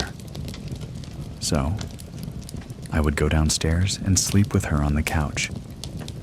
I remember being so happy and excited, like I always was when I got to sleep with my mom, after waking up halfway through the night. But going down the stairs, I stopped near the bottom. I thought maybe the dogs my parents had to keep for my dad's cousin was eating, but he was outside in the shed, where he could go outside and take care of his business, or go inside and sleep against this big Care Bear stuffed animal I'd given him that night. Cats could not make this noise. Imagine hearing someone eat sloppy. Messy, like whatever they were eating was something wet. Imagine foods like spaghetti enchiladas. Things like that, and someone wolfing it down, as if they were on a time limit, smacking lips, slurping, chewing with mouth open, mouth full type noises. But I knew this wasn't human immediately. I knew why. Because imagine the sounds with aggressive noises too. Grunts, growls, heavy breathing, and then, to top it off, I heard cracking, like whatever it was eating had bones. It was snapping, crunching, and eating it. I thought my parents had died. I had to do something. And in my brain, I had to see what was happening. What if my parents needed help? Looking back, I don't know if I was curious or just brave, I felt electricity shoot through my nerves. By the sound alone. I don't know what made me investigate further. Other than my parents possibly being in danger, I needed to have answers. I stood in front of the living room doorway, trying to strain my eyes to see anything in the pitch-black room. And I stood there without minutes, and then I heard it. A grunt, an abrupt, confused short grunt, as if it acknowledged me, as if it didn't know I was standing there. And I was caught at the wrong place, wrong time. There was this deafening pause. I couldn't even hear my heart pounding, but I felt it. My breath pitched. If I stayed perfectly still, I would be okay. That maybe if I didn't move a muscle, whatever this thing was couldn't see me or hear me. Maybe it would leave me alone. Maybe I could leave and get help or call someone. I don't know. All I knew at the time was not to move and to not make a peep. My heart, I'm sure, was pounding so hard someone could easily feel it. I truly thought this was how I was going to die. And then running. It was running. I could hear it rapidly coming at me in the darkness. I knew it was dangerous. I knew it could outrun me. I stayed perfectly still. My eyes kept flicking to the light switch in front of me. The noise was hypnotizing. Alone, it's all I could focus on. And then deafening as it got closer and closer. It was running on 4 legs. I could hear that much snarling and growling loudly. Again, I have no clue what came over me to actually move, but I remember why I did it. I can only describe it as a mother's love and a trust with her child. My mom told me multiple times paranormal hates lights. She even gave me a nightlight in my room after finding out about all the stories. I told her I trusted my mother and I didn't know what else to do. Right as I could hear it nearing the doorway, I lunged forward and flicked the light on. Nothing. All the noises stopped. It was silent. My eyes adjusted to the light as I stared in every nook, trying to find anything that would scream danger to me, but nothing. Even as a little girl, I wanted to rationalize this. My father was sleeping on the floor. My mother sleeping on the couch, undisturbed. Both sleeping peacefully. No scratch marks in the carpet. An empty pizza box door locked. No animal's TV off. Remote on the side table, absolutely nothing. I turned off the light. I didn't want to wake my parents, but I stood there in case I heard it again. But silence. I ran over to my mother and climbed on top of her as fast as I could, burying myself against her body as I tried to sleep. And eventually, somehow I did. After that incident, all those things stopped. I grew up and never really spoke about it. Unless talking about paranormal stuff, I will always hold these memories fond in my heart. And despite growing out of these beliefs, I saw into adulthood, I will also. Always be fond of my mom's loyalty to her faith, and teaching me it as a young girl, to this day. She's still religious, and speaks to me about that faith. I spoke to her about growing up in that house, where it all started for me. I wanted to hear her point of view, now that I was adult and I could understand better. I started off by telling her that my earliest memory I could recall was seemingly crawling on the floor, and everything had a yellow tint to it, and I was heading to a bowl on the ground, and I heard a high-pitched dog bark. She was shocked and confirmed that she remembered that day too. Apparently, I had a habit of trying to eat out of the dog's bowl, and the small dog we had named Sassy chased after me and actually tried to attack me over it. she was shocked I remembered that. It's what I believe my first conscious memory. I told her I remember other stuff, and went on about the paranormal things. She 100% agrees with me. Her and my father, actually. My father, I don't believe, was a believer of the paranormal until we lived in that house. And she confirmed and stated, we lived in a haunted house, and that paranormal things happened to them as well. Remember, the man by my bed with the mark on his face and neck. Earlier in the story, my parents believe that was my grandfather that night. My grandfather had a birthmark on his cheek, down to his neck. I saw the photos. My grandfather died before I was born. My father was only 17 when he lost him. That was really rough for my father. He was a hardworking man. He had 5 children. He was very work motivated. He was a family guy, and I wish I would have gotten to meet him. I really do. My dad always says he was like the father that you count on. You know, and my mother said there was a breaking point, and she was freaked out.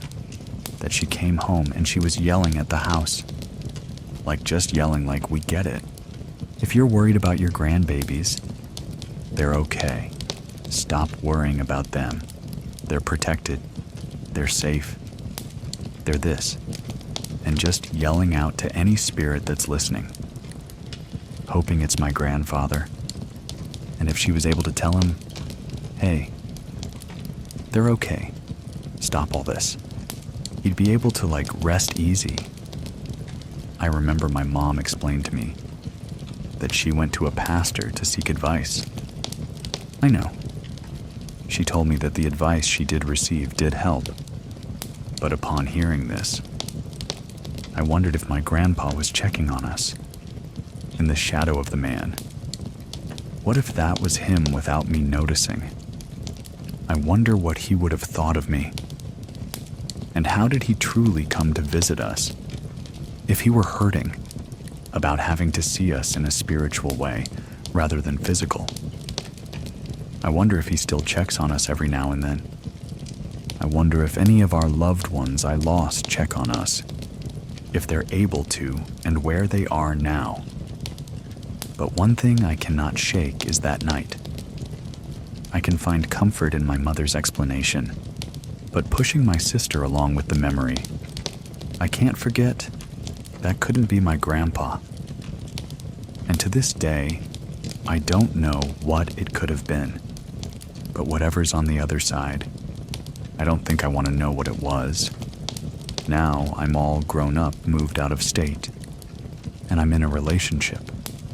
And despite these events not happening since then, in the back of my head, I always remind myself that.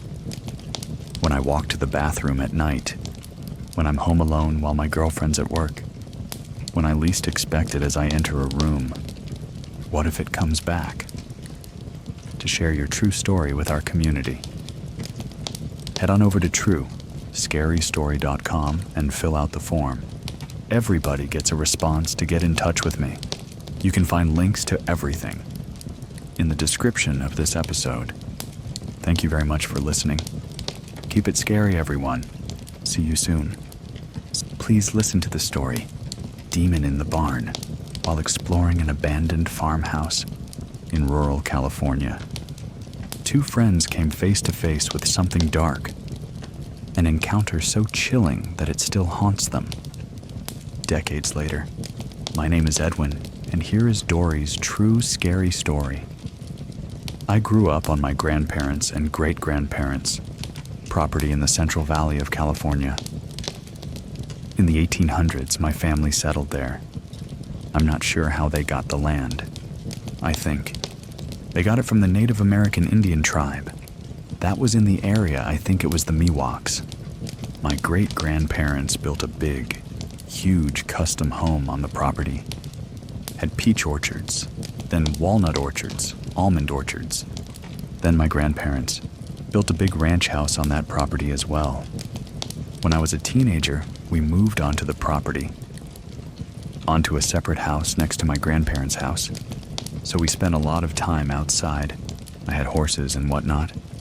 Our property was 40 acres, and we were up on a bluff. The bluff overlooked the top of walnut orchards. So we would go down, especially in the summertime. We'd either ride the horses or walk. And we'd take this one road that went straight down, of almost a mile.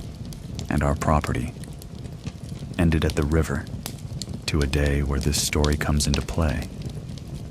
This summer, my friend and I, we were going to walk down there just killing time. We usually went to the east. This time I said, let's go to the west. Because last week, when I was with another friend riding our horses, I rode past this old house that was sitting back off the river, off the road. You could tell from the road far away it's abandoned. I said, let's go check it out, see if there's anything cool there. So we start walking down there. It's a small little white wooden, one-bedroom little square house. Immediately behind it is a very large wooden barn. It was clear that this house was probably built like in the 20s turn of the century. It's an old dilapidated house. It's in the middle of nowhere. There's just, for as far as you can see in any direction, it's just orchards. So as we were approaching it, we were being kind of quiet because we didn't know if there were. Like any other random people out there. We were just two girls. So we wanted to be careful that we weren't going to bump into some scary dudes down there. So we kind of did a big circle around the barn in this house to make sure nobody was there. And we were quiet as we were doing it. This barn is massive, huge barn, the size of a 2-story building. But there was no second story in it. It was just really high rafters. The doors to the barn were slid open. There was probably maybe a 5 or 6 feet space between the back wall of where the house was and the back wall of the barn. And the barn was totally intact. There was nothing wrong with it. It was that thing was solid. The house, on the other hand, half of the walls, one half of the house. There were no walls left. Trees had crashed into it. Branches, the leaves were everywhere. The front part of it was intact. But the back wall of the house and the back, right side of the house, the walls were gone. But you can still see kind of the footing. 3/4 of the wall will still stand. We go around to the back of this barn as we were making our loop around to make sure no one is there. There's an old tractor, completely covered by the weeds and dry grass, 20 feet, 30 feet away from the barn behind us. As we're facing these barn doors, we're looking inside of it. You could tell it's not used anymore. There's cobwebs from ceiling to floor, dust motes floating through the air. It was late in the afternoon, sun shining through. Everything is covered in this real fine layer of dust. It's clear no one uses this barn. On the right-hand side of the barn, there was like a workbench that just had odds and ends of stuff that people just never used anymore. Old tools and cans and bottles, suitcases. Not a whole lot of stuff, but it was. There was nothing really of any value over there. On the left-hand side of the barn was big railroad ties. Those heavy wooden railroad ties. Probably 20 or 30 of them. But it probably took up. Like 15 feet long by maybe 4 feet high. They were just stacked, not very neatly. You could tell they'd been there for years and years. And years, cobwebs all over them, hay all over them, dust, and there were barrel hoops thrown on top of them, and pieces of wire. It used to be maybe a grape vineyard that was in the empty fields that were around us. They also had peach orchards down there, So there was a lot of old orchard equipment, wooden things, and metal rings and wire. And then, at the back, left corner, all the way up to, actually, the whole back wall of the barn, was hay bales that had fallen apart and were just piled up there. It was probably 5 feet high, by maybe the width of the house. There must have been tons of bales of hay there, that fallen apart over 10 or 20 years, and it's just laying there covered in dust, covered in cobwebs. So as we walk through, we're kind of breaking through a few cobwebs, and I'm afraid of spiders. So I'm giggling about, I don't want to see any spiders. And we walk around and we're looking. Maybe we'll see some old cool tool, or some old cool bottle or something interesting. Fun old antique. What not to take with us. We walk around in there. We don't see anything of interest. And we walk back out. We go around to the front of the house. On the front porch is a whole bunch of old, abandoned washers and dryers, and from probably the 50s. As we get into the main part of this little square house, we walked into where there used to be a wall, but there was no more wall there. It was only about 2 feet high, like the foundation. And the bottom part of the wall was there. My friend goes in, and as we walk into the house, if we were standing in the dead center of this perfect square, we were both looking at the back wall of this barn, because there's no wall there to the house. The wall of that house was gone. To the left is a kitchen. You can walk into this little tiny kitchen, and then going on that side also is one little bedroom, and I stayed right where I was, in the center of this house, and I was looking at what was probably the living room, and there was no wall there. There was a pile of just junk on the ground. There's also branches, leaves, everything kind of mixed up in this pile of junk. So my friend goes to the front part. She's looking through the other rooms, and I'm looking into this pile. And as I'm kind of using a stick, and I'm pushing things around to see what's in this pile, I see this staff like a walking stick. It's probably about 4 or 5 feet long, and it is intricately carved. Derek's carving over every inch of it. It's very detailed, ornate carving, and so I'm like poking it with a stick, looking at it, squinting, like, what is that?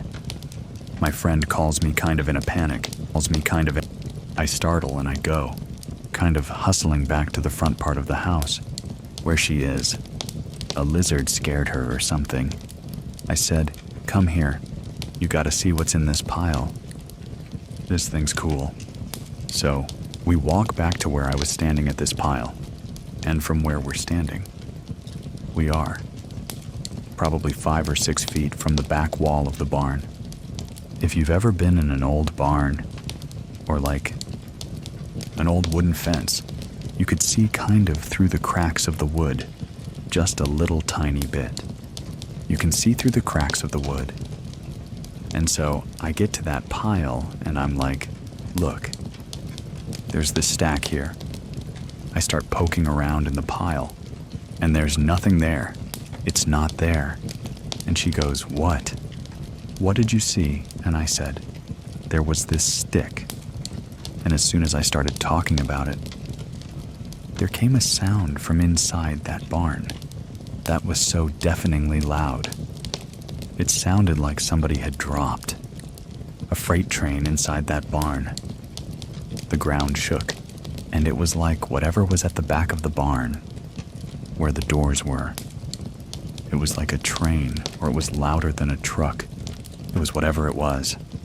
It was so loud it was barreling into the barn so fast, so furious you could hear the wood flying. You could hear those barrel rings flying. You could hear the railroad ties flying. You could hear the hay, everything scattering in there. The walls were shaking.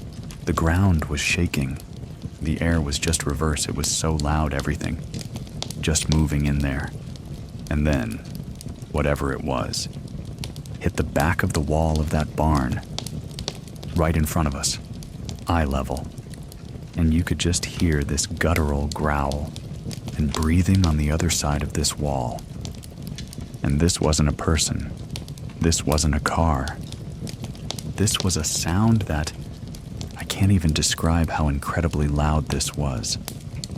We're both frozen, staring at this wall. Through the slats of this wall, we start to kind of inch our way to the right, to kind of walk out away from this house. Staring at the wall as we do, you can tell something's on the other side of the wall. You can see it. Dust is kind of coming through the slats of the wood. You could see eyes through those slats, but you can't make out the shape. You could see something on the other side of the wall. It was dark black. The eyes were like a yellowish, then kind of red. As we started facing the wall, slowly inching our way out of the house, not taking our eyes off of this wall. It's still breathing and following us, and you could hear things moving on the other side of that wall. We come around where there's a clearing, and we take off running. We don't look back. We take off running, and we must have ran 3/4 of a mile before one of us just literally collapses on the ground for running so fast. We look at each other. We look around. Make sure nothing's following. Nothing's following us. We look at each other. What the heck just happened? And we start reliving and recounting what we saw. What we heard when we both first started talking. We couldn't believe what had just happened. Part of you wanted to say, this can't be what I thought it was. So as I start explaining what I saw, my friend Jennifer starts finishing my sentences, and I'm doing the same for her. Like, did you see the skin? It looked like it was leather. Did you see his eyes? Yeah. The eyes were red. What was that? We saw. Why was that so loud? What? How was that barn still standing? As we're sitting there, catching our breath, another friend who's like a younger brother to me comes up, because he was going down to the river to go fishing. He's like, "What are you guys doing?" We tell him what happened. He's like, "You guys are full of crap. There's nothing there. You guys are crazy." I'm like, "Dude, I am not kidding you. I have never lied to you. I am not joking." He was like, "All right, then show me." We get up. We start walk back there. I said, "I'll walk back there, but I'm not going in there again. I'm never going back in there." So we walk back over there, take a big wide berth around it. You know, but we go back to where the barn. I said, "I just want to see what." "You go in that barn and you'll see there is. That place is torn to shreds."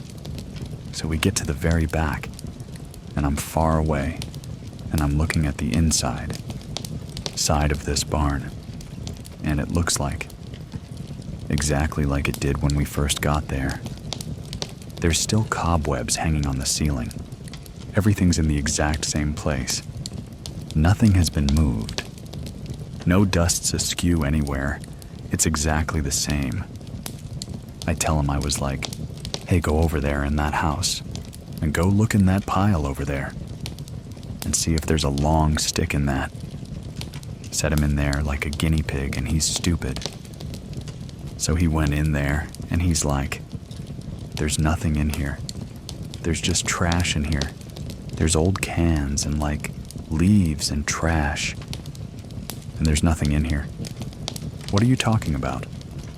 I go back, I start doodling.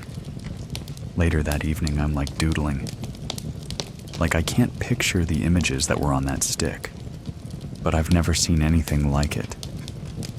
Later, as as Jennifer and I talk about that years later, and for days after that. The only thing I can say to describe what we saw was a demon. I have a hard time telling the story to people, because no one's going to believe you. But at that time, I didn't watch scary stories. I was raised in a very religious family. We weren't allowed to talk about that stuff, be involved in that stuff. Like it was not part of my world, part of just my experience. It wasn't something I was looking for, wasn't anything I was expecting. But I know what I saw, and it was from that point on that it really made me wonder what else is out there, because I can't explain what I heard and what I saw. Since that time, as an adult now, it has made me interested in what else is out there. There's something else that goes on in our world. That's more than just, flesh and bone. There's something else out there. So I've been interested in reading and studying, trying to figure out, but a little bit afraid of finding out exactly what I saw since that day. There are very few things that actually scare me. Almost everything else is tangible. You can fight your way out of it. There was no fighting. You knew you were completely powerless to this. That terrified me to my core. To share your story with us, head on over to True Scary Story. Come and fill out the form. And if you know of somebody who might like this podcast, send it to them. Links are in your app and in the description of this episode. And if you want to support the show and listen without ads, try out Scary Plus. It's free for 2 whole weeks and then 4. $99 a month. You can cancel whenever you want. Thank you very much for listening. Keep it scary. Everyone, see you soon. Please listen to the story, Unwelcome Visitor. Don't listen to this one alone. What she thought was her uncle's spirit returning turned into a terrifying encounter that she will never forget. My name is Edwin, and here is Angie's True Scary Story. My name is Angelica. I live in Murrieta, California. This happened in Temecula, California. More Winchester. Past Lake Skinner, its very secluded area hills. Cows, fences. And your closest neighbor is about a mile away. At night, it was pretty scary. The only lights you can see were the houses that you can see through the hills. Around this time, my parents had divorced, and we lived in a home in Monrovia Valley. In that home, I experienced a lot of dark energy. During their divorce, it was very ugly. I have to say it was like a spiritual battle going on. We ended up moving to my aunt and uncle's home. In Winchester, they graciously opened up their home to us because my mother had nowhere to go at this time. My uncle and my aunt, they were working and they had their own business. They were pretty well off. They had a beautiful property. It was a ranch. We call it El Rancho. It was a 1-story flat, and with 3 houses in the back. The only people who would come were those who lived there. Around 1995, I was 13 or 14 years old. My uncle passed away. It was very unexpected. He had gotten into a car accident. It was pretty tragic. He actually ended up on the news. We didn't know what to make of this, or how to move past this. He was a pretty big part of our family. He had such a huge personality. He was a father figure to a lot of people. Especially me during that time, it was very hard. 2 months later, or still getting over his passing. This happened early in the morning. I was sleeping. I heard 3 knocks. It was like somebody knocking on the door. It wasn't fast, it was like a normal knock. The first one was like knock. The second round got a little bit louder. third round got a little bit louder. I was awoken up by the second 3 knocks. I was just laying in bed. I was looking around. I knew that it was very early. I didn't hear birds chirping. I didn't hear the dogs barking. Again, I hear 3 loud knocks. I'm looking around and I'm scared. I'm just thinking to myself, am I the only one who's awake? Am I the only one who's hearing this? I turn to my cousin who's laying next to me. We shared a room. I go to wake up my cousin. I push her. She does not wake up. I hear 3 loud bangs again. The door that these bangs are happening on. They're on a security gate. This door is really sensitive. You can hear a tap, or if you close it, it vibrates throughout the whole house. My cousin is not waking up. I'm just thinking to myself, what is going on this early in the morning? It's a house full of people. I slowly walk out. I peek my head out into the hallway and I look. I'm quiet. I didn't say anything. I'm just looking to see if anybody else is hearing it. In this property, when you walk out into the hallway, I have turned left. You immediately come to the kitchen on your left, and then to the right is the door. In the kitchen, there is a bar countertop with 3 bar stools, and the very first one, and the end was my uncle's favorite chair. I'm walking slowly throughout the house. I walk over to his favorite chair, and I sit there. During this time while I was walking, I didn't hear any more banging or knocking. I was like, okay, I'll just sit here and wait. I don't know what that was about, but I'm the only one awake so far. I sit down and I look around, confused, but also waiting for something. Then again, I heard 3 loud bangs, and this time they were so loud it was like gunshots. I jumped out of the chair. I was terrified. I ran over to the door. I opened it, and I opened the security gate. There was nobody there. My uncle's favorite dog was outside. He was just walking towards me. And then he turned his head. He must have seen something. I'm guessing it was my uncle. He jumped up and he was extremely happy to see somebody. That wasn't there. I had no idea. Nobody that I can see was there. He was jumping up and down, wagging his tail, and this is a very lazy dog. He doesn't really give attention, unless it's somebody very specific. I was just very focused on that. It was hard for me to process everything that was going on. My uncle, who was staying with us, ended up opening the window after this had transpired, and he goes, "Do you see that?" I go, "Yeah, I see that." He's just dumbfounded. He's just looking at me with his mouth open. I just stand there finally. Everyone slowly starts to wake up. My aunt comes out. What was that? Or what's going on, my cousin, who previously I tried shaking awake. She comes over to the kitchen. Everyone has this like, "What's going on?" look on their face. They're asking questions, and I said, "You guys didn't hear those 3 loud knocks." My tia, who knows far more about spirituality and what certain things mean than I do. She says, "Wait, how many knocks?" I said, 3 knocks. She just stood there and she goes, "Why did you open the door?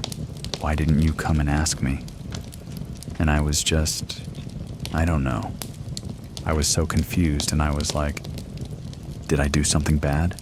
Maithia, she just stayed quiet. She wasn't mad at me. She was mad at what was going on. She stood quiet. My cousins looked at me and they're like, "You don't know what that means?" And I go, "No, I don't. I personally think that I was targeted. Everyone else was put to sleep." She had a maid who's still alive, by the way, who practices Santeria. She would do these little rituals. I was there to witness them, to see them. So after this event transpired that night, she was called by my aunt to come back because she was visiting family, either in Mexico or in Los Angeles. She explained to her what happened and what's going on. You need to come. You need to cleanse the home. You need to do something because I know something's off. My aunt was like, I knew something was going to happen because she was gone.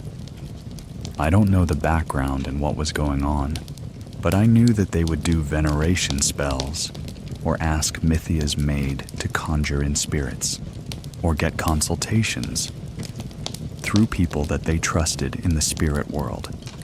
Now I know some people, or those that are listening, may feel like that's not possible, but it truly is. There are people out there who can invite spirits into them. She was that person. She was the one that was cleaning, and she was organizing. And then all of a sudden, she would faint. And then it would be somebody completely different. She was just only Spanish speaking, and she would start talking perfect English, like in a deep voice, like a man's voice. I would just yell, Tia Blanquita fainted again. She knew exactly what that meant, though I was a little scared of her. My aunt and uncle spoke to her in Spanish. Whenever she would say something, my cousins would have to translate. It was in perfect English. That really threw me off. I was scared. That was the very first time I had ever seen anything like that. I had never experienced seeing any sort of ability to that degree before. Like I've heard of maybe a witch or something and stuff like that for Halloween. But I just never understood the gravity or the level of abilities that some people may have. I'm here at the house and I'm scared because I have no idea what's going to happen. All I know is that I would hear cabinets open and close. My cousins were afraid to go, use the restroom by themselves. The tension in the air and what everyone was feeling was just scared. My aunt was upset, but she told me, "You might have let in a demon." She goes, "You've never heard about not opening doors, especially when doors are being knocked. And there's nobody there, somebody's knocking. And of course, we're in the middle of nowhere." I thought it was maybe family or something. The maid comes back and she walks in the door, and it reminds me of that scene from Poltergeist where the psychic comes through the door. She just looks around, and she has a very serious look on her face. She asks my aunt what she's been experiencing. And just to go back a little bit, it took her like 5 days to get back from where she was at because she was visiting family. So she wanted to spend her time. How do we fix what's happened? Because I don't want to live in fear anymore. She goes, "I can't even go into my bedroom because I feel like somebody's watching me. Couldn't take a shower alone. I had to ask my cousin to come to the restroom with me, to sit down, because I was so scared." Everyone had that same feeling. So the maid she has, I guess one of her spirits that she communicates, that comes through her to my aunt, ends up coming to her like an hour within who she's at in the house, from when I was told she's a nun. She's a nun who had passed away, maybe in a different century. She basically says somebody sent something to you. I guess my aunt and uncle had a lot of people that were jealous of them, of their success, that also practiced or dabbled in maybe some black magic. They waited for whatever low vibrational or dark entity to be sent to her home. Of course, me being the vulnerable one, I was the one who opened the door. And I don't live with guilt. It was just more of not knowing. Maybe a little bit of ignorance. No one ever talks about that. No one ever told me. Later on that night, the maid. She's cleaning, she's working, and she faints. It's my uncle. he starts speaking through her. You have to know that. Whenever a spirit enters someone's body, that person takes on their mannerisms. That person takes on their whole personality. That's who they are, how they walk, how they speak. Even her face changed. Everyone had their mouth covered and was crying. He said he didn't want to die. He came back, but he brought something with him. If you can travel, or if you can maybe hitchhike, or if spirits make deals, and I don't know, I always try to rationalize, thinking, why would he do this? Or is there something that might have followed him? Then again, knowing that somebody else sent it, that ended up making sense. The maid was walking around just like him, opened the fridge, started drinking the way that he drank. My uncle, he was a drinker. He enjoyed his alcohol. He started to drink. Or she started to drink. The maid started to talk to my aunt. He was just saying how sorry he was. And in mid-sentence, that's when she fainted. Once the maid ends up fainting, she's exhausted. She cannot do anything. She needs to rest because it's so much energy that's being used. So she rests. The next day, she performs this ritual with a huge pan on the floor. She puts all these herbs in the middle. I had no idea what was going on. I just know that I was a part of it. It was just so interesting to see her gather up all these ingredients, and there were just flowers and herbs and different types of roses. I'm thinking to myself, oh, okay. I had a million questions. I'm like, am I going to get hurt or what's going to happen? Everybody else pretty much knew. What she was doing was for the betterment. Me being newer and not being exposed to this at all. I was a little scared, but my cousin talked me down. This is so we can help move him out. Help move him on where he needs to go. I said, okay, if that's what it's for, I'm all in. She puts balm or incense into the pan, and there's a good smoke going. She starts singing these prayers, these words, and she's praying. Each of us had to walk over the pan, but in a cross. We walk up, walk back, and then go to the other side. So then it was like, you would make the sign of the cross. Each of us had to do that. After that was done, she had to go through each room, everywhere in the house, and do her thing. I didn't follow her, even though I wanted to, because I was so interested in what she was doing. I just stood back. After that, she says, okay, give it time. Probably within an hour, the house felt so beautiful. Everything was lifted. Everything felt back to normal. Even though he had passed away, it didn't feel like anybody was there staring at me. The house didn't feel heavy anymore. I wasn't living in fear. We didn't hear things throughout the house. I was happy in that sense. But I was just sad because I let whatever was in. Even now, I have the conversation with my kids. If you ever hear knocks, if you ever hear anything at the door, you always look. You just don't ever automatically open the door. My kids always ask me why. Because sometimes there's things out there that are not good. That will come to your door and knock. Sometimes you won't see anybody. You might hear a voice. Because that's happened before to my aunt. She's told me that something comes knocking on her door. And she's heard a voice. And there's nobody there. I just tell them always look. Especially knocks in 3. Just being involved in my aunt's home. And getting to know my aunt's maid. I ended up asking her questions. And since I don't know Spanish really well, I asked my cousin to ask her. She ended up telling me that when she lived in her country. She was a teenager. She was told that she's a schizophrenic because she would hear voices. She would see things. People just thought that she had either schizophrenia where she was undergoing psychosis. So she was cast out of her family for a while because she was experiencing all these things that she had no idea what was going on. One day she just couldn't take it. She ran away from home. She ended up on the streets of Mexico. She was just laying on the floor covering her ears. And she was saying, "No, Maz, I can't take this anymore."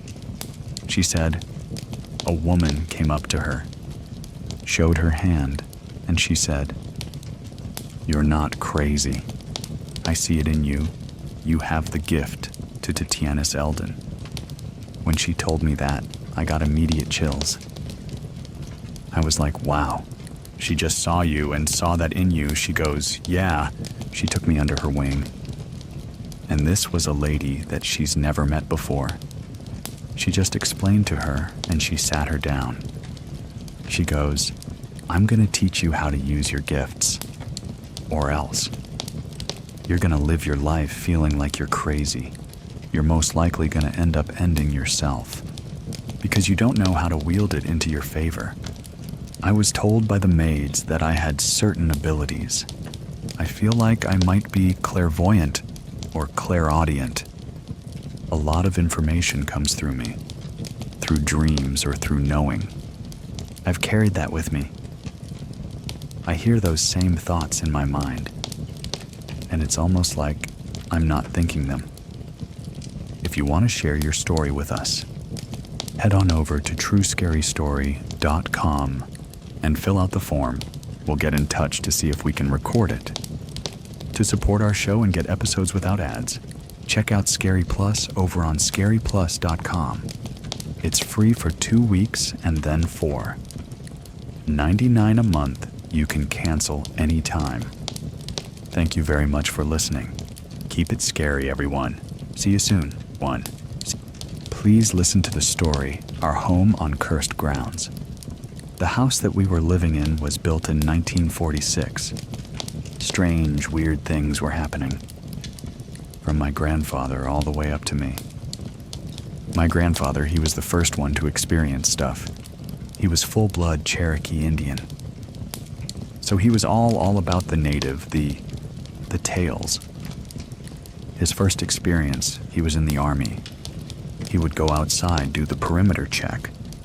And he said one night, when he was close to the alley, he saw this dog that didn't have a head, but you can hear a bark. At the same time, he sees this dog. Something from under the ground wraps around his legs and does not want to let him go. So he started praying in Cherokee. He was a prayer warrior, for sure. It eventually let him go, and he went in the house. That was the very first incident he had. My aunt had a lot going on with her too. She said that she saw him in the yard walking around, and she called out to him. He wouldn't answer. She finally said, "Dad." And when he turned around, he had laser red, glowing eyes that looked at her and then looked away. And she ran in the house, and my grandfather, he was in the house making a sandwich in the kitchen when my aunt was around 12 years old or so. It was about midnight or something like that. So it was dark, it was really late. He said that he saw something carrying my aunt. I don't know if it's a demon or if it was. Whatever it was carrying my aunt. My grandfather, he asked, "Who are you?" He was a medicine man also, so he was never afraid of things like that. He was our ghost buster, if you will. He asked it, "Who are you? What do you want with my daughter?" Whatever it was, that thing got spooked from my grandfather. He said, "You need to leave. You're not going anywhere with my daughter." Whatever it was left did not come back to that house. Anyway, my grandmother, she used to work at a daycare center that was like down the street from the house, and my aunt, she would help her.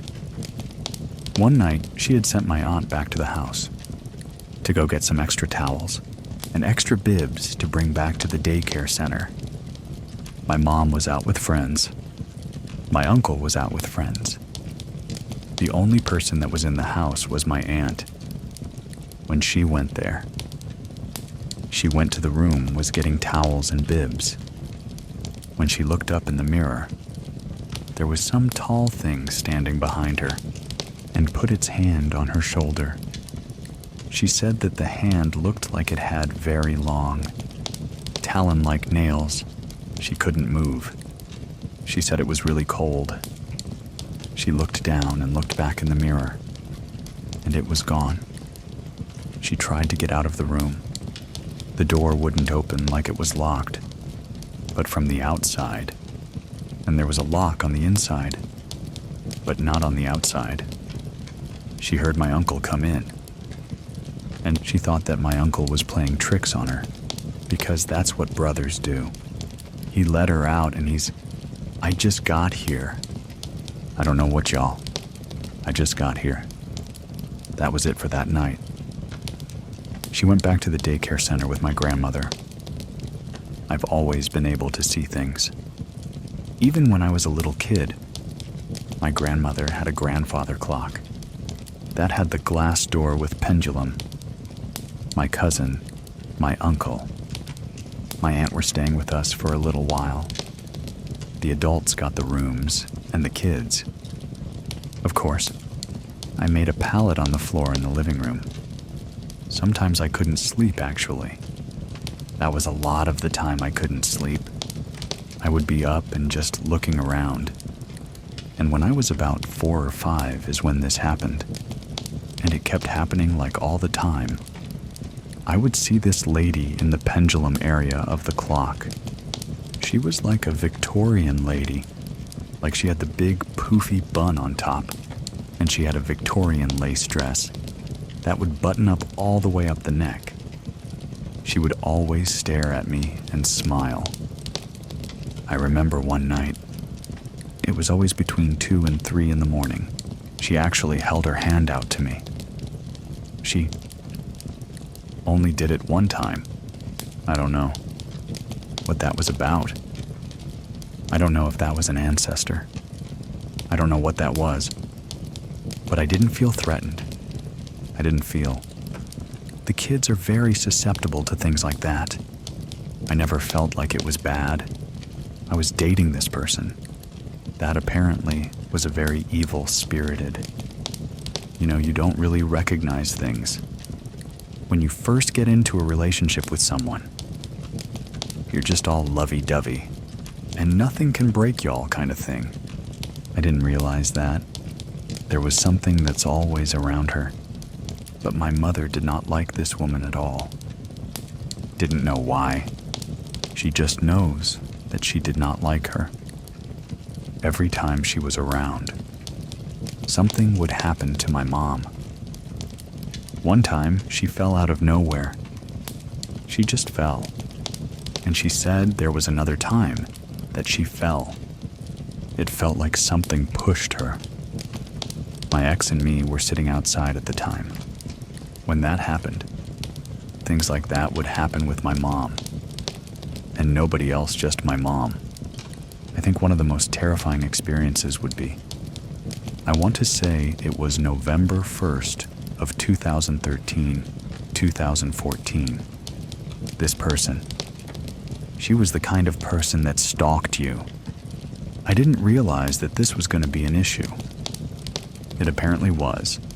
One night, I was out there with her, trying to just keep the peace. On my street, there is no street lights nearby. There is a street light on either end to the street, for the cross street, but there's nothing like in the middle. So where my house was just like pitch black almost, just the glare from the street lights from afar. We're sitting there, we're talking. I see this dark figure walking towards the car, was dressed in all black. I don't even know if it had a face. It just was just all black. It slowly walked past the car. I'm looking by my driveway, 'cause we're parked on the street. My mom's car is parked in the driveway. There was no more room when this guy or whatever it was past my driveway. They disappeared. Right in front of her face is disappeared. That freaked us both out, but it's like, okay, you know what? Things like this happen around my house all the time. Now, mind you, she drove a Nissan Sentra that was a 5-speed. So when you put a manual car in park, you normally put the emergency brake on. That car is not going nowhere. She was parked, had the emergency brake on. We were sitting there and just chilling and talking. All of a sudden, we feel this giant push on this car. The car moved from at least 10 to 15 feet forward. It's in park, and the emergency brake's on. So what do? We get out. We get out of the car. We look on the ground with my phone flashlight, and there is a broken brick on the ground that has an upside-down cross on it. We jetted to the 7th, 11 to get away from there. When we looked to the back of the car on the bumper, like something was underneath the car, pushing the car from the bumper. We drove back to my house, parked in the opposite direction. Now we pulled up. Everything that was on the ground was gone.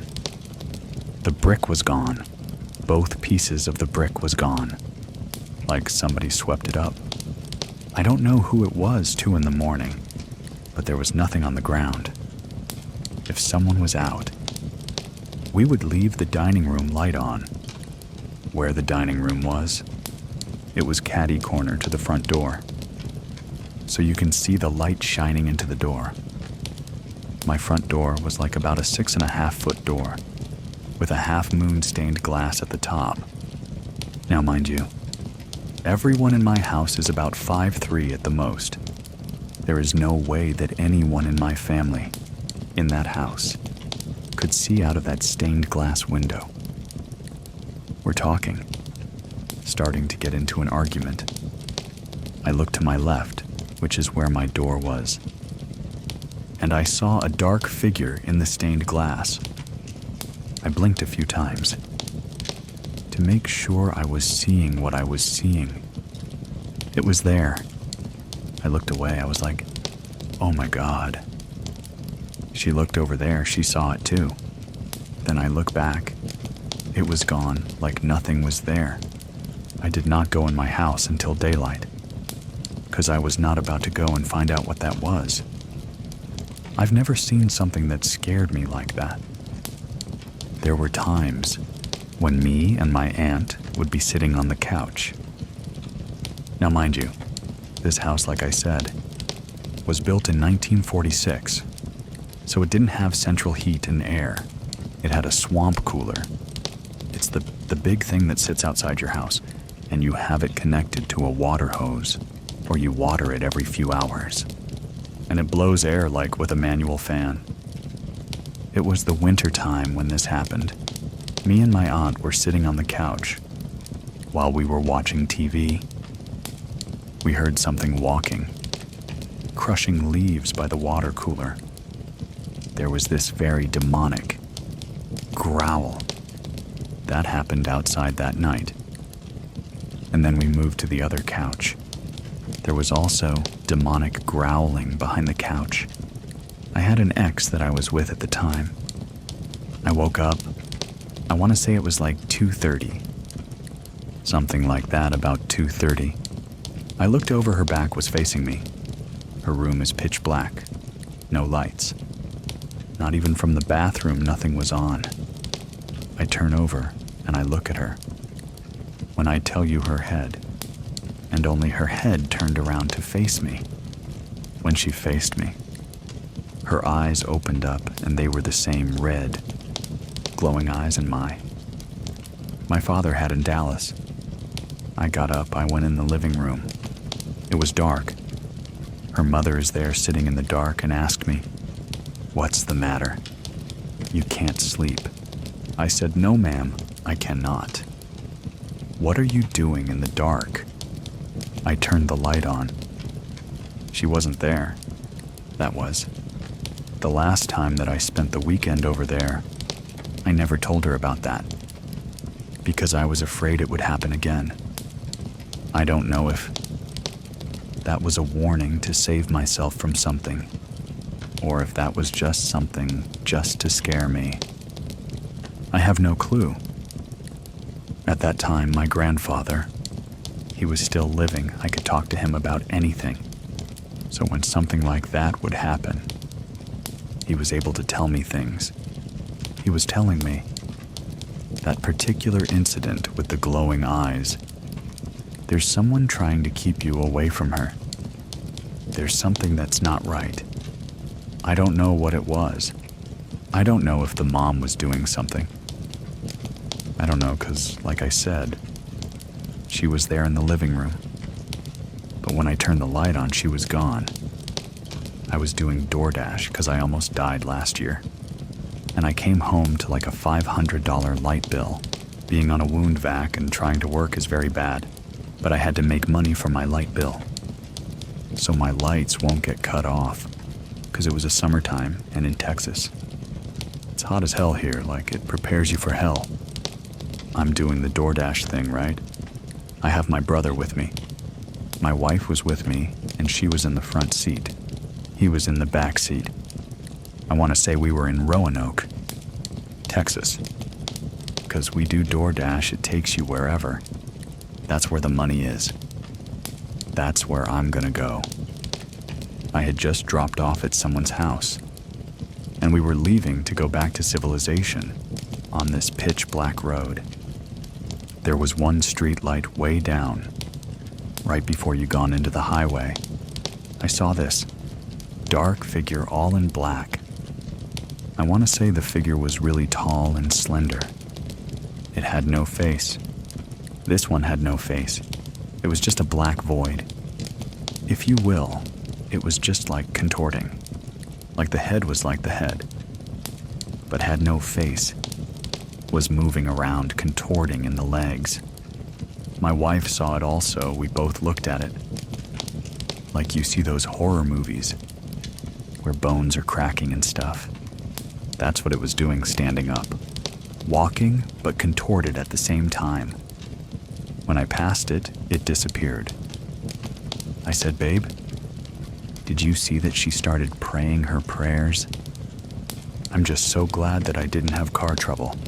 I think my grandfather gave me, along with God, of course, the gift of dreams.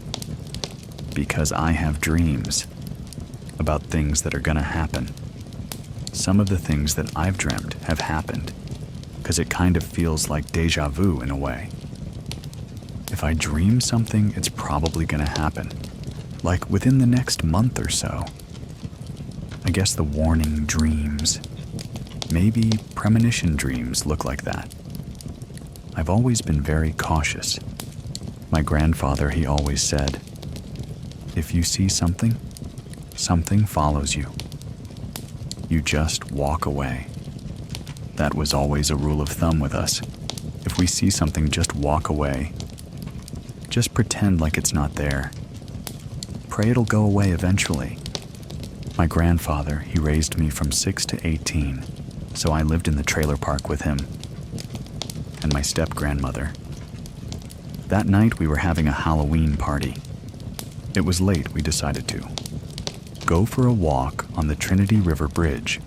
Now at that time they had blew up half of the bridge because they were repairing it. So there was like a giant space in between one end to the other. That night we all decided to go out there, chill out for a little bit. It was like midnight. Where the bridge is, it's woods on both sides, like woods and the river. We're there, we hear something. We like, okay, we're leaving, we're going back. We started walking back, and all of a sudden, you hear rustling in the bushes again. Then it moves to the other side, and it goes back to the other side, and goes to the other side. We ran back to where the party was, 'cause, yeah. No, it was Halloween. It was the weekend. We were sitting outside in my friend's house, and all of a sudden one of my other friend, like freaked out, he ran like he made a beeline to the bushes. He stayed in there for a little bit. Some other friend went to go get him. And something happened to him in those bushes. Because when my other friend had brought him out, he had to hold him up with his arm around his neck and hold him up and walk him back to the house.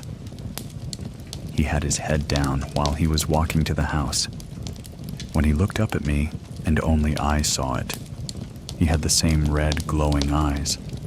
Fast forward a few hours later, everything calms down.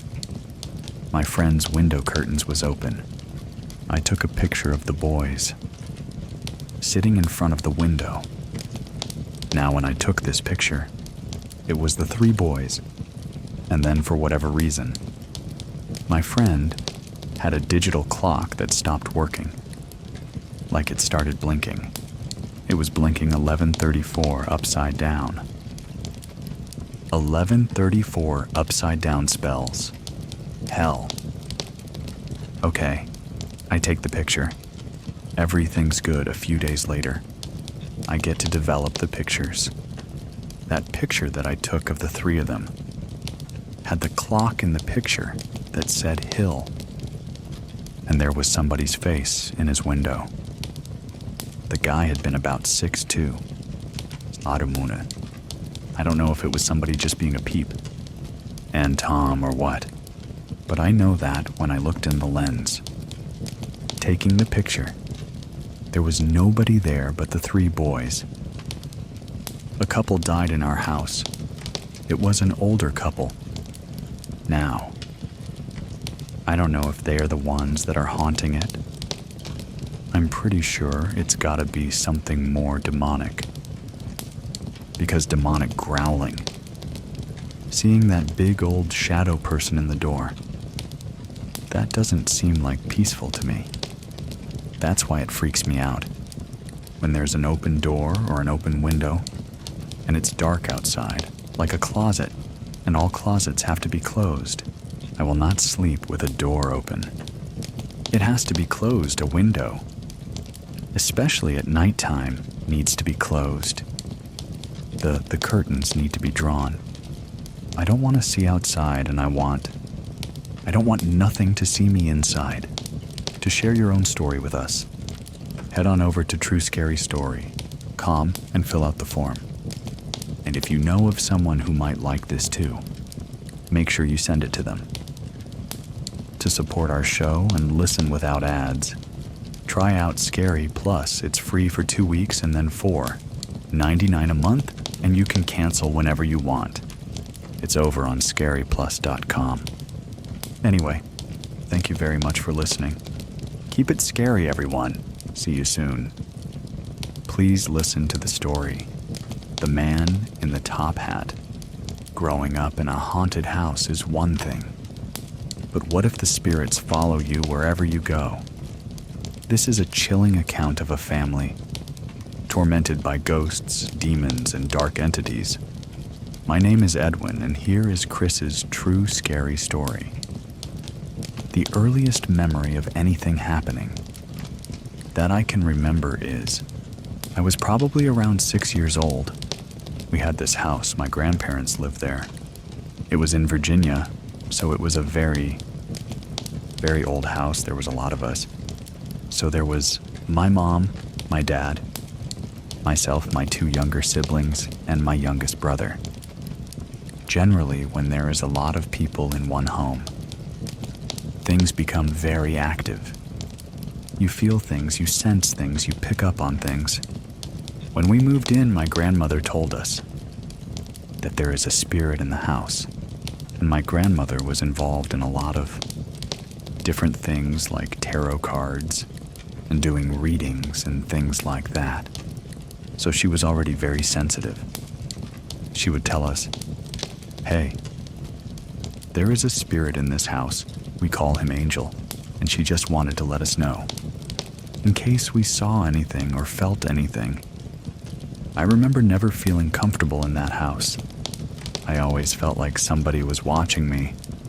I never physically saw anything, but it was just creepy. I just did not want to be in that house. I didn't like it. I didn't like the way it made me feel. there was this one time that me and my sisters were playing, and we were playing very, very loudly. My grandma, she's in the kitchen. She comes running out of the kitchen, telling us that we need to be quiet because she saw the spirit. She saw Angel. There was a door in the kitchen that led to the garage, and she said that she saw a white mist coming from the bottom of the door into the kitchen. She started screaming like we heard her scream. So she runs into the living room yelling at us.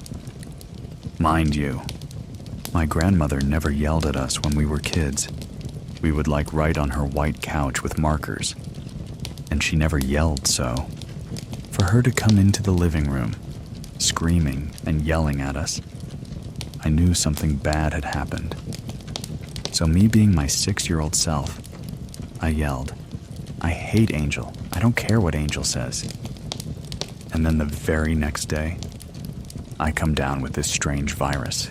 We didn't even know what it was, but I remember being insanely sick, to the point where I was actually admitted into the hospital, and I was in the hospital for 3 days. No doctors, nobody can find anything wrong with me. And I remember my parents talking to my grandmother, and they said, yeah, it was Angel. It was the spirit that had attacked me physically that was causing me to become so ill. My grandma actually told us that the owner of the house had shot himself in the head in the attic. You can only access the attic through the garage. So it made sense when my grandma was saying that. She saw that mist coming from the door because it LED'd to the attic. The next time we experienced something, it happened in this house. It was in Little Washington, North Carolina. Another really large, old, creepy house all on the East Coast. I was probably around 8 or 9 when this happened. We didn't really feel things, like we would see things, but we didn't really feel anything, except for my one sister. She was probably around 7, and she would talk about the dark man. She would tell us that he would follow her. He would watch her, and he was this tall, slim, dark figure, and he had a top hat. And I asked her, well, how long has the dark man been following you? And she said, all my life. There was this one instance where it was really late at night. My father was watching TV in the living room. My mom was asleep. Me and my younger sister, we had woken up in the middle of the night, and we realized, hey, Jen's not here. She's not in bed. Where is she? So we go downstairs, and the way that the house was set up is there's a huge living room with the TV. There's a couch in the middle, and then there's stairs that lead up to our bedrooms, because we were sleeping upstairs at the time. So when you come down the stairs, you can see the TV, and there's this tiny little hallway to the side that's kind of casted and, in the moonlight, in the dark, so to speak, because it was really, really dark, even with the TV on, because of how large the living room was. So me and my younger sister, we come downstairs and we see her in this dark corner, bathed a little by moonlight, and we can make out that she is standing in that corner, holding a steak knife. All she's saying to herself is she's saying, kill John, kill John, kill John, kill John, kill John, kill John. That's my dad's name.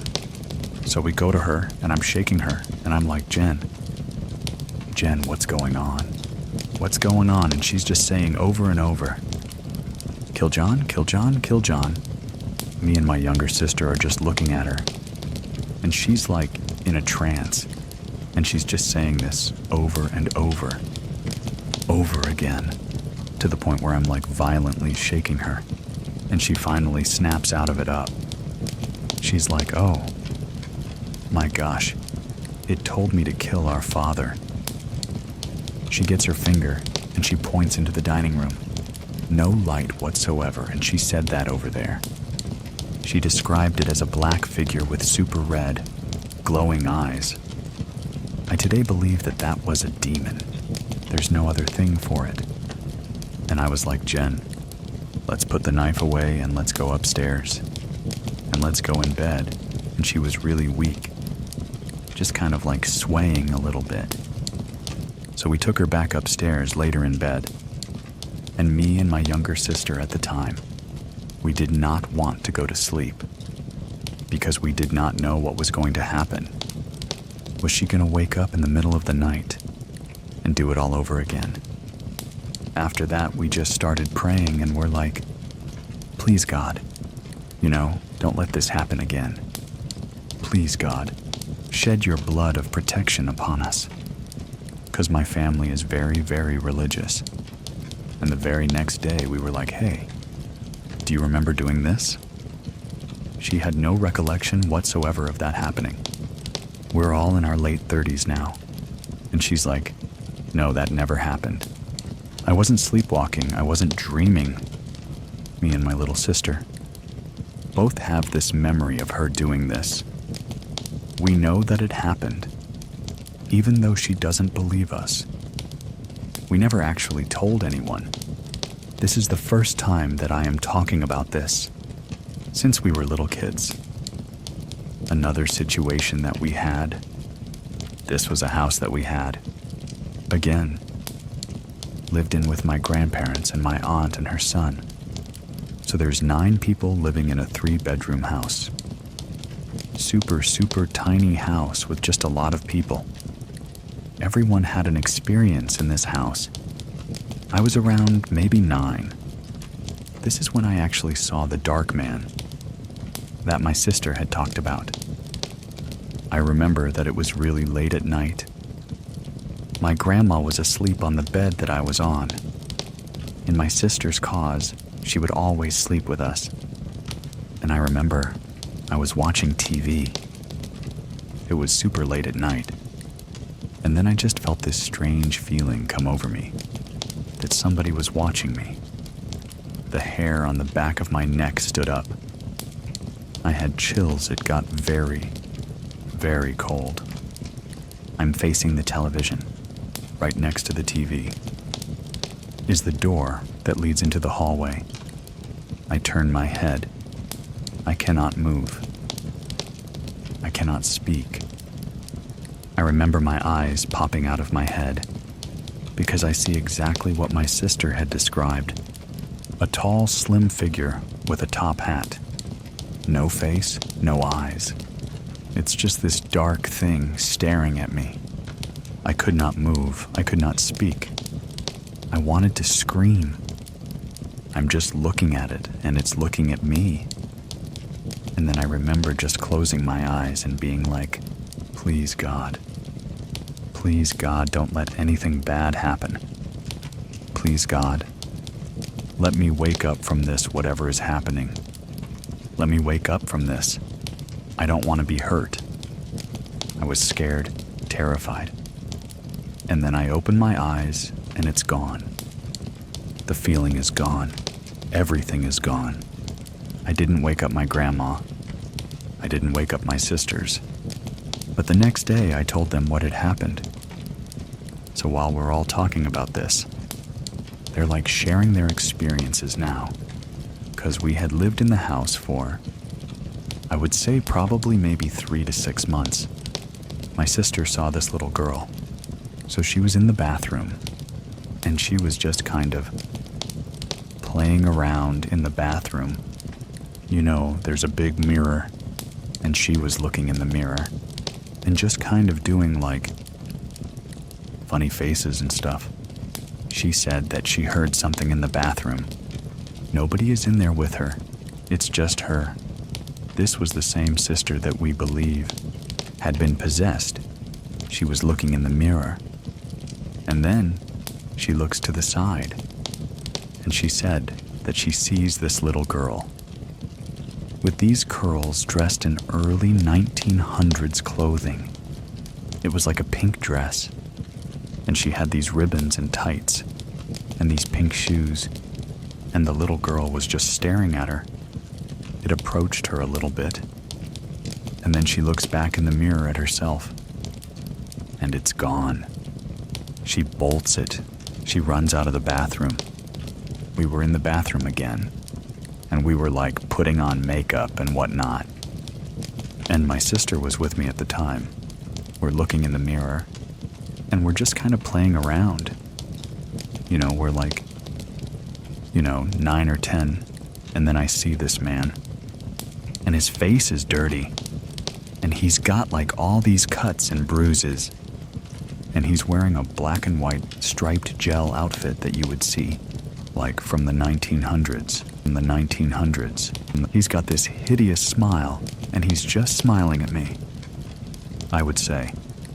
I probably stared at him for about 10 seconds. And then it got really cold. And me and my sister looked at each other. And she was like, "You saw something, didn't you?" My younger sister and my younger cousin, who also lived in this house, talked about how they would see this clown.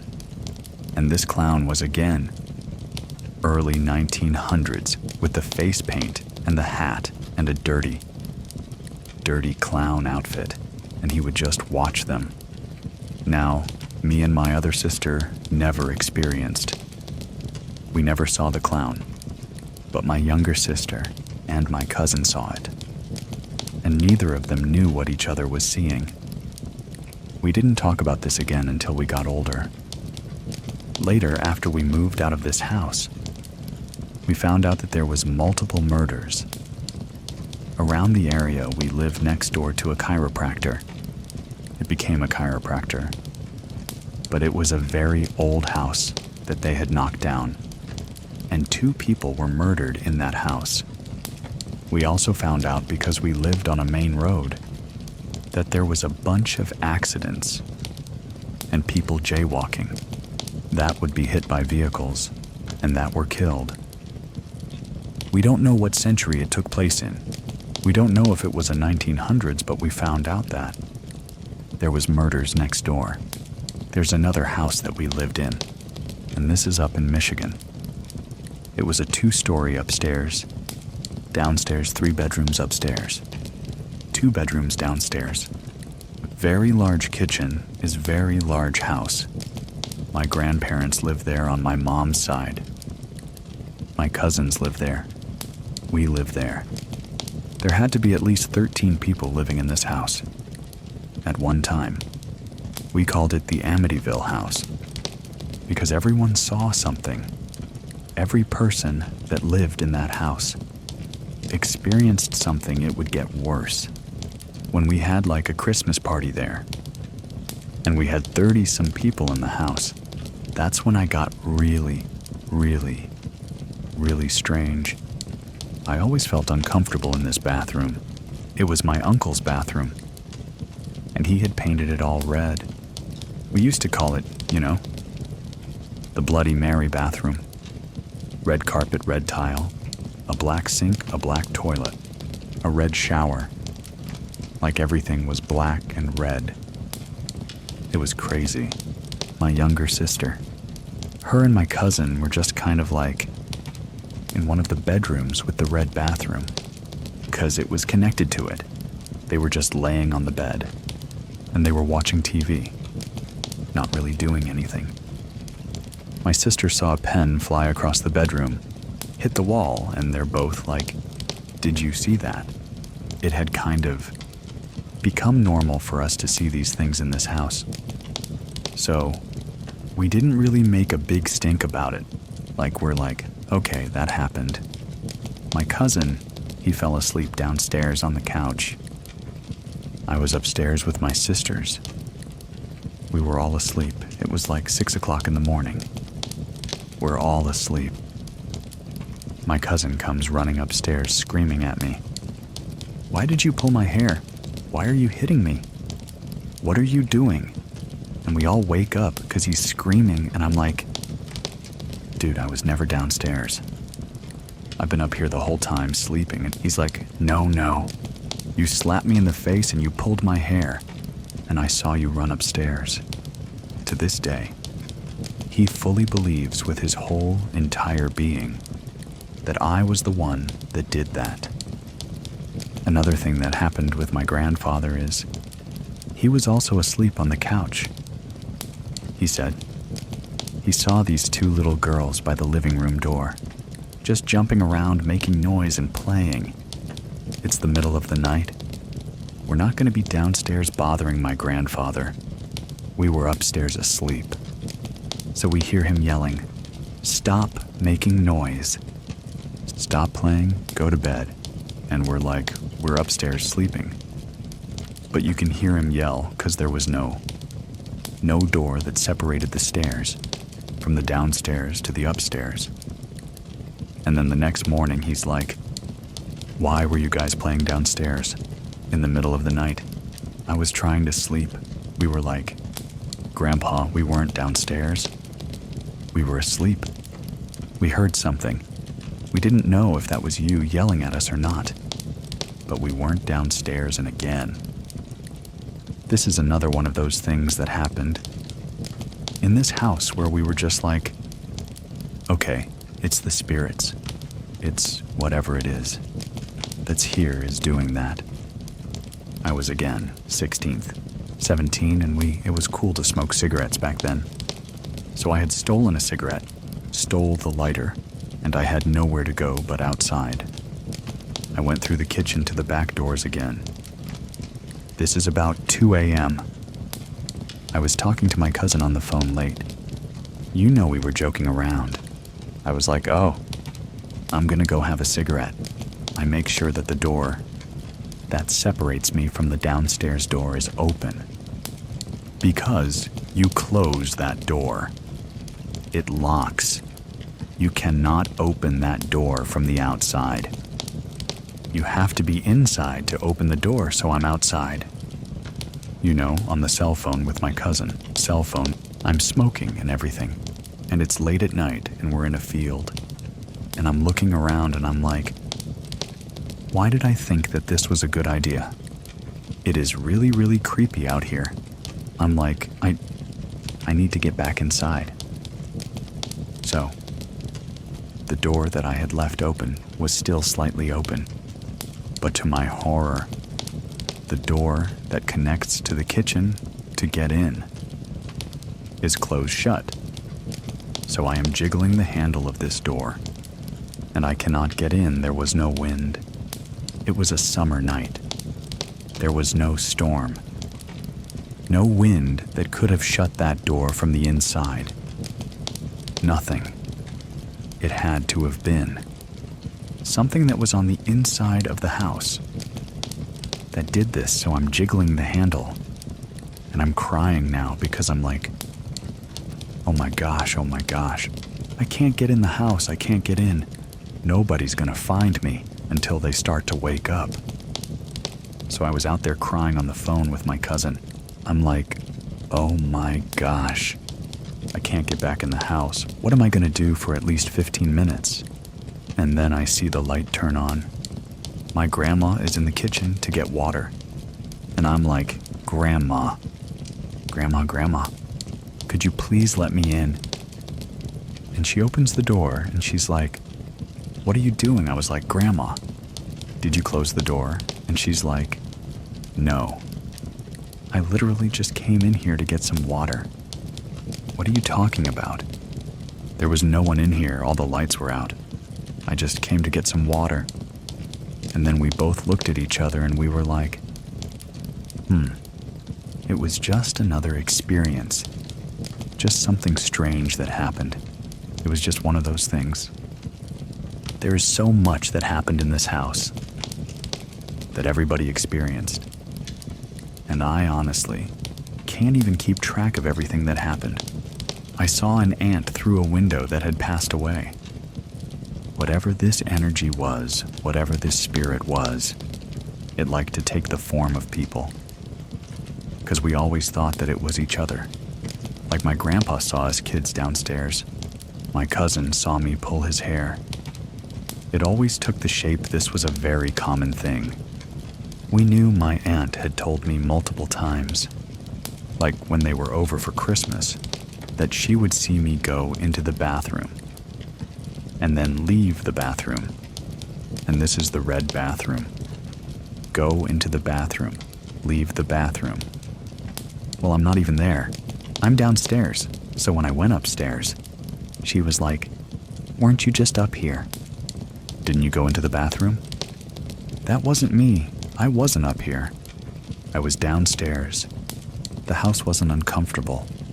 We didn't feel uncomfortable in the house because there was so many of us. And we kind of just knew. You know this thing. It likes to take shape of us. Whatever it is. We never did any sort of research on the house. But we had left, and then a few years later, my grandparents had sold it. And whoever they sold the house to, they demolished it. The only thing we know is literally everybody in that house saw something. From the oldest to the youngest. My cousin, who was way old at the time, she was in her third. I have a lot of family. She made something called an angel board. She had this square cardboard cutout, and she wrote all the letters of the alphabet. It was a handmade Ouija board, but she never called it that. She called it the angel board. She didn't want to scare us. So she brought this board into the Amityville house. We're already experiencing things. So we're like, you know what? Let's play with it. Let's see what happens. Let's see if we can find out who the spirit is. We would do like this prayer before we would start. And it goes like, you know. We call upon our guardian angels to protect us, and to watch over us, and to guide us. We would use this little shot glass, where we would all put our fingers on, and we would wait, you know, until something happened. There was this one spirit that would come through. When he was a boy, he was about 15 or 16. He had told us that he died in a car accident. We would ask it, you know, like, where are you? Are you in heaven, you know? Where are you contacting us from? It would always just, you know, say the dark place. The dark place. We didn't know what that meant. We knew he was in a car accident. He gave us a description of himself. You know, brown hair, brown eyes, all of this fun stuff. And then we wanted to see if it knew anything about us. So we would ask, you know, tell me you know what color shirt I'm wearing right now. And we would all just kind of, you know, look at each other and see if it would move. It would go to pink blue. It would name the colors that we were wearing. And we were all like, did you do that? You know, did you move it? Did you move it? Everybody was like, no, I did not move that thing. Then we started to ask questions about our future. Are we going to get married? Are we going to have kids? And it told me that my grandfather would die very soon. And it just said, blood disease, blood disease, blood disease. A few years later, my grandfather had diabetes, and he had an infection in his foot. That went into his bloodstream, and he unfortunately passed away. That little boy that told us these things followed us every time we would play with the board. Again, it was another house. This is my aunt and uncle's house. It was a huge house, and this was somewhere in Indiana. We were, 16, 17. We're all over here at my aunt's for Easter. Let's play with the board. Let's see what it does. We brought out the board, and we played with it. And of course, that same boy came through. And we were just talking to him. And then once we were done, we're like, okay, let's put the board away. We're all sleeping in this one bedroom. We're sleeping on the floor. It's a bunch of people, all the beds are taken. So we're just sleeping on the floor. So I wake up in the middle of the night. I'm like, okay, I gotta go to the bathroom. The light is off. I walk into the bathroom. It's a tiny bathroom. It's super dark. I open up the door. The mirror is right in front of the door. I'm looking through the mirror and I see this boy. Brown hair, brown eyes. Scratches blood on his face. And I see him and he's staring back at me. I was scared because it felt like all of the light from the room, if there was any light that came, was gone, and I can make out his face. The description that he gave us in the board was accurate. It looks just like the kid that we were talking to. He's got this weird smile on his face. I closed the door and I started praying, and I was like, oh my God,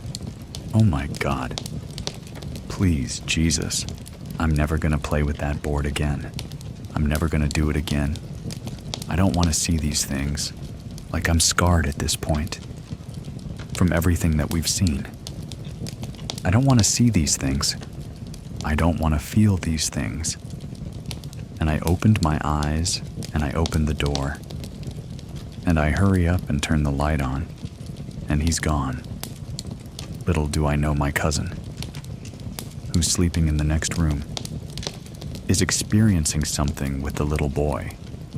She tells us the next morning that she was asleep. She remembers feeling really, really cold, and because she was so cold, it woke her up, and all she said is, she opens her eyes. She's stiff, she can't move. It's like she's frozen. She sees the little boy that we were talking to. On the board, same little boy that I saw. She sees the little boy, and she's staring at him. And he's staring at her. She can't scream. She can't open her mouth. The only thing she has control of is her eyes. So she stares at him, and he's like hovering above her. And they're eye to eye, she said. Started praying. Opens them. He's gone. We talked about this the next day. And she's like, hey, I don't think we should play with that board anymore. And I'm like, really? I don't want to play with it either. I have to tell you what happened. To me? And she's like, wait. What happened to you, so we share each other's stories? The description matches perfectly of that little boy that we were talking to. He followed us to 3 different houses from that board, and we all swore to God that none of us did this. None of us touched it. We didn't move it. We didn't make it. Say the same thing over and over again. And when we swear to God, I know it's true. 'Cause again, very religious family. I know none of us did that. There would always be the cold, and then the prickly. And then we would experience something. So me and my one cousin, we would say it's sleep paralysis, because we opened up our eyes and we were frozen. And we couldn't move. It was really, really, really scary. And we talk about it to this day. We agree, you know. It was a demon that possessed my sister. This dark man followed us from house to house. My sister said that he followed her up until her 20s, and she hasn't seen him anymore. We talked about this clown with my 2 cousins, who never spoke to each other about it. Not until we were much older. This thing was always there watching them. One of the most scariest things that happened to me was that situation with my sister, that she saw this black figure with these red eyes telling her to kill my father. Now, my father was very abusive, emotionally, mentally, physically, and we all talked about, you know how much we didn't like Kim, and you know how. Why did Mom end up with him? You know, like we were never close to my father. We were super close to my mom. And then for that spirit, that demon coming to her and telling her to do that, it was scary. It still today scares the crap out of me. I don't like talking about it. I don't like thinking about it. Because that's not normal. That's not normal for a 7-year-old to have a knife and want to kill your father. I've realized, actually, me talking to my sister, getting her story about the clown. We've started to feel really strange things lately. Just talking about our stories. Like the house that I live in right now with my fiance and my stepkids.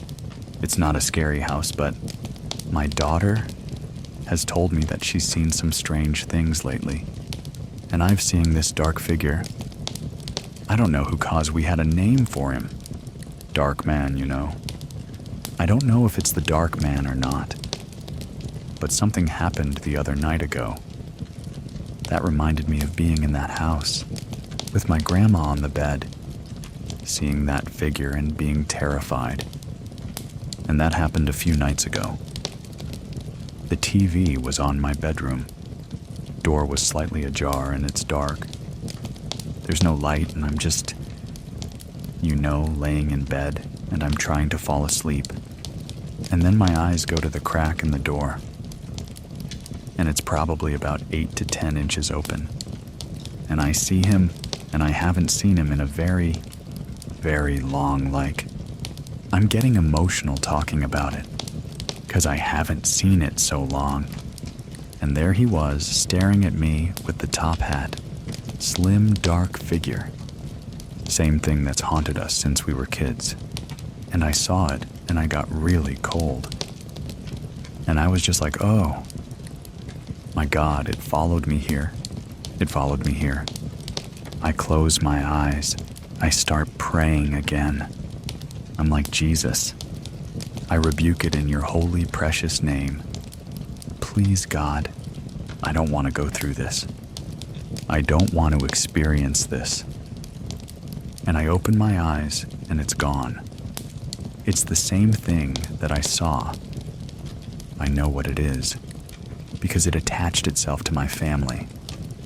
Whatever it is, and the only thing that I can do now is just pray about it and just rebuke it in Jesus' name and wish that I never see that again.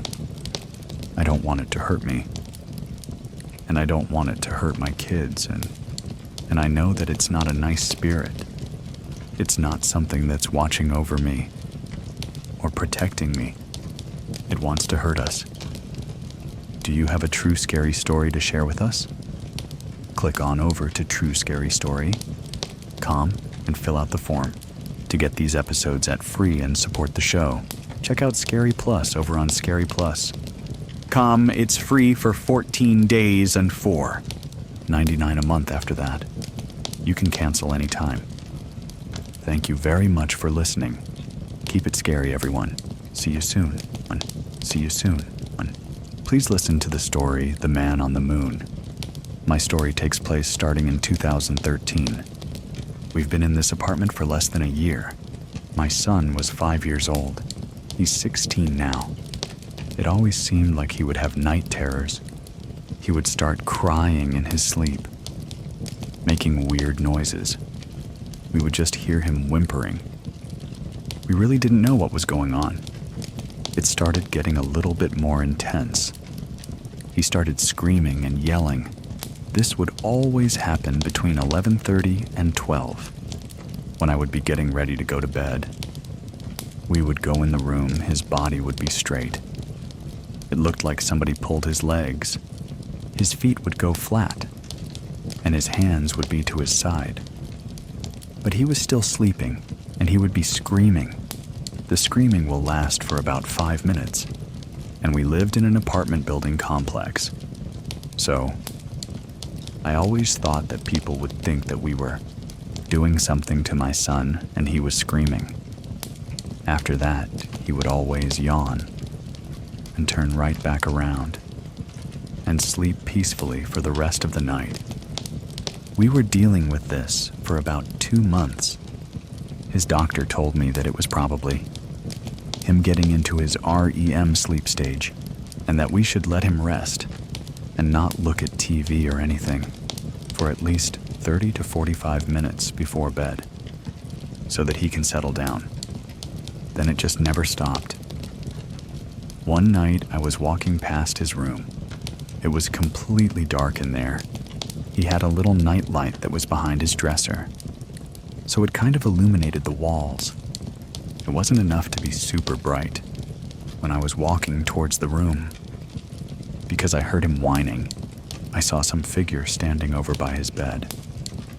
In a panic, I turned on the light, but it was nothing there. I definitely saw a figure standing next to his bed. While he was starting the whining stage, time has gone by. Now I'm in my room, and I hear like lullaby music.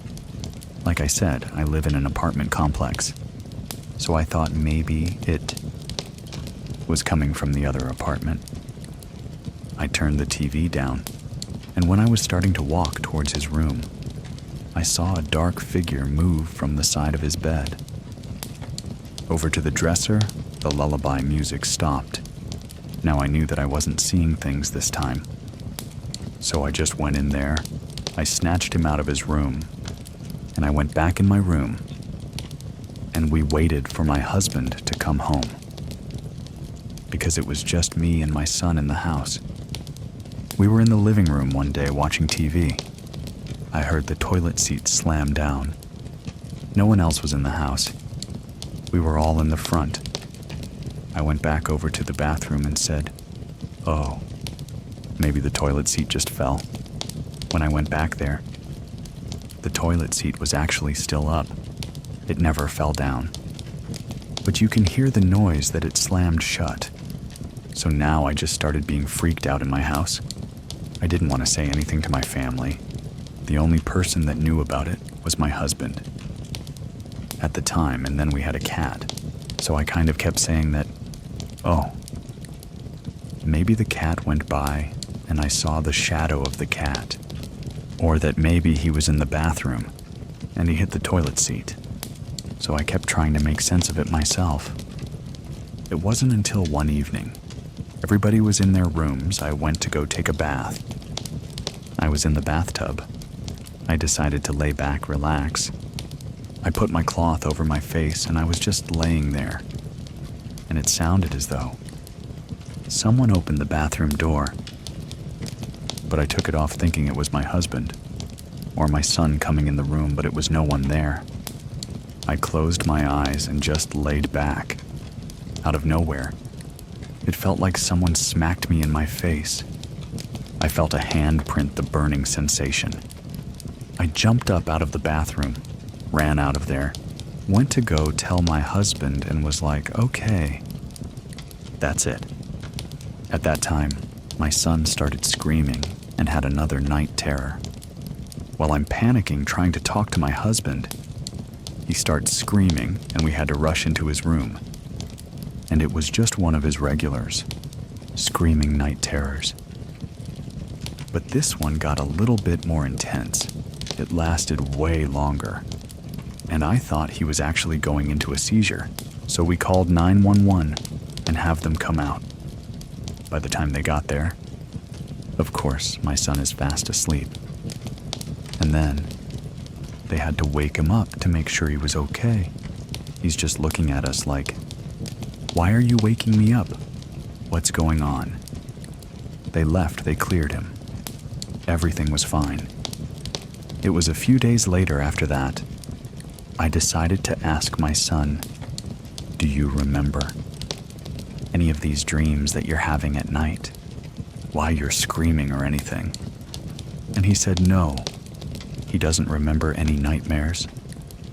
Or he wasn't scared when he went to sleep. Or he didn't think of anything scary. I would never forget those words that came out of my 5-year-old's mouth. He just came out and said, "Oh, I talked to the man on the moon. I talk to him sometimes when I go to bed." I asked him who is the man on the moon. And he said he tells me to do bad things, but I don't want to. And I'm always yelling at him to leave me alone. Sometimes when he gets mad, he sets everything on fire, and he scratches me with a fork on my thumb. I asked him, what does the man on the moon look like?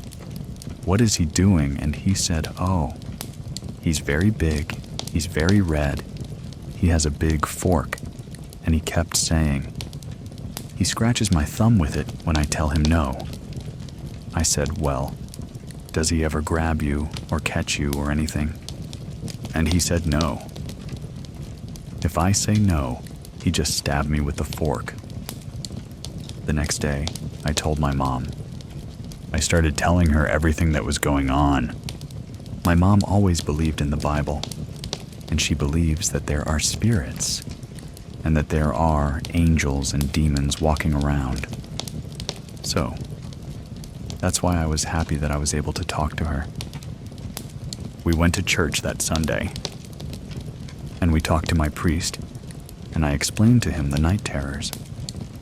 I told the doctor they kept saying that children's have active imaginations, but I just felt that there was something else going on because of all the other things that was happening around the priest. He said that my son had a bright aura around him, like he's very protected, and maybe that's why the dreams come, and is trying to break that aura, but it can't get through. So he gave us holy water. He gave us Bible verses that we should recite before he goes to bed when he's saying his prayers. He told us to leave the Bible open on a certain page so we can have that verse after we say it. I was supposed to cross him with holy water. And then we will put a rosary that he gave us under his pillow. Now my son is still 5, so he's really excited about putting the rosary under his pillow. He wants to go to bed and say prayers. The next day, I came into his room, and the pages were turned on the Bible. I asked my husband, "Did you touch the Bible? Did you change it?" He said no. Then, while I was making up his bed, I went to go look for his rosary. I couldn't find the rosary.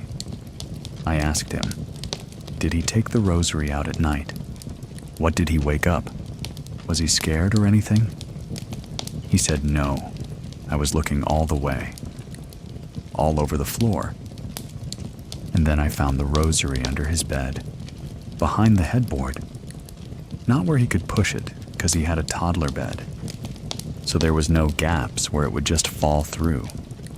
Someone had to physically take that rosary and put it under the bed for it to be there.